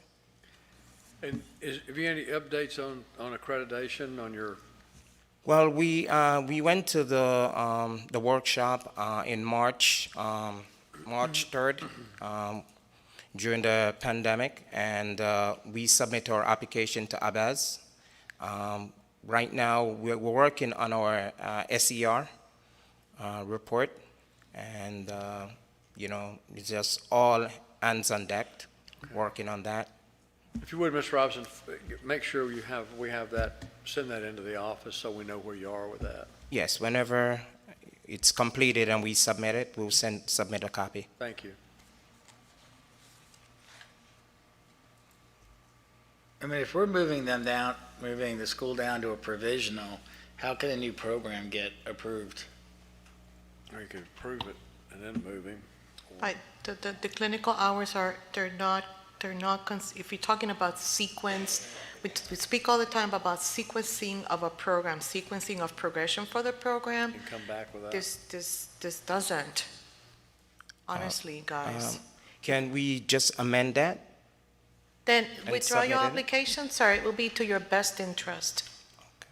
Really, and then resubmit it, and then come back in January, 2 months, we're gonna celebrate Thanksgiving and Christmas. We'll be back on the 11th. All right. You know?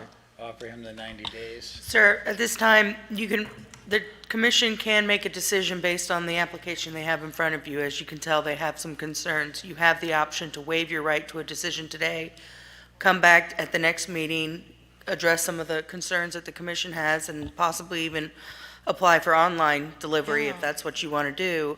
But you do have a right to your decision on your application today. I cannot advise you which route to take, but if you are so inclined, you can waive your right and come back at the next meeting.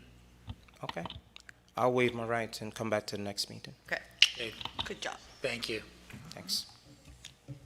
So now, just to be clear, there's no substantive change now. Right. So there's. Correct. There's just nothing. There's nothing, everything gets pushed. Everything is, yeah. Good choice. Number 8, Kepler Space Institute, Tallahassee.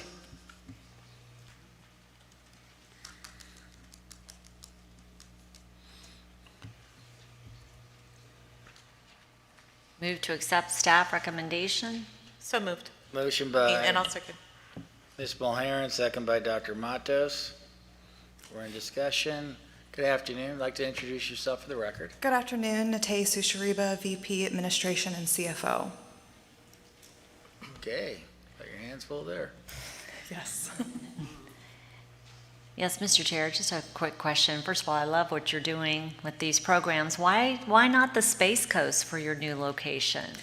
Because I live in Bradenton. Oh, so it's based on personal preference. We do not have a public space for students in any way.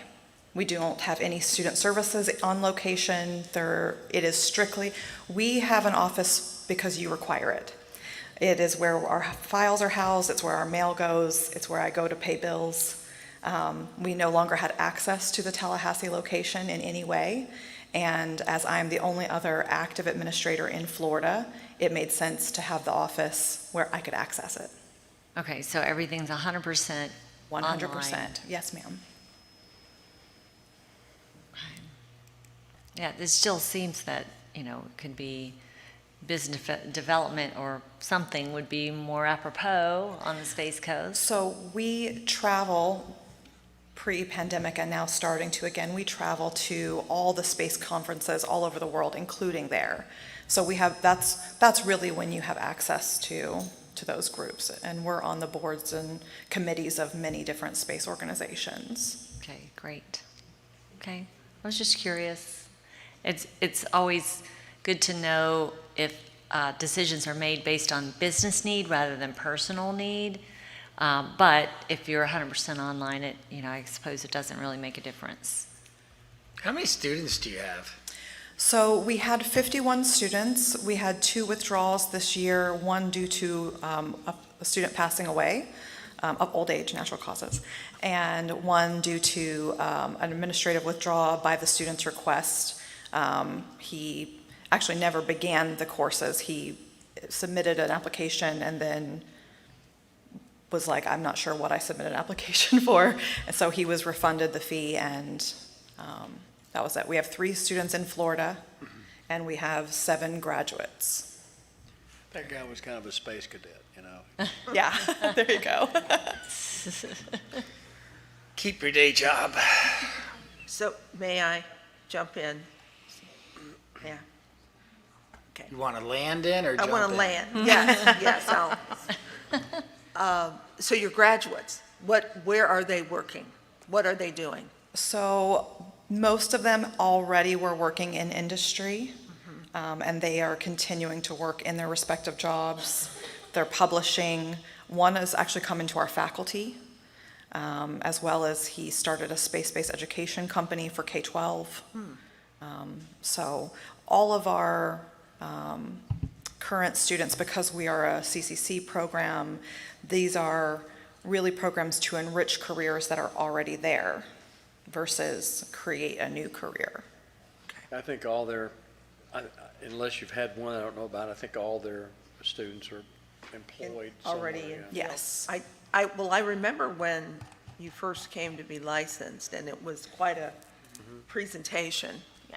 Still have quite a few of those guys around. Yeah.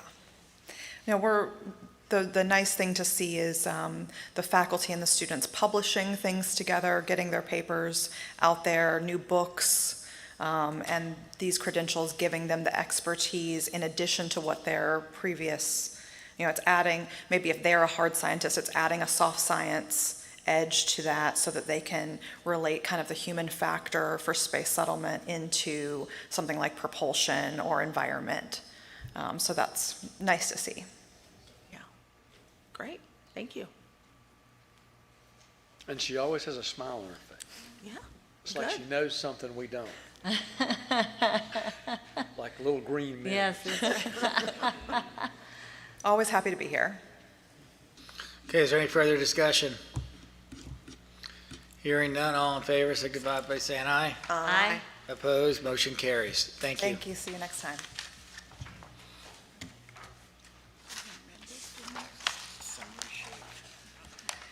Okay. Suncoast College of Health, Bradenton.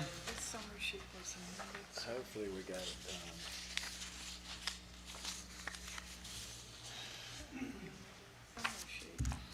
To add the Masters in Advanced Psychography and Healthcare Administration. Okay, is that on theirs? Okay. Good afternoon. How are you? Lisa Leotti, CEO. Welcome. Dr. Melody Sharp, Programs Director. Welcome. I think you have. Audrey Kaplan, Legal Counsel. Not welcome, I mean welcome. You should have an everybody have the amended. adding those programs? Oh, yeah, wait. We were wondering if it was possible to get a copy of the updated summary sheet. What did you say, Audrey? I thought there was going to be an updated summary sheet from Mr. That's what this DeSalvo. is. Oh, okay. We hadn't seen it yet, so that's why I was You asking. haven't? No. I guess we've done good keeping that a secret. We added those programs. Thank you. 30 to 14. I was afraid not to. Oh, here it is. Okay. They have been very diligent, I will say, and actually probably a little more understanding than most. I do appreciate it. I just have one question since we're looking at this. So you still with ACICS? We are right now, yes, ma'am.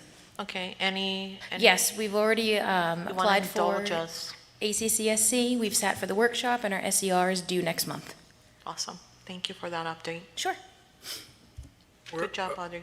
Where are y'all at with these 16 contingencies? Most of them we've spoken with our staff partner with, and we've have them all ready to hand in. Yeah, they're in good shape. Okay, Chair will entertain a motion, please. Move to accept? Motion by Ms. Bohannon, Second. second by Ms. Bradley. We're in discussion. Hearing none, all those in favor signify by saying aye. Aye. Opposed? Motion carries. Thank you. Thank you very much. Thank you. And you kidnapped my dog over this. Can I get him back? Tampa Medical College, Tampa.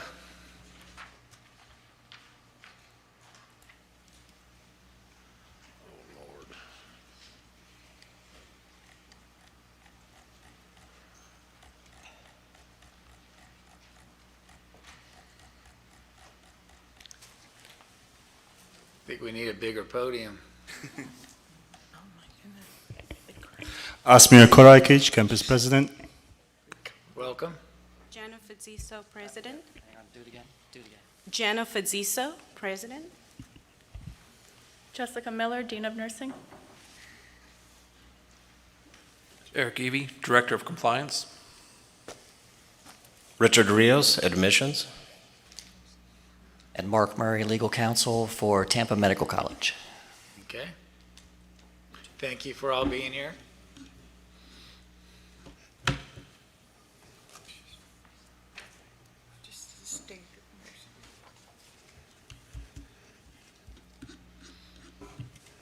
Other than the standard recommendations we got there.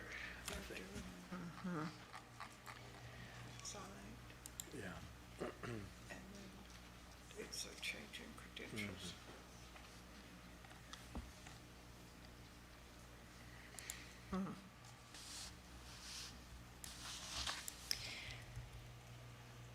Mr. Chair, Go ahead, ma'am. this is just a general question for the commissioners. I know this school has been licensed since 2010. How did we come about the name of Tampa Medical College since we don't have any, since they're all nursing programs? They're not, it infers that it's a medical college for physicians. But I know we approved it in 2010, so. Actually, I think it was a recent name change that was Was it? approved at a meeting within the past year, I think. Really? Mhm. I'm surprised we didn't discuss that. If we did, I Well, don't we've remember. we've had a number with like Dade Medical and Okay. The most famous of all. most famous of all. They just came right to mind. Okay, yes, that's right, yeah, I remember that one. Can Okay, I just ask a curious. question, Mr. Chair? Go ahead, Dr. Matos. Thank you. Hi. Hi, how are you? I'm well. How are you? Okay. Just you're. It's 2:30, so we're kind of like going down here. So we become nicer as the day goes by, Okay. or meaner. I don't know. How many graduates do you have by program? Graduates for this year? Yeah, I'm just curious, how many We've graduates? had- Do you, first of all, sorry about that, I don't mean to interrupt you, but is it your semester basis or quarter basis? Semester. Our semester is 16 weeks. We currently have 72 students right now. So how many graduates did you send December 2020 to the Board of Nursing? 2020, we had 10. Okay. Yeah, we had remember we had some issues with some cheating, so we had to deal with 10. that, and we cleaned that out. This year, we've sent 13, 11 so far have tested, and they've all passed. Meaning in May, you sent 13 to the Board of Nursing? Well, no. At this point in time, we've sent 13. Okay. Yeah, so we have let- 11. If I need you to focus on my question, please. Mhm. How many graduates did you send to the Florida Board of Nursing in December? In December? Yeah, how many names that you deemed graduates did you send to the Board of Nursing? That we deemed graduates? Uh-huh. I have to check the number. Okay. Yeah. And how many, so you have semesters that you would have had a cohort that graduated in May, correct? That's not how our programs work, because we have a rolling enrollment. Okay, but you just said that it's a 16-week term. Yes, it's a 16-week term, but we have rolling enrollment, so which means our graduation date is not set like May. You graduate. So how does it work? You graduate based on when the cohort started. So do you let's have say, monthly starts? not every month, no. It's usually probably every other month. We may have a start. We have a start. How often do you send graduates to the Board of Nursing? How often do you send your names to the Board of Nursing so that they know which students they work with for the applicants to get the ATTs and all that beautiful stuff? Sorry about that. So let Okay. me just clarify.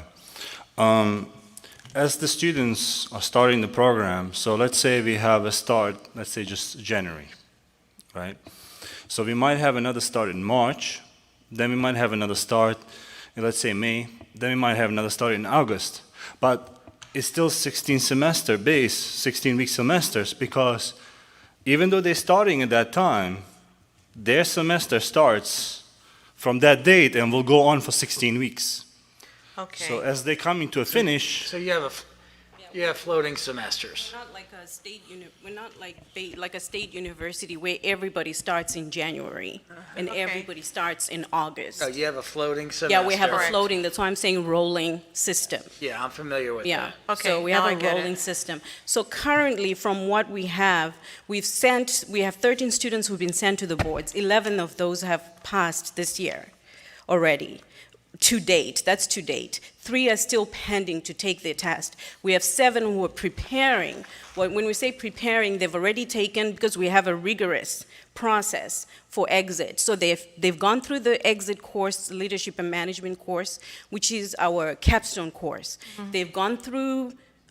We have weekly classes for that class, so they've gone through fundamentals review, they've taken tests for fundamentals, they've gone through pharmacology review, they've taken tests for that, they've gone through med-surg review, they've taken tests for that, they've gone through basically all our testing process, critical thinking, they've gone through taking their comprehensive exam, they've gone through taking their oral, because we also have oral exams, they've gone through taking their oral exams, they've gone through taking their computer adaptive test, which is set up like the NCLEX, which is a pass or fail. It stops just like when students take the NCLEX exam, the test is a CAT exam. So it adapts to the student's ability to pass the NCLEX. So they've gone through that. Once they finish their CAT exam right now, we're now remediating areas that were indicated in the CAT. So that's the 7 who are left now.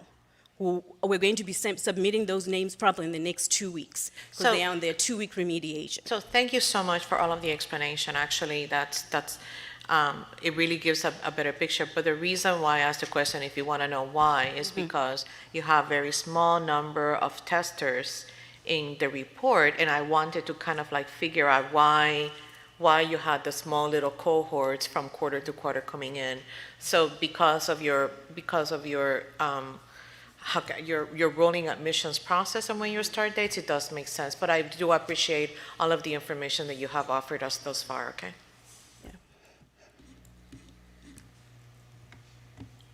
That's the only question that I had. I wanted to understand those numbers, by quarter. It's clear now. May I? Ms. Bradley?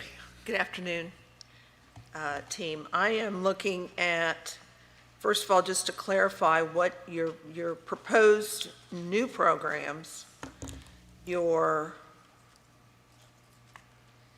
MSN, right? Yes.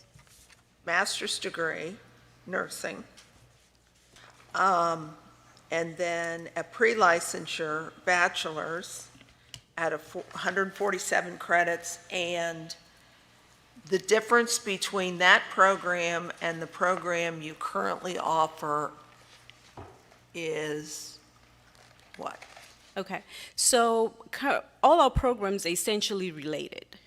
We do not currently have a bachelor's straight-through program where a student can go through a bachelor's program and sit for their boards after going through a bachelor's. We have an associate program, and then we have an RN to BSN. So basically what we've done, if you look at the programs, our associate's program is 83 credits. Our RN to BSN, once you transfer your ASN credits into your bachelor's, is 147 credits. Right. So basically, we've put the program together, and we applied for a code with the Board of Nursing so that a student could actually go in to the BSN program straight through, instead of starting the ASN, stopping, and then going into an RN to BSN.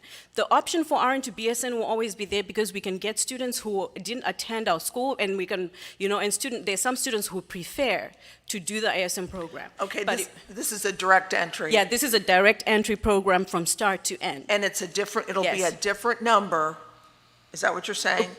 From your It's already current approved, yes. RN to BSN? Mhm. It's already approved by the Board of Nursing. Okay. And your other nursing program, your ASN, your new one, Focus in Telehealth, is that also a new number? Yes, it's a new number that the Board of Nursing has already approved already. Okay. All right, so I have that straight.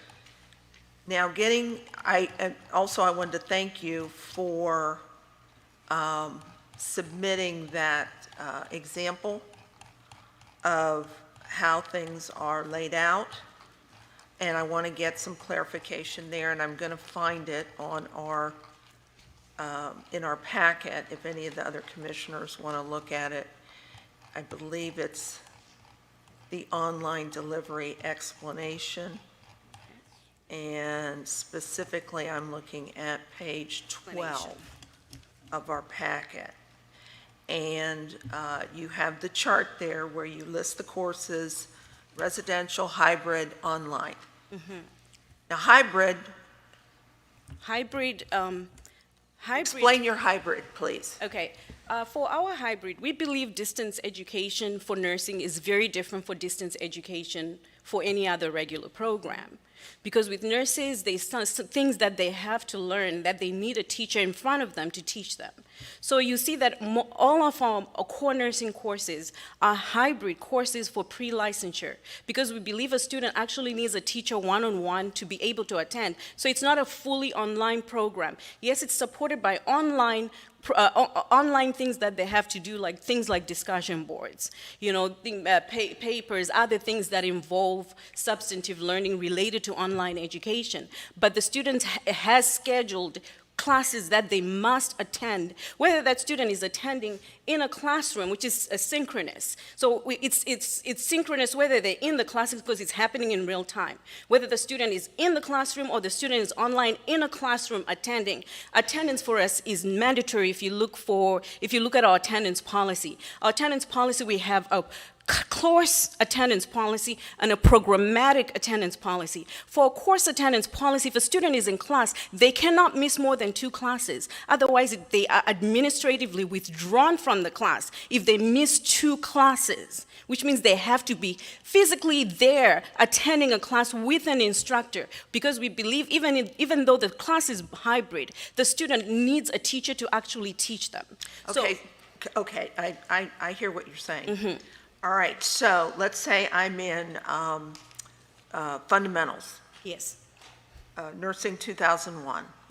All right, I'm in that class, and you have residential and hybrid both checked. Yes. So that means, is that two different sections, or is that one core, say there's 10 students? So, It depends on the course they're in. Let's say for fundamentals of nursing. With our fundamentals of nursing, the student can be hybrid, that is for a theory. But in that hybrid portion of the theory, they have to attend classes depending on the schedule. Whether it's twice a week, 3 times a week, depending on the schedule they're in, they must attend classes on specified days every week. Okay. Whether it's synchronous, online, or they're physically in a building. so is this a choice a student makes, or is everybody in one? No, this is a choice that is made during enrollment. Because what we do, like we said, we have rolling enrollment. We have cohorts that start. So when a cohort that starts, that cohort goes to the end as a cohort unless a student fails out of the cohort. Then they can apply to transfer to a different cohort to repeat a class. I get that part. Okay. And I think most nursing programs operate in that way. So, let me understand. Yeah. Are any of the core courses in your ASN, BSN being taught hybrid? Yes. The core classes? Yes. Because the program was approved, we have the approval. We actually brought an extra one, since it's been asked for a few times that we've been here. You have the extra one? Yeah, I don't know, maybe they can hand over the approval. When we were originally approved in 2011, our programs were approved as hybrid. This was the school. Yes, our programs were approved on September 21, 2011 as a hybrid program. Yes, I'm at the time probably it wasn't a big issue because a lot wasn't going on. We were approved and we were doing hybrid before everybody did hybrid. But we're not the only ones who are approved to do a hybrid. There's other schools that are approved to do hybrid, but we were approved in 2011.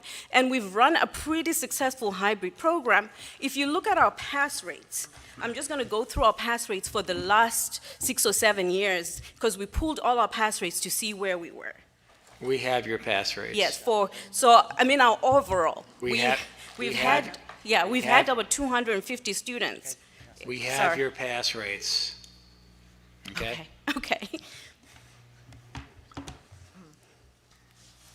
Is there further discussion? Well, I think we see what we see. The question would be, It was certainly a mistake in 2011 to approve them as hybrid. Yes. right, Okay. so do we go on approving them as hybrid? Or do we say, if it's core nursing, it needs to be residential? Well, especially these new programs here, we don't have to continue with the same path that was exercised in 2011. Our how can I say, our monitoring of nursing program has shifted, our focus has shifted. I mean, I agree with Dr. Matos. The old ones like grandfathered in. They've been doing it for 11 years, 12 years now. But for new programs, that they would have to be 100% on ground and not hybrid.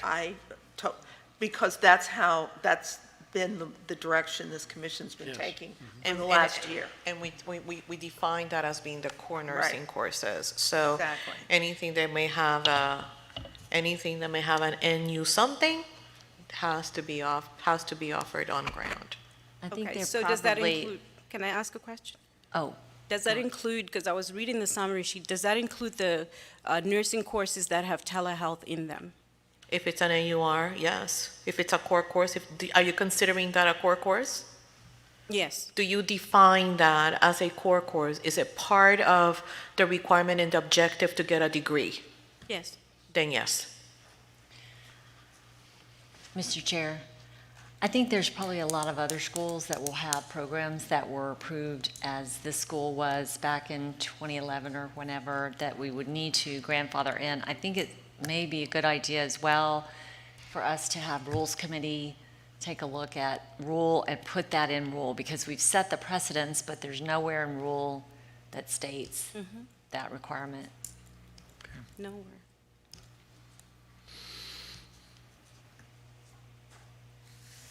Is there any further discussion before I get a motion? The only thing is that I would prefer to clarify to the institution, and so that you to be aware that any course that is considered part of a concentration core course of a program in nursing that is in front of us will be required to be delivered on ground. Okay, All of so it. for all our programs, including the ones prior to. No, we're just saying the new program The new applications pro- that are in front of us. Just the new programs. Yes. I want to make sure that the school understands that. That's all, Mr. Chair. I am going to interject that this school is extremely successful with Good for them. with the passage rates. I mean, they have a model that is really working well. I mean, they knock it out of the park on their passage rates, and it's an online delivery model, but I mean, that should be taken into consideration. They have. But Mr. Murray, perfected we are setting a precedent as a commission for all of the nursing programs, as you know. And I think that when we begin to make exceptions, then we get a lot of phone calls. And I think that collectively, this is the way that we would like to support the schools. Can I just say something? I'm not gonna contradict. I just want to, it's not my place to suggest, but I just want to make a suggestion, because I understand that the issue with pass rates in Florida has been an issue for Florida, and I understand that Florida has been in the last in the top last 5 states in the last 10 years, and out of those 10 years, there's maybe 3 or 4 schools that are hybrid programs. And most of the schools that are hybrid programs are successful. So the issue has not been hybrid. The issue has, where we have schools that are below the bar, are mostly residential schools. And personally, as a person who has been in nursing, I feel that there has to be some legislation, yes, put in place. But I also feel that the legislation that is being looked to is not being looked at correctly, because people are looking at the wrong issues. There's issues that can be fixed that can bring Florida pass rates back up. But hybrid is not really the issue. But I also feel that there has to be some regulation on how hybrid is done, because other states have hybrid and they have higher pass rates than Florida. So the issue is not distance education. The issue is how distance education is done at a nursing level. Thank you, Mr. Chair. Just as an aside, talking about successful, you go back to 2017, you were 78%, 68%, and 18, 68%, 19. So overall, We had 2 years well pass rate dropped, well, I'm and just simply saying we what you fixed said a minute it. ago We never wasn't dropped. exactly correct. Is all I'm saying. We never, if you look at our overall average pass rate for the last 10 years, it's been 80% for both our programs. If you pull 10-year average for our school, when we had a problem, our pass rate didn't drop down to 10% or 15%. It dropped down to 68, 70%. We discovered the cheating, we fixed it. We went back to 100%. I'm just simply saying. And for the last 2 years, we've been at 100%. And on average, for the last 10 years, we've been at 80%. I take pass rates very seriously. Nursing is my passion. I'm not doing this to make money. I want to succeed. So I take this seriously. Can we call? to Mr. tell you. Chair, we're ready, I think. You had one. No, you had one one other student. thing I want to mention, and this whole time Excuse that me, we've been. Mr. Ferguson was talking. I'm fine. I'm through. Okay, go ahead. I'm sorry. Go ahead. One thing I do want to mention, this whole time that we've been offering these programs, this has all been synchronous learning. When I say that, students always had mandatory attendance. So it might not have been on campus, but it had to be online. So they had a time they had to log in, and how long they had to be in lecture, and they had to be in Zoom, and it's being recorded. So, it's not like they're not being in front of an instructor. It's not like they're not being in front of. They are in front of an instructor, and we are teaching them the material. Now, we are still bringing them for each class on campus, just not for every single thing, because again, it's a hybrid.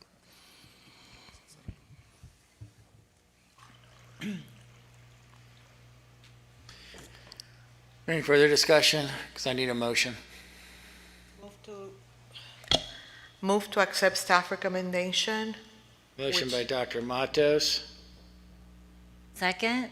second by Ms. Mulheron. So that means we're approving it. Yes.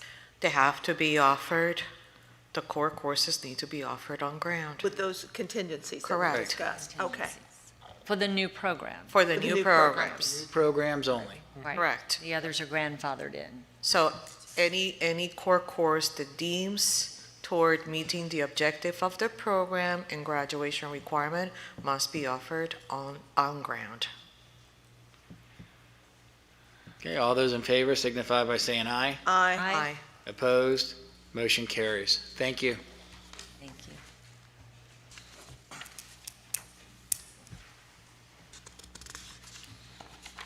TechniPro Institute, Boca.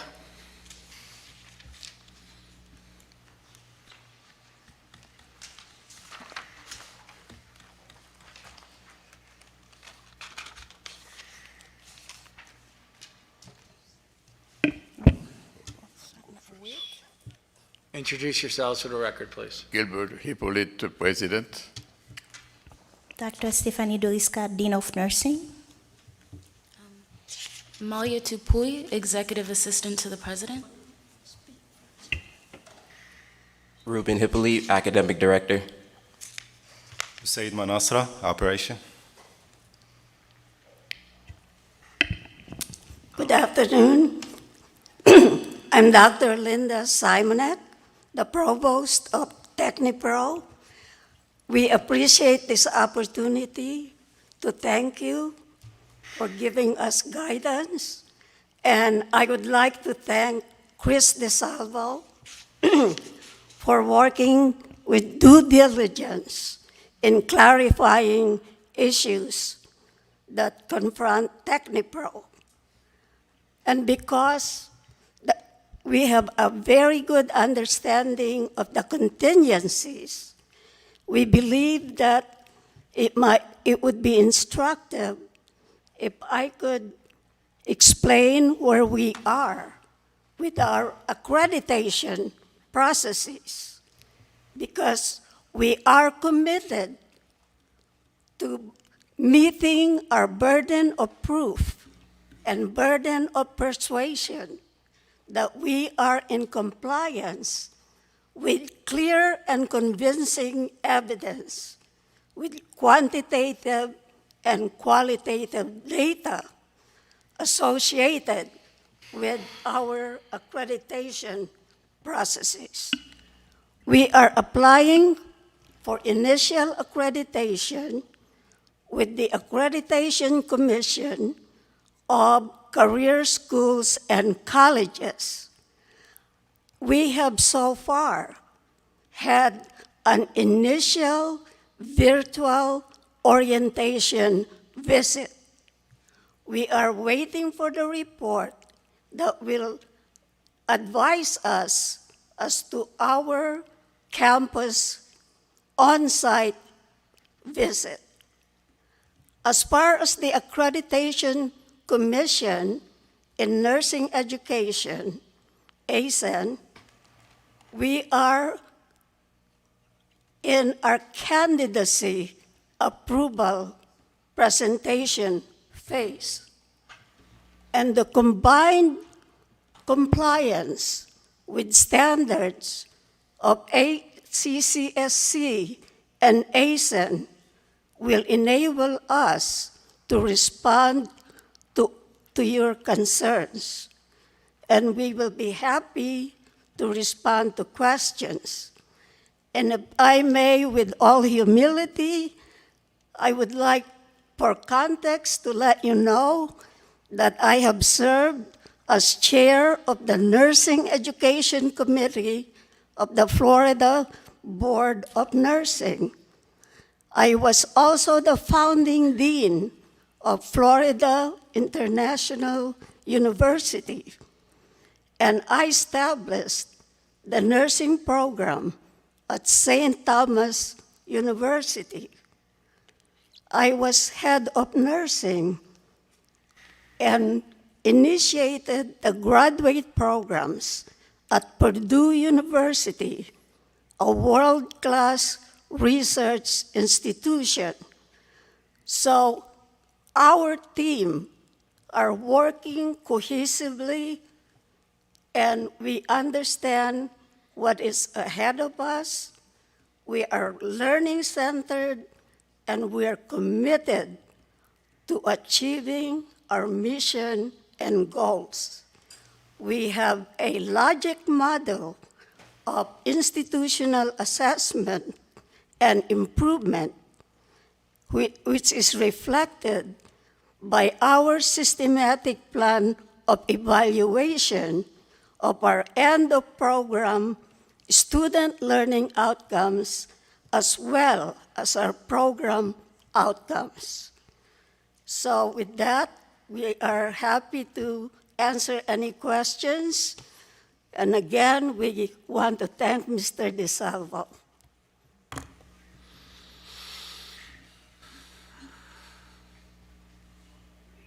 We are here because of a substantive change issue, and we would like some clarification in the sense that we have not had, I would allow our dean to explain where we are in terms of our graduates. Okay, we did not have any test takers, any graduate yet. Our graduation gonna be on March 22nd. And as a dean, I'm not in my office. I'm in the classroom, I'm in clinicals, I'm in lab, supervise, make sure the student got what they need so they can pass and clicks.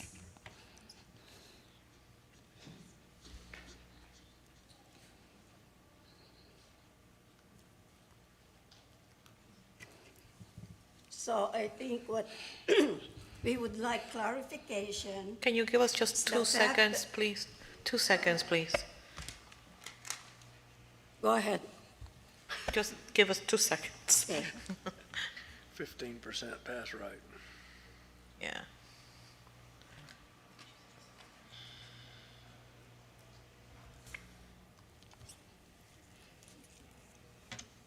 So for 2020, your pass rate was 5.26%. Correct.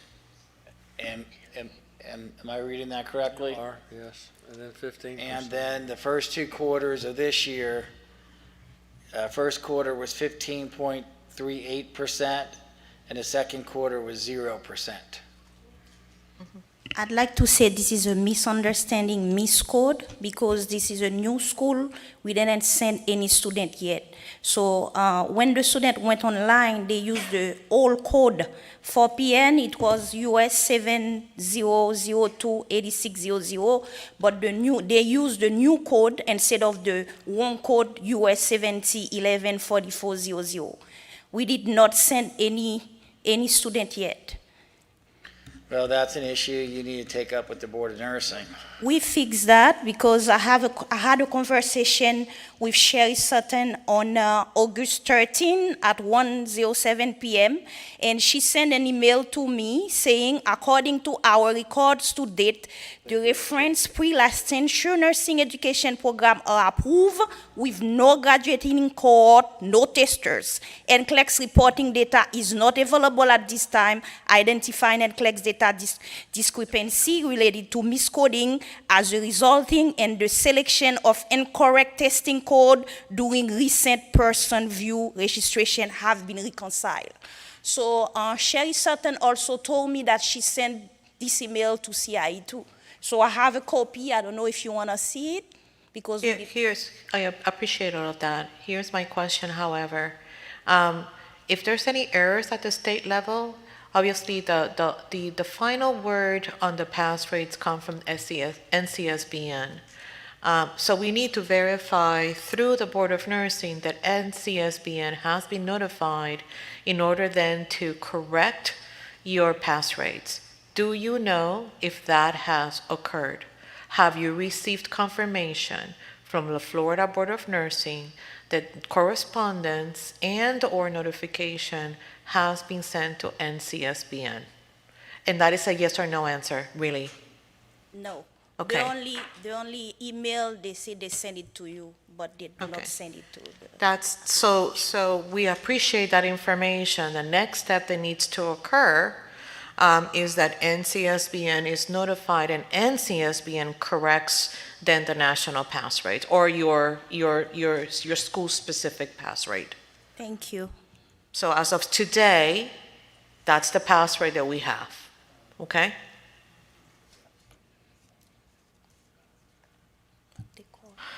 So I don't know who follows up with that or who does what, but that needs to happen. They had programs in 17 that they dropped, but then they didn't. Now, can I ask another question? Ma'am, thank you for all of your information. Sorry that I missed your name. I was concentrated on the documentation, so I apologize for that. For how long have you been with TechniPro? I've been with TechniPro since June 2021. So you just started? Yes. Okay. And ma'am, for how long have you been with TechniPro? Since July, just start to. Oh, just both of you started, okay. Thank you very much for that. But let me No, just that's it, that's all I wanted right now. Thank you so much. Okay. The, who has been here, who's been with TechniPro since 2011? I've been. What happened to your nursing programs between 2011 and 2017? Well, we didn't do so well. We had. Yeah, I saw that. Okay, all right. Okay, so we had to teach out, and then we apply, and then that's why we have better qualified administrators and also teachers, so we can do better to serve. Well, my recommendation is that you make all 15, the staff recommendation, meet all the 15 requirements that we have there, and hopefully get a better test score. I'm assuming that you have graduates coming up to be tested. When is that? When's your next graduation? March. It's gonna be March. I'm sorry? March. she March said. gonna be the first graduation. So then you will have testers then after that. So that means, so are you, is the school on probation now for first time, correct? This is your first round of probation? We are not on probation. The old school was on probation. The old school, this is Well, the new it's school? not the old school. It's not the old school. It's the same school. Right. We have So not you had have a a new change of program ownership. with a new NCLEX code? You have a new, that's right. There's a new NCLEX code, but it's the same school. Right. So it's, Okay. we will get scores on that. Meanwhile, you have 15 This is confusing. contingencies that need to be met. Actually, there's 16. Mr. Chair, can I do a couple of questions, please? Sure. Okay. So you have a new program with a new NCLEX code, okay? And your new program, how many students do you have in your new program? Okay, we have 18 PN, 5 BSN, 282 ADN. So all three programs have new NCLEX codes? Yes. All three programs have new NCLEX codes? Two only got new NCLEX Which code. two new programs have The NCLEX? PN and the RN, the ADN. So your ADN and your PN program have both new NCLEX codes? Yes. Okay, and I'm sorry, say those numbers again? 18 PN, 282 ADN. 282 ADNs. And from the 282 ADNs, how many students will be graduating when? When is your first cohort Yes. graduating? Wait, before you answer that question. So how many students from the old program transferred into the new program? We do not have any transfer. No transfers? It's new So these are student. brand spanking new Yes, students? And how many, when is your first cohort that will be graduating? It will be on March 22nd, 2022, and then we're gonna have 50 students. I'm So working you on are them. forthcoming with 50 graduates in March. Okay, So they're right now what? Are they taking PEDS and what are they taking? PEDS and Exactly. OB? Right now, they are taking OB and PEDS. I know a little bit about Yes. nursing. So they're taking PEDS and OB, so next term they're going to be taking that final capstone. And So what are you using to prep them from NCLEX? Okay, so But I need a brief description, I'm really. using Elsevier, Sanders, and then the exit gonna be Kaplan. There is a test called CAT. It looks like NCLEX. Yeah, and I then know it. I'm the one who's gonna monitor them personally. The area that they fail, this is where I'm gonna work with them. So one-on-one to see exactly if they can pass NCLEX the first time. And what A progress, Kaplan. Yeah. progress report is due in March, There you go, thank you. okay? Okay. And, you know, with people taking the test, you need to get that fixed and you need to submit it, Yes. okay? Am I saying this right, Joey? That they submitted a document that was saying that they were on probation? Yes, they did. Okay, one of the documents you submitted said you were on probation, That's what I thought, yeah. okay? So We are not on probation. I understand that, but you submitted a document that said you were on probation. That's why I asked it. Okay. The chair will entertain a motion, please. Hold on a second, Mr. Chair, because what is the, I mean, they have 16 contingencies that they have to get, and then they have to clear up the nursing scores if they're, Progress report. so so this is in regards to the old nursing program No, with this the old is, no, NCLEX? this is current. Current. This is what we're doing. They got the But- 16 But they're not on contingent. probation, my confusion is that they're not on probation, so why the language on the staff recommendation? Am I confused here? What language are you asking about? Specifically, the institution census are more than below the average, but they haven't had any, Last report was. okay. They've got a new NCLEX number. They need to meet all these contingencies and then give us a progress report on their new program, on the new NCLEX number, and then they'll have a graduation in March, Okay, and then we'll go from there. so my They'll statement is continue- correct. This is They based on the continue on old provisional. They can- NCLEX code. They continue on provisional license until March. And this is applicable to the old NCLEX code.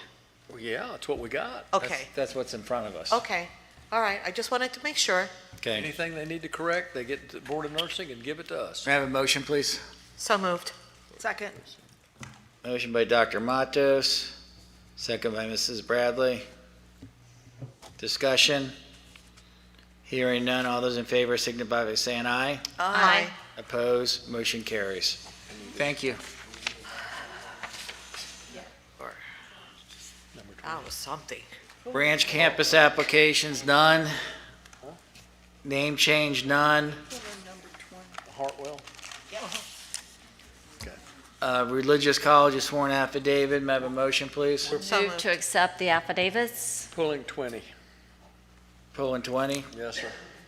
okay, so noted. Second? I'll second. Second by Mrs. Bradley. We're in discussion. Hearing none, all those in favor signify by saying aye. Aye. Opposed, motion carries. Agent training, none. We are in recess.